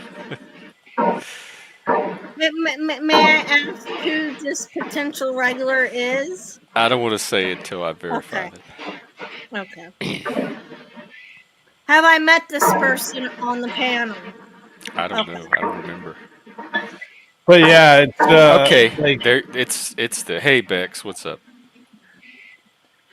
Hola, hola. Sorry, Hola. I had Hola. YouTube. I had two things running, so I was. Anyways, I didn't get to mute YouTube and unmic myself fast enough. Hello, everyone. Hello. Hello. Hey, I what's have up? met Bexx before. Hi. Hi. Hi. I don't think I've been on panel with Speakeasy ever before, but I've been in your chat before. Nice to meet you, Speakeasy. Nice to meet you too. And Kane, I'm not sure if we've been on panel yet either, but I've listened to you over here. Yeah, Bex. So Bex Nice to meet you. lurks. you too. She sees all. What's Yeah, up? drag kings. I was gonna say drag kings aren't very common, but they are a thing. I have yet to see that. I haven't been to any people dressed up reading to children. So but I would imagine in bigger cities that it's only fair that the drag kings get some time reading with the children if the drag queens do as well. Well, to that point, I'll just say that women have been wearing pants and dress suits for 60 years. I mean, is that considered drag? No, the drag kings are actually typically they were augmented to the drag queen shows in gay bars way back when, just like stand-up comedy. Let's say there's a couple women to Gay bars, exactly. That's why it's sexualized. This is a lot more than just non-sexual things going on there. I you just consider summed it it up right adult there. burlesque.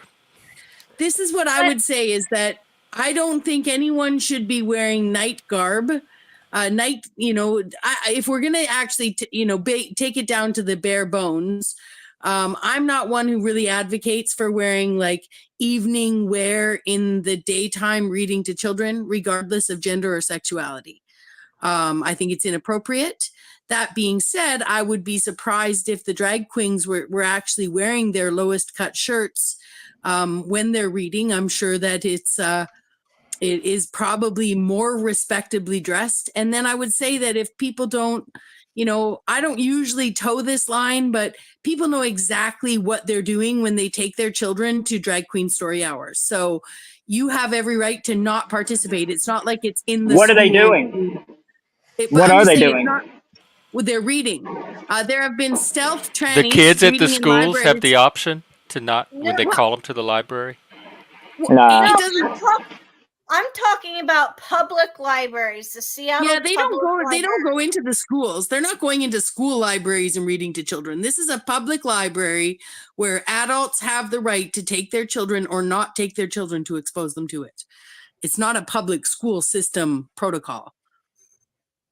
So, and I'm just taking a stance here. I'm not telling you that I would take my children to drag queen story hour if I had children. I'm just arguing a point. It's not necessarily my belief system, but I also don't think that, that there's, I just want people to understand that stealth trannies have been reading to your children looking like grannies. Stealth trannies have taught your children for hundreds of years. This is not new. So that people are out dressed in nightwear. Yeah, stealth trannies, they've been all over. They've been around for hundreds of years. Yeah, and we've known they've been around. It's not like they fooled They were us. really good. They were stealth. Yeah, they were stealth. Stealth. You're saying yeah. stealth. Stealth up trannies. Until quite recently. Trannies is grannies. Up until quite recently, most transgender people, their goal was to blend in. It's only been in the last 15, 20, 30 years that they have actually felt, I don't want to put words in there. Like, I'm just saying it's only been in the last 15, 20 years that we have a culture that allows that to not be stealth. So just like gay men used to live together as brothers,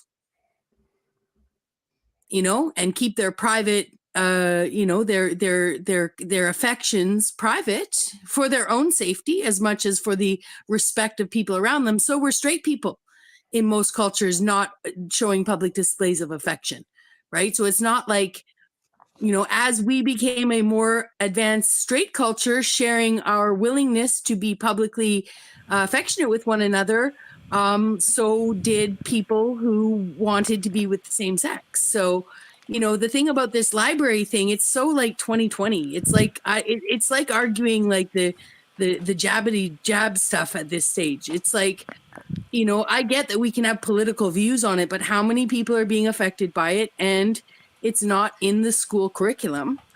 It's in the public library system. Just okay.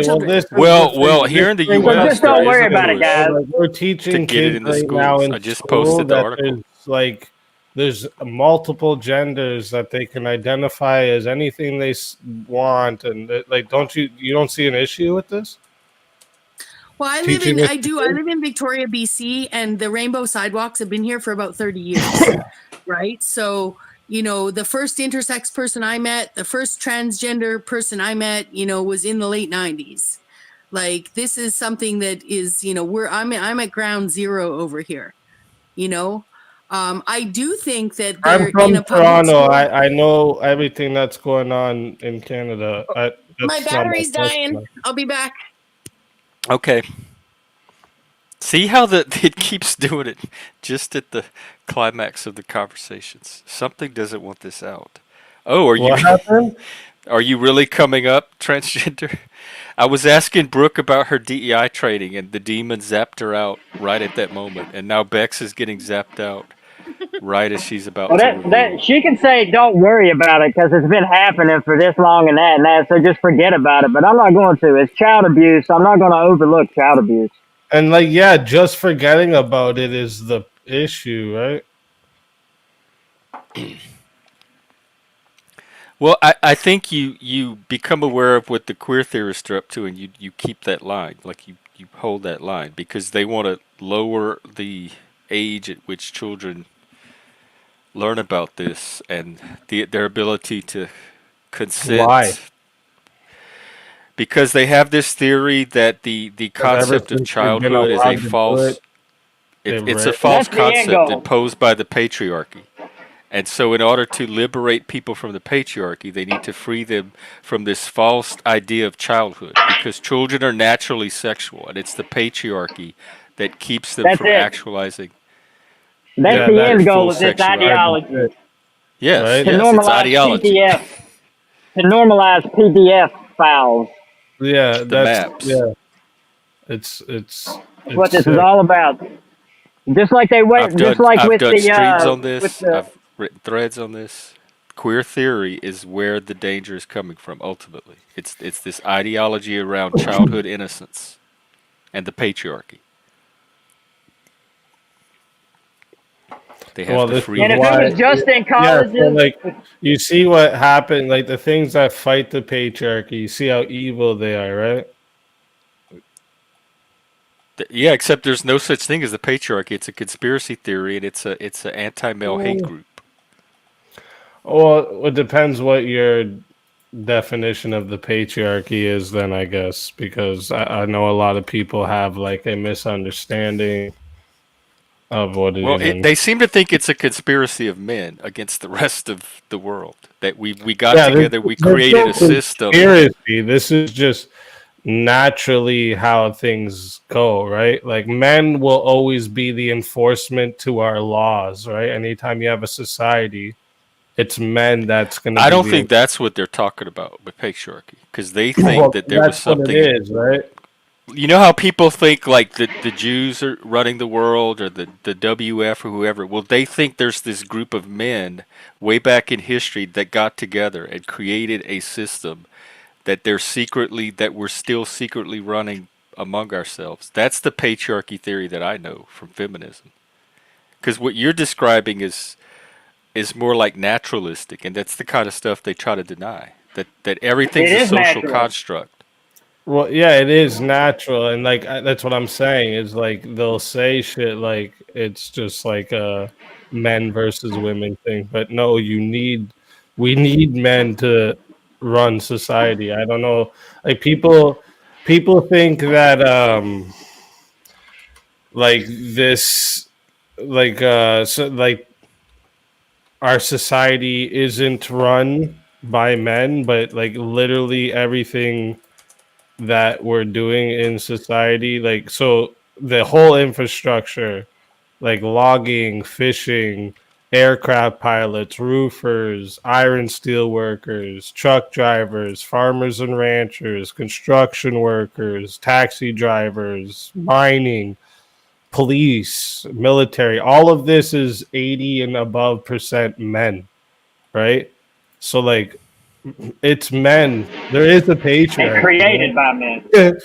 But like, yeah, when That you try doesn't to make it a fuck patriarch. this up and Just make the because women do it the men's skews jobs male and the doesn't men make do it a the women's patriarchy. jobs, this is what's fucking up society. Let's see. I've been. It's What they call viewing a the patriarchy is really just rules and standards that men have. That's what they're falsely calling a patriarchy. They don't want to have any type of pushback for any action they take. Yeah, I think kind of like the term feminism, it's an ad hoc. It becomes it's become a slur You know, it becomes a ad hominem. It becomes like the concept, the vilification of patriarchy is a byproduct of feminism. Like the actual concept of men in their roles, you know, the concept of patriarchy in its unto itself is it just is. It's the vilification of the patriarchy that is a There problem. is no patriarchy. What is but patriarchy? Let me see. I think there is a patriarchy. There's patriarchy in Saudi Arabia and countries. There's no patriarchy in the USA. We don't live under a patriarchy. That they're using it figuratively, metaphorically, figuratively, or descriptively, or it's a conspiracy theory.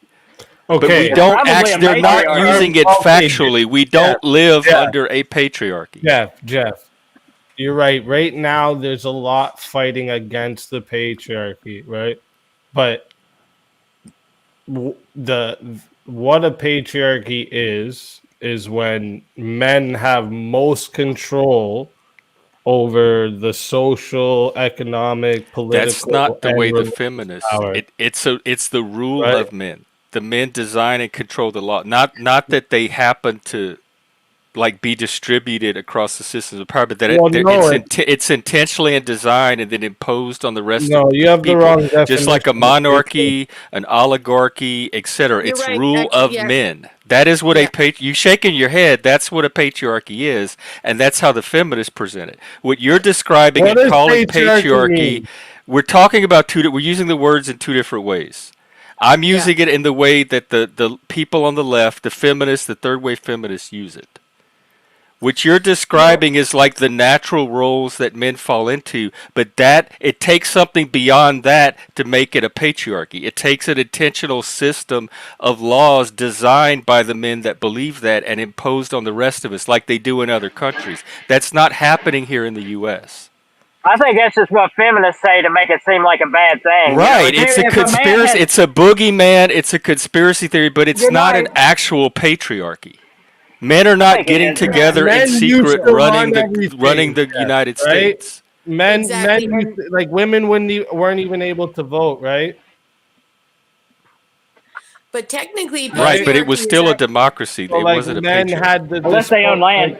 the large amount of control over everything, right? Hey, Yeah, but that doesn't make it a Golden, talk patriarchy. It's here. an Even if it is intentional. So natural, what even makes if it it is natural, it's a if there's just patriarchy. one man ruling everything? That makes No, it it's a system intentionally designed by men to rule over everybody else.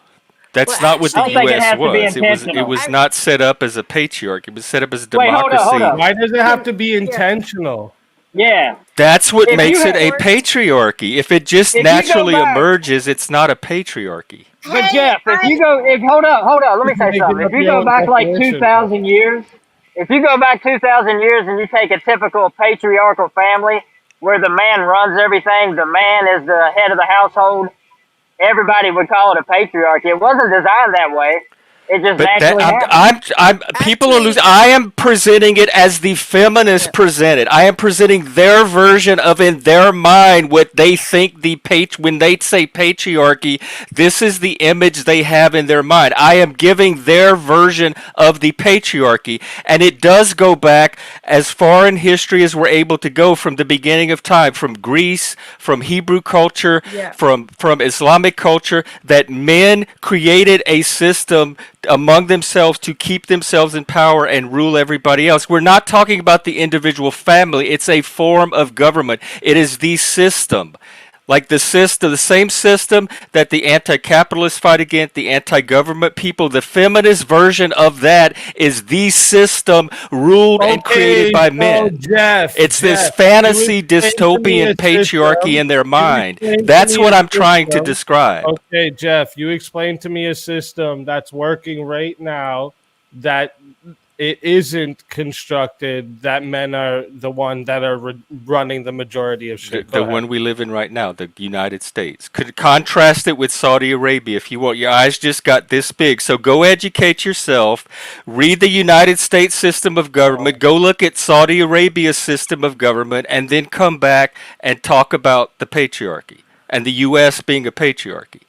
Because you're as conspiracy brained as the feminist if you think that. So Yep. I That's what put up it is. parts. Conspiracy brained as a feminist. You got it, Jeff. If you think that. You heard the conditional at the end, right? Don't come over here and try to play these games with me, Easy. You know they're not going to work. Hey, I got Jeff, circles around you on this, so don't come over Any here little and pushback, manipulate the right? content Any and little try to play with pushback, me This is what you do. and think you're not going to get your wig handed right back to you. I have years of experience at this, young man.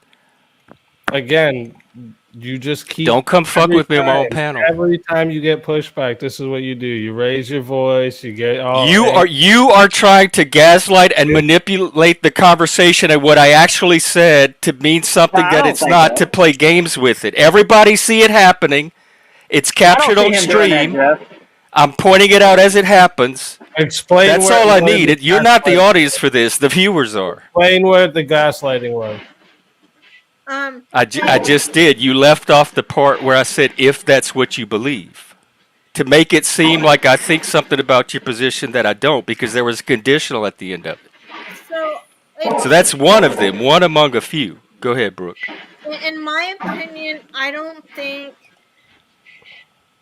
Jeff is raising his voice. I just think he's being very passionate. I've heard Jeff. I don't like being manipulated in a conversation. I've heard and have my part of the conversation presented differently than it was. I'm trying to explain to you what a patriarchy is, and you're wrong. You are simply wrong. If you are making the claim that the United States is a patriarchy and not a federal constitutional republic, you are simply incorrect, sir. And that makes you ignorant and uneducated. And you can correct that with a simple Google search. So what you've been or doing ask the AI to explain it to you. Minute now is gaslighting me while saying I'm gaslighting you. That's what you've been doing for the last minute. What am I gaslighting you about? Well, you tried to paint everybody me can as see a it's all feminist straight. just now, right? The what? You tried to I'm gaslighting you about the U.S. feminist, not being a patriarchy. Are you listening to what I'm saying, or are you just? What am I gaslighting you about? That's all I'm. It's a simple. You just said I'm gaslighting you, so tell me what I'm gaslighting you about. It's a simple answer. I just said it 3 times, Jeff. But you're talking. Well, then say it while again. I didn't say hear it any of those 3 times. You must be mumbling it.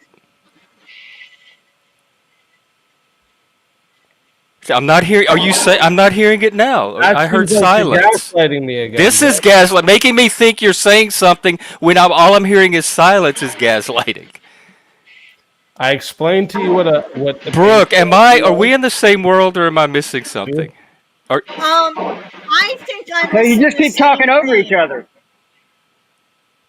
Every time I give him a chance to say it, I get silence, and then he insists that he said it 3 times. So, what are you picking up on? I'm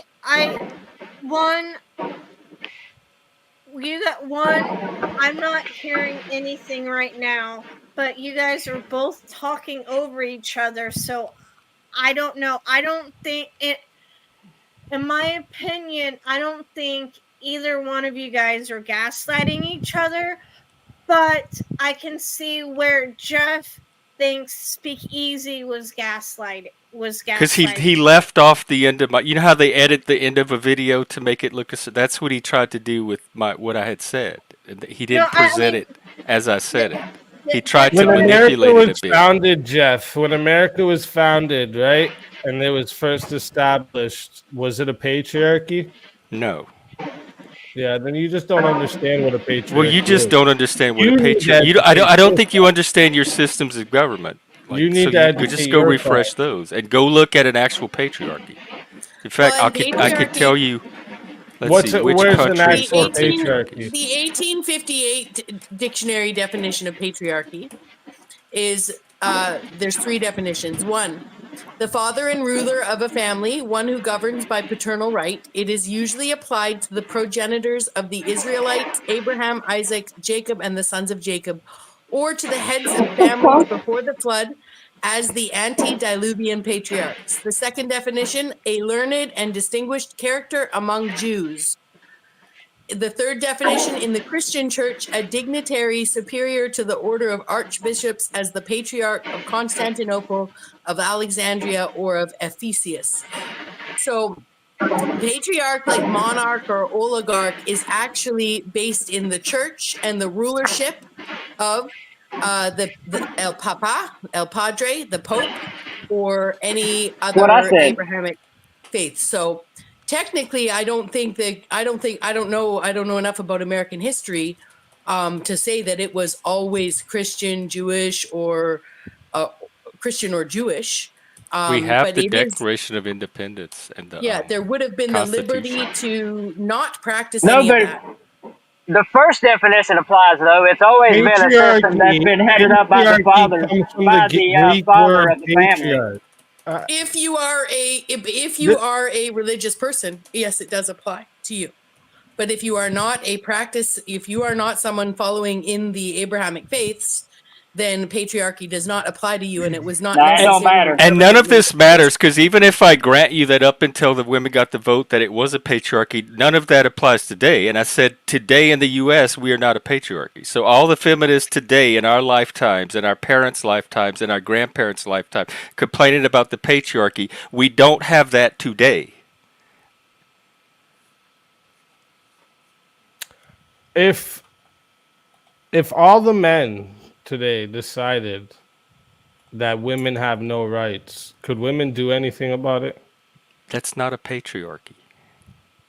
I just asked you a simple question. Yeah, I'm just telling you that's not a patriarchy, what you're describing. I just asked you a simple question. Wherever you go with this line of question, that's not a patriarchy. If we're gonna talk past each other, just go find another panel. You're to the hop on. one This is talking past me, This Jeff. is You don't want to answer any unproductive. questions I'm I don't asking. want to waste my time. I said over and over, we are talking about two different things. When you say patriarchy, you are talking about an orange, and when I say it, I'm talking about an apple, and we're trying to have a conversation. That's stupid. Only stupid people try to have a conversation using the same word for two different things. And I'm not here to be stupid, so bye. All right, go ahead.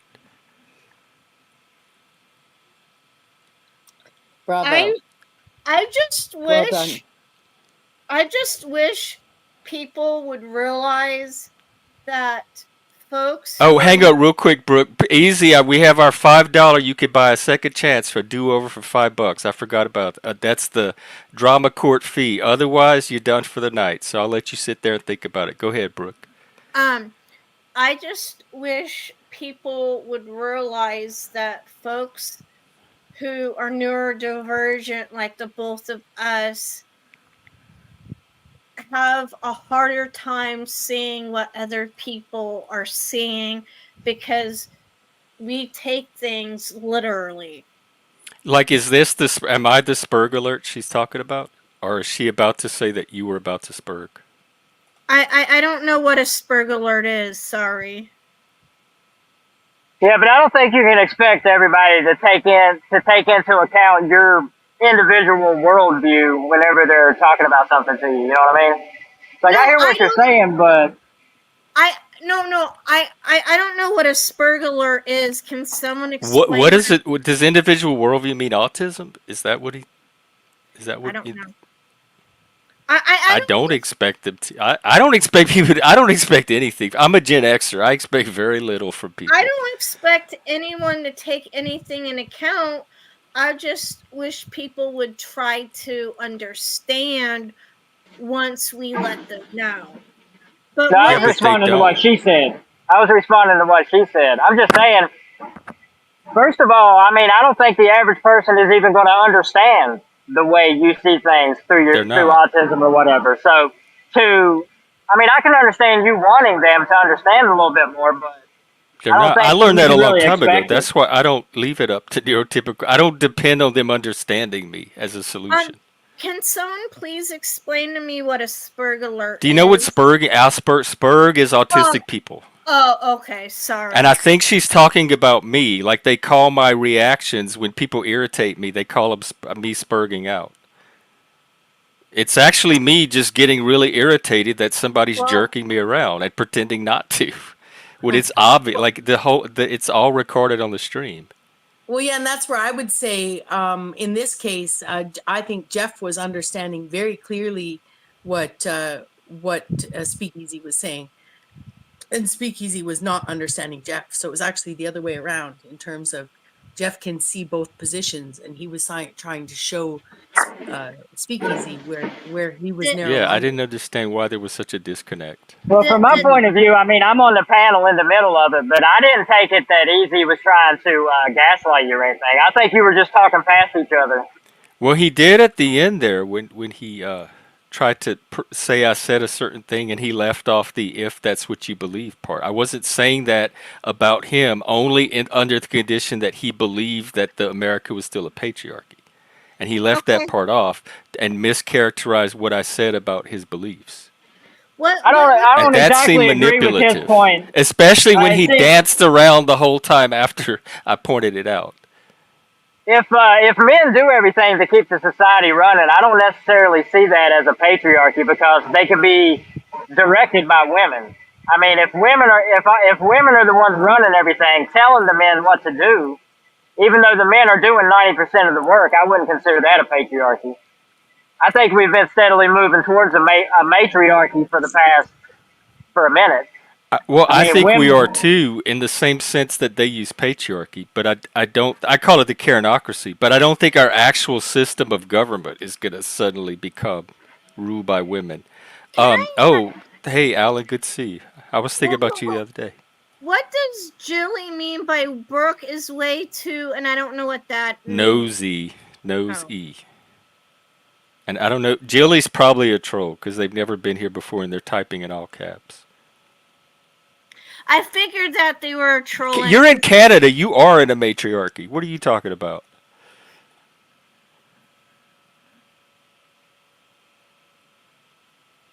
Do what, Brooke?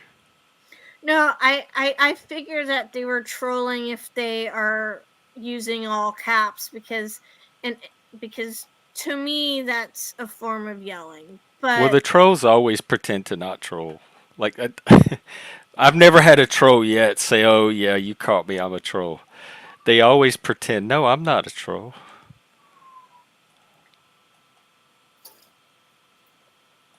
And I then think there's there's a this thing lot. called buddy trolling or friend trolling, where somebody actually pretends to be your friend, Yeah. but the whole time they're coordinating with this team behind the scenes on and it's part of a troll. Yep. And they'll play the long game. They'll spend a lot of time and investment. Um, Yep. the bonobos are the ones that have sex with each other all the time. Yeah, and when you look into, the names they use to describe a group of animals, like we use different names for things, like an unkindness of ravens or a murder of crows. In monkeys, a lot of the primates are described as troops, but bonobo monkeys are actually a party of bonobo Hey. monkeys. They're not a troop. Yeah. I think it should be an orgy of bonobo monkeys, but I guess that's just a little too explicit. Um, Oh, I That's did a whole really? probably bonobo. because bonobos are the only ones that don't attack other species of chimpanzees. Interesting. Well, I yeah, have and no they idea, are a Jilly. very hedonistic bunch, right? They do spend. That's why they don't have bonobos in zoos, because it's just not it's not family So men friendly are primate evil to and women are these saintly creatures that are going to save the planet. Okay, I get it. Not love. Nice graphic novel there. Why are we pegged against each other? Like, I don't see how people can't see that an attack, whatever has been done to one gender, affects the other gender. Because women Yeah, don't because we stop need coming each after other. me. That's why. If they'd leave me alone, I would leave them alone. Jamaica. Most men need a good woman behind them and on their side to live up to their full potential, in my opinion. I And agree. some men Or too. a partner. A partner, I would Yeah, say, Yeah. because not everybody, but like in general, most men do. you're talking about heterosexual men need Or most or Yeah, any, heterosexual. but yeah. I think any gender would benefit from what you're talking about, having that person to. Usually, whenever I'm speaking, I'm talking about in generalities for heterosexual people because I'm not a Exactly. homosexual. I really don't talk about it. It's not. It's Exactly. not. don't have anything to do with me. But yeah. Well, and I'm not a homosexual either, but I also know that sitting in this room with a man I very much respect, it puts me in the I play one position on of YouTube. this, yeah, of understanding that Jeff's desire for partnership is and what he and his partner choose to have in their life is as valid as what I want in my life. Well, I mean, having had that, it's very much what Kane described. So I was just saying, Mm-hmm. it doesn't always have to be just a man or a woman. Mm-hmm. Like men can do that for men. I want a trad husband myself. Women can do that for women. To a degree. But I don't think that a man can do everything a woman can do.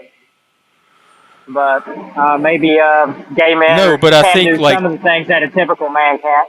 But I think like two men can still help each other become Oh better yeah, no people in doubt. this in the same way that a man and a woman could. Like you, What I was because you talking said about is like a just woman full helps you potential. become a better man. Yeah. You Oh know, yeah, two straight men can help each other become better men. Yeah. I Yeah. I think we as humans can help each other become better humans. Well, I thought we were there already, but apparently not. I grew up with the Coke commercial where everybody's dancing on the mountain, teaching the world to sing, and buying each other a Coke. So I thought We were like my almost there. TV had me thinking we were already there. We Yeah. were almost there until 9/11. Then Is that where it all of started to history, then split? everything changed. I think so. I With think the up until 9/11, we were. I mean, there weren't all these problems with sexism. It seemed like most of the biggest racial problems were on their way out. And then after 9/11, it just completely reversed. Did it start with like Muslim stuff, like being suspicious of Muslims? No, I don't. I don't think so. No. So it started with the gender stuff? No, I think it started with the changes that they made in the government after 9/11 happened, as far as Oh. their suspicions, and I think they turned inward.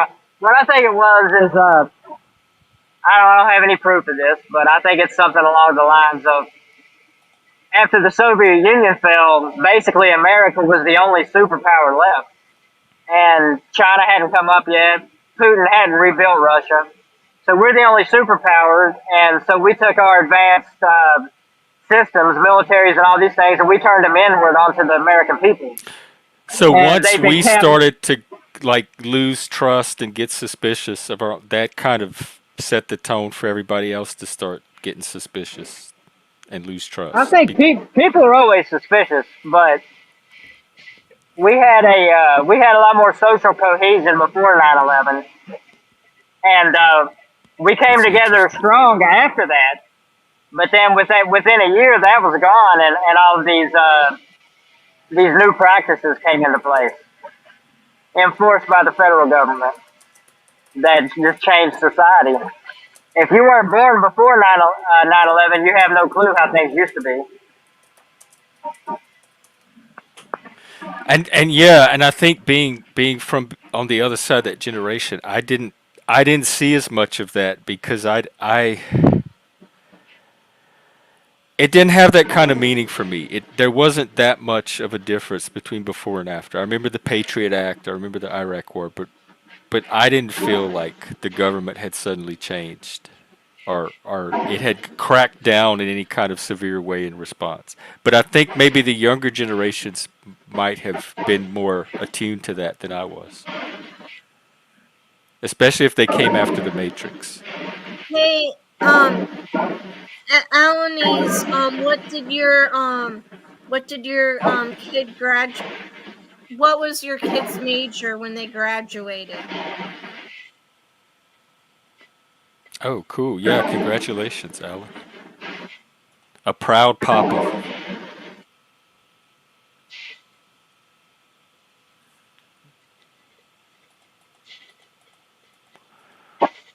Well, did we solve everything? The cover. It's we had a rare lull. Hey, Bex, I how wide awake are you? I'm fairly awake. You I think you did could do an almost 20. episode? Well, I did over 24 hours no YouTube, but I didn't do it all in the same day. I showed up. Does Discord count as YouTube? Like when we're watching stuff in the Discord? No, Oh, no, okay. So that's no. still that doesn't count towards your panel addiction recovery. No, and I appreciate the title of your stream tonight. I'm Oh, interested to go back and listen to what you had to say at the beginning. it was a very interesting night, I would say. Yeah, Jeff, I got to bounce. Thanks for having me on.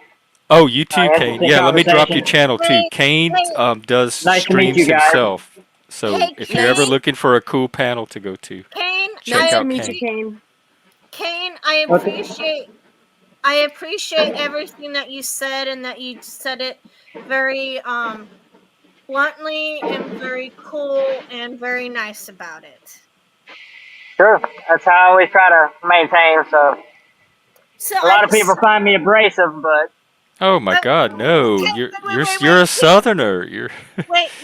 You're not abrasive, and I'm from the West Coast. oh. cool.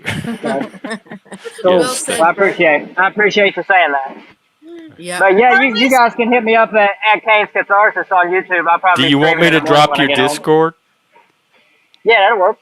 Okay. Join the He has a Discord. Discord as well. So I usually post a link when I go live or something. You guys are welcome to join anytime. Check it out.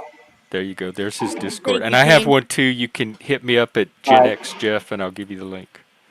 Appreciate it, chat. Everyone, take care. bye, Take care, Kane. Kane. Have a good rest of your night. Have a good shift. Thanks. Have a good night. Thanks for keeping society running. I don't understand how people think Kane is abrasive. Yeah, I don't find it abrasive. I think I'm way more abrasive than anything I've seen from Kane. I don't worry about abrasive people because I could usually out abrasive them. I guess for me, abrasive is also the same thing as being blunt and direct. Maybe so. I know Kate. That's a like Cajuns get called abrasive a lot. So I've just known it as like a cultural trait. Temperamental and abrasive. Raw and fierce. I don't understand. Okay, going back, and I'm not trying to start drama, but going back to what's his face said, that you raised your voice. I've actually heard you raise your voice once, and I don't think you raised your voice earlier. I think That's you were all just- subjective, though. Oh, I mean, I've okay. gotten fired from jobs for raising my voice, and I'm like, I didn't raise my voice, and they're like, well, we think you did. Like, oh, okay, well, you hold all the cards, so I guess, like, No. I guess what I'm saying is, I thought you were being passionate and not raising your voice. I know, but he's from Canada. They don't know what passion is, and people in Washington State don't know what passion is. Like, I wouldn't be having this issue in New Orleans. They'd be like, "Oh, you done? Well, hey, they're having a discount on shrimp po' boys for lunch. You want to go grab one?" Like we roll with that kind of stuff. It's I almost suit like darker colors. Believe it or not, Alan, I have a gay that he has a fashion background, and when I upgraded my wardrobe, I consulted with him, and I got all this good fashion advice that I don't remember any of right now. But I tried to like sculpt this wardrobe with that in mind instead of just randomly choosing stuff. So I'm like, I guess his work paid off. Alanese, what's your other child majoring in? Oh, he had said music and drama up there No, earlier. they have 2 kids. One graduated last year. The toe raising and the jug playing. What a weird. That's like that Saturday Night Live skit, Maine Justice, where the courtroom is Maine, and this is this weird imagined version of Louisiana. Oh, not lost. What an entertainment you are. Well, Bex, you want to go knock out that BB episode? yes, that'd be great. Okay, I can Hey. be there in a few minutes. Hey, Bexx, Yes, Brooke? You said you lived in BC. What part of BC? I'm on the southern tip of Vancouver Island. So I'm actually just, I'm below the 49th parallel. I look out Okay. on the ocean and I see the United States of America. Okay. The United States of America surrounds me, actually. Oh, so you're in one of the weird spots of Yes. the border. Yeah, I'm, and in essence, where I come from is way more like Seattle than it is like Toronto or Halifax. Okay. Like we are a miniature Seattle. Anyone who says they're from Vancouver Island. Well, yeah, a lot of people confuse that with Vancouver. They think that I'm, that we're just a little island off Vancouver or whatever. We're the 43rd largest island in the world. I'm as close to Seattle as I am Vancouver, like Vancouver, BC. It's the same length ferry ride, I think. And I can't even see my own country from where I live. I only see the United States. You want to hear something funny? So, like I've mentioned before, I was raised in California. I moved up here when I was 16, and a lot of native Washingtonians didn't even know that, but I did. So I just felt like when I was taking Northwest history, in the high school that I graduated from up here, they're like, "How do you know that? You weren't even raised here." I'm like, because I was actually taught shit like geography. And you paid attention. Yeah, For people the don't most realize part. actually that even up into the 1900s, I think even up into the 1950s, a lot of this area was still, well, maybe not the 1950s, but I've seen maps that still call this like Spanish territories. And I don't think they realize that when you talk about the history of the United States or the history of Canada in particular, I'll speak from my own country's perspective. What happened on the West Coast of this country in terms of colonization from east to west, it happened hundreds of years later, like literally hundreds of years later. And so our trade routes, for instance, our running of cattle is still run across the border. People own land ranchers own land in both sides. The borders that, the armies were trained in Washington. Like, I'm just saying, like, there was a lot more fraternity between British Columbia and Washington up until the mid 50s. It was not policed the same way that it would be, say, the border between Michigan and Ontario. The population wasn't there. It's just a totally different history, and it shows, actually. So yeah, I do have to say, I wish that in all my public school education, whether it was in California or up here, that we were taught more about Canadian history. I And wish we were taught. Yeah. Even the Canadian doesn't know what to say. I know. But I Top was just thinking how khaki. I wish that I was taught more American history because, I wish really y'all were Canadian. too, or at Yeah. least not lost. Yeah. Canadian history was pretty repetitive. Social studies was pretty repetitive from year to year, at least in my experience of it. And I learned very little about American history. And the stuff we learned was from a Canadian, like smug perspective, this idea like we burned their White House library down once, so we conquered America and we're better than them. It's really bizarre, it's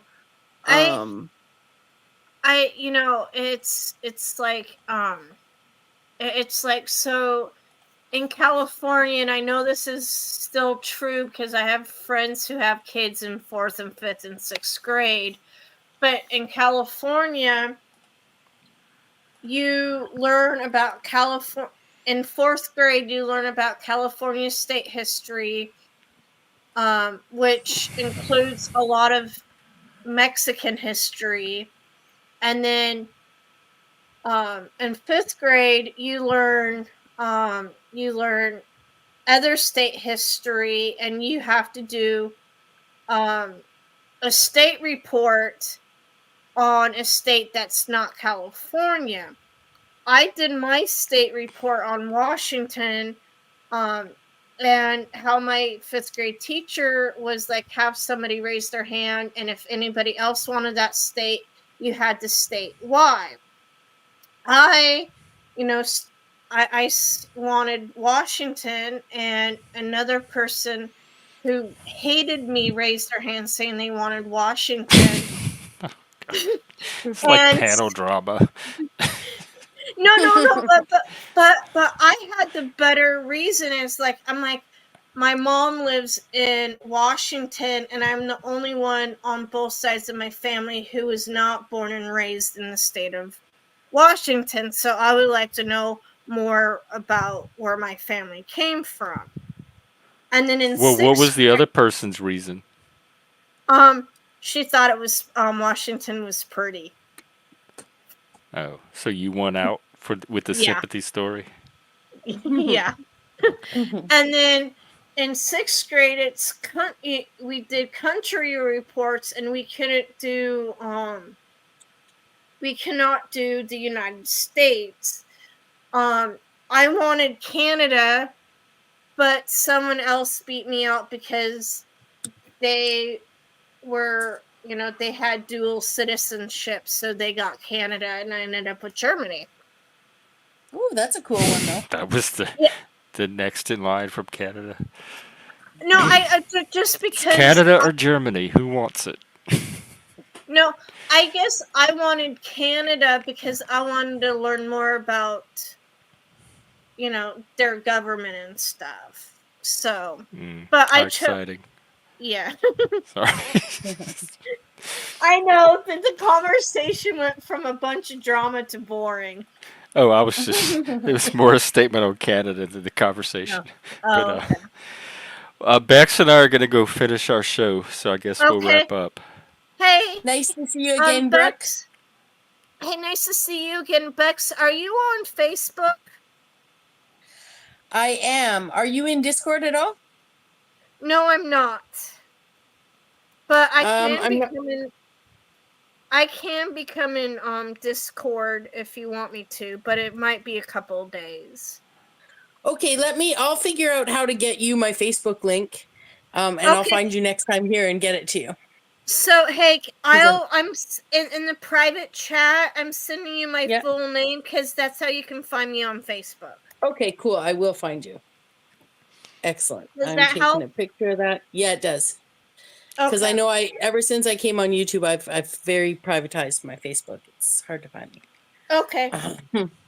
And conveniently, there's lots of people with my name in the world. even Take though I care, thought it was Alan. super You easy. have been in a few states. That's cute.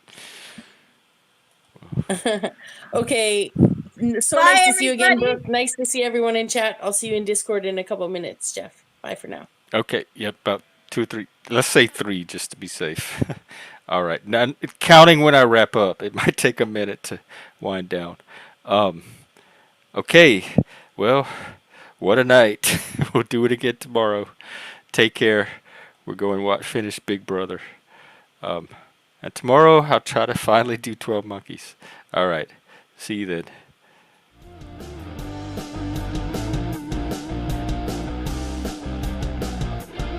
Good night.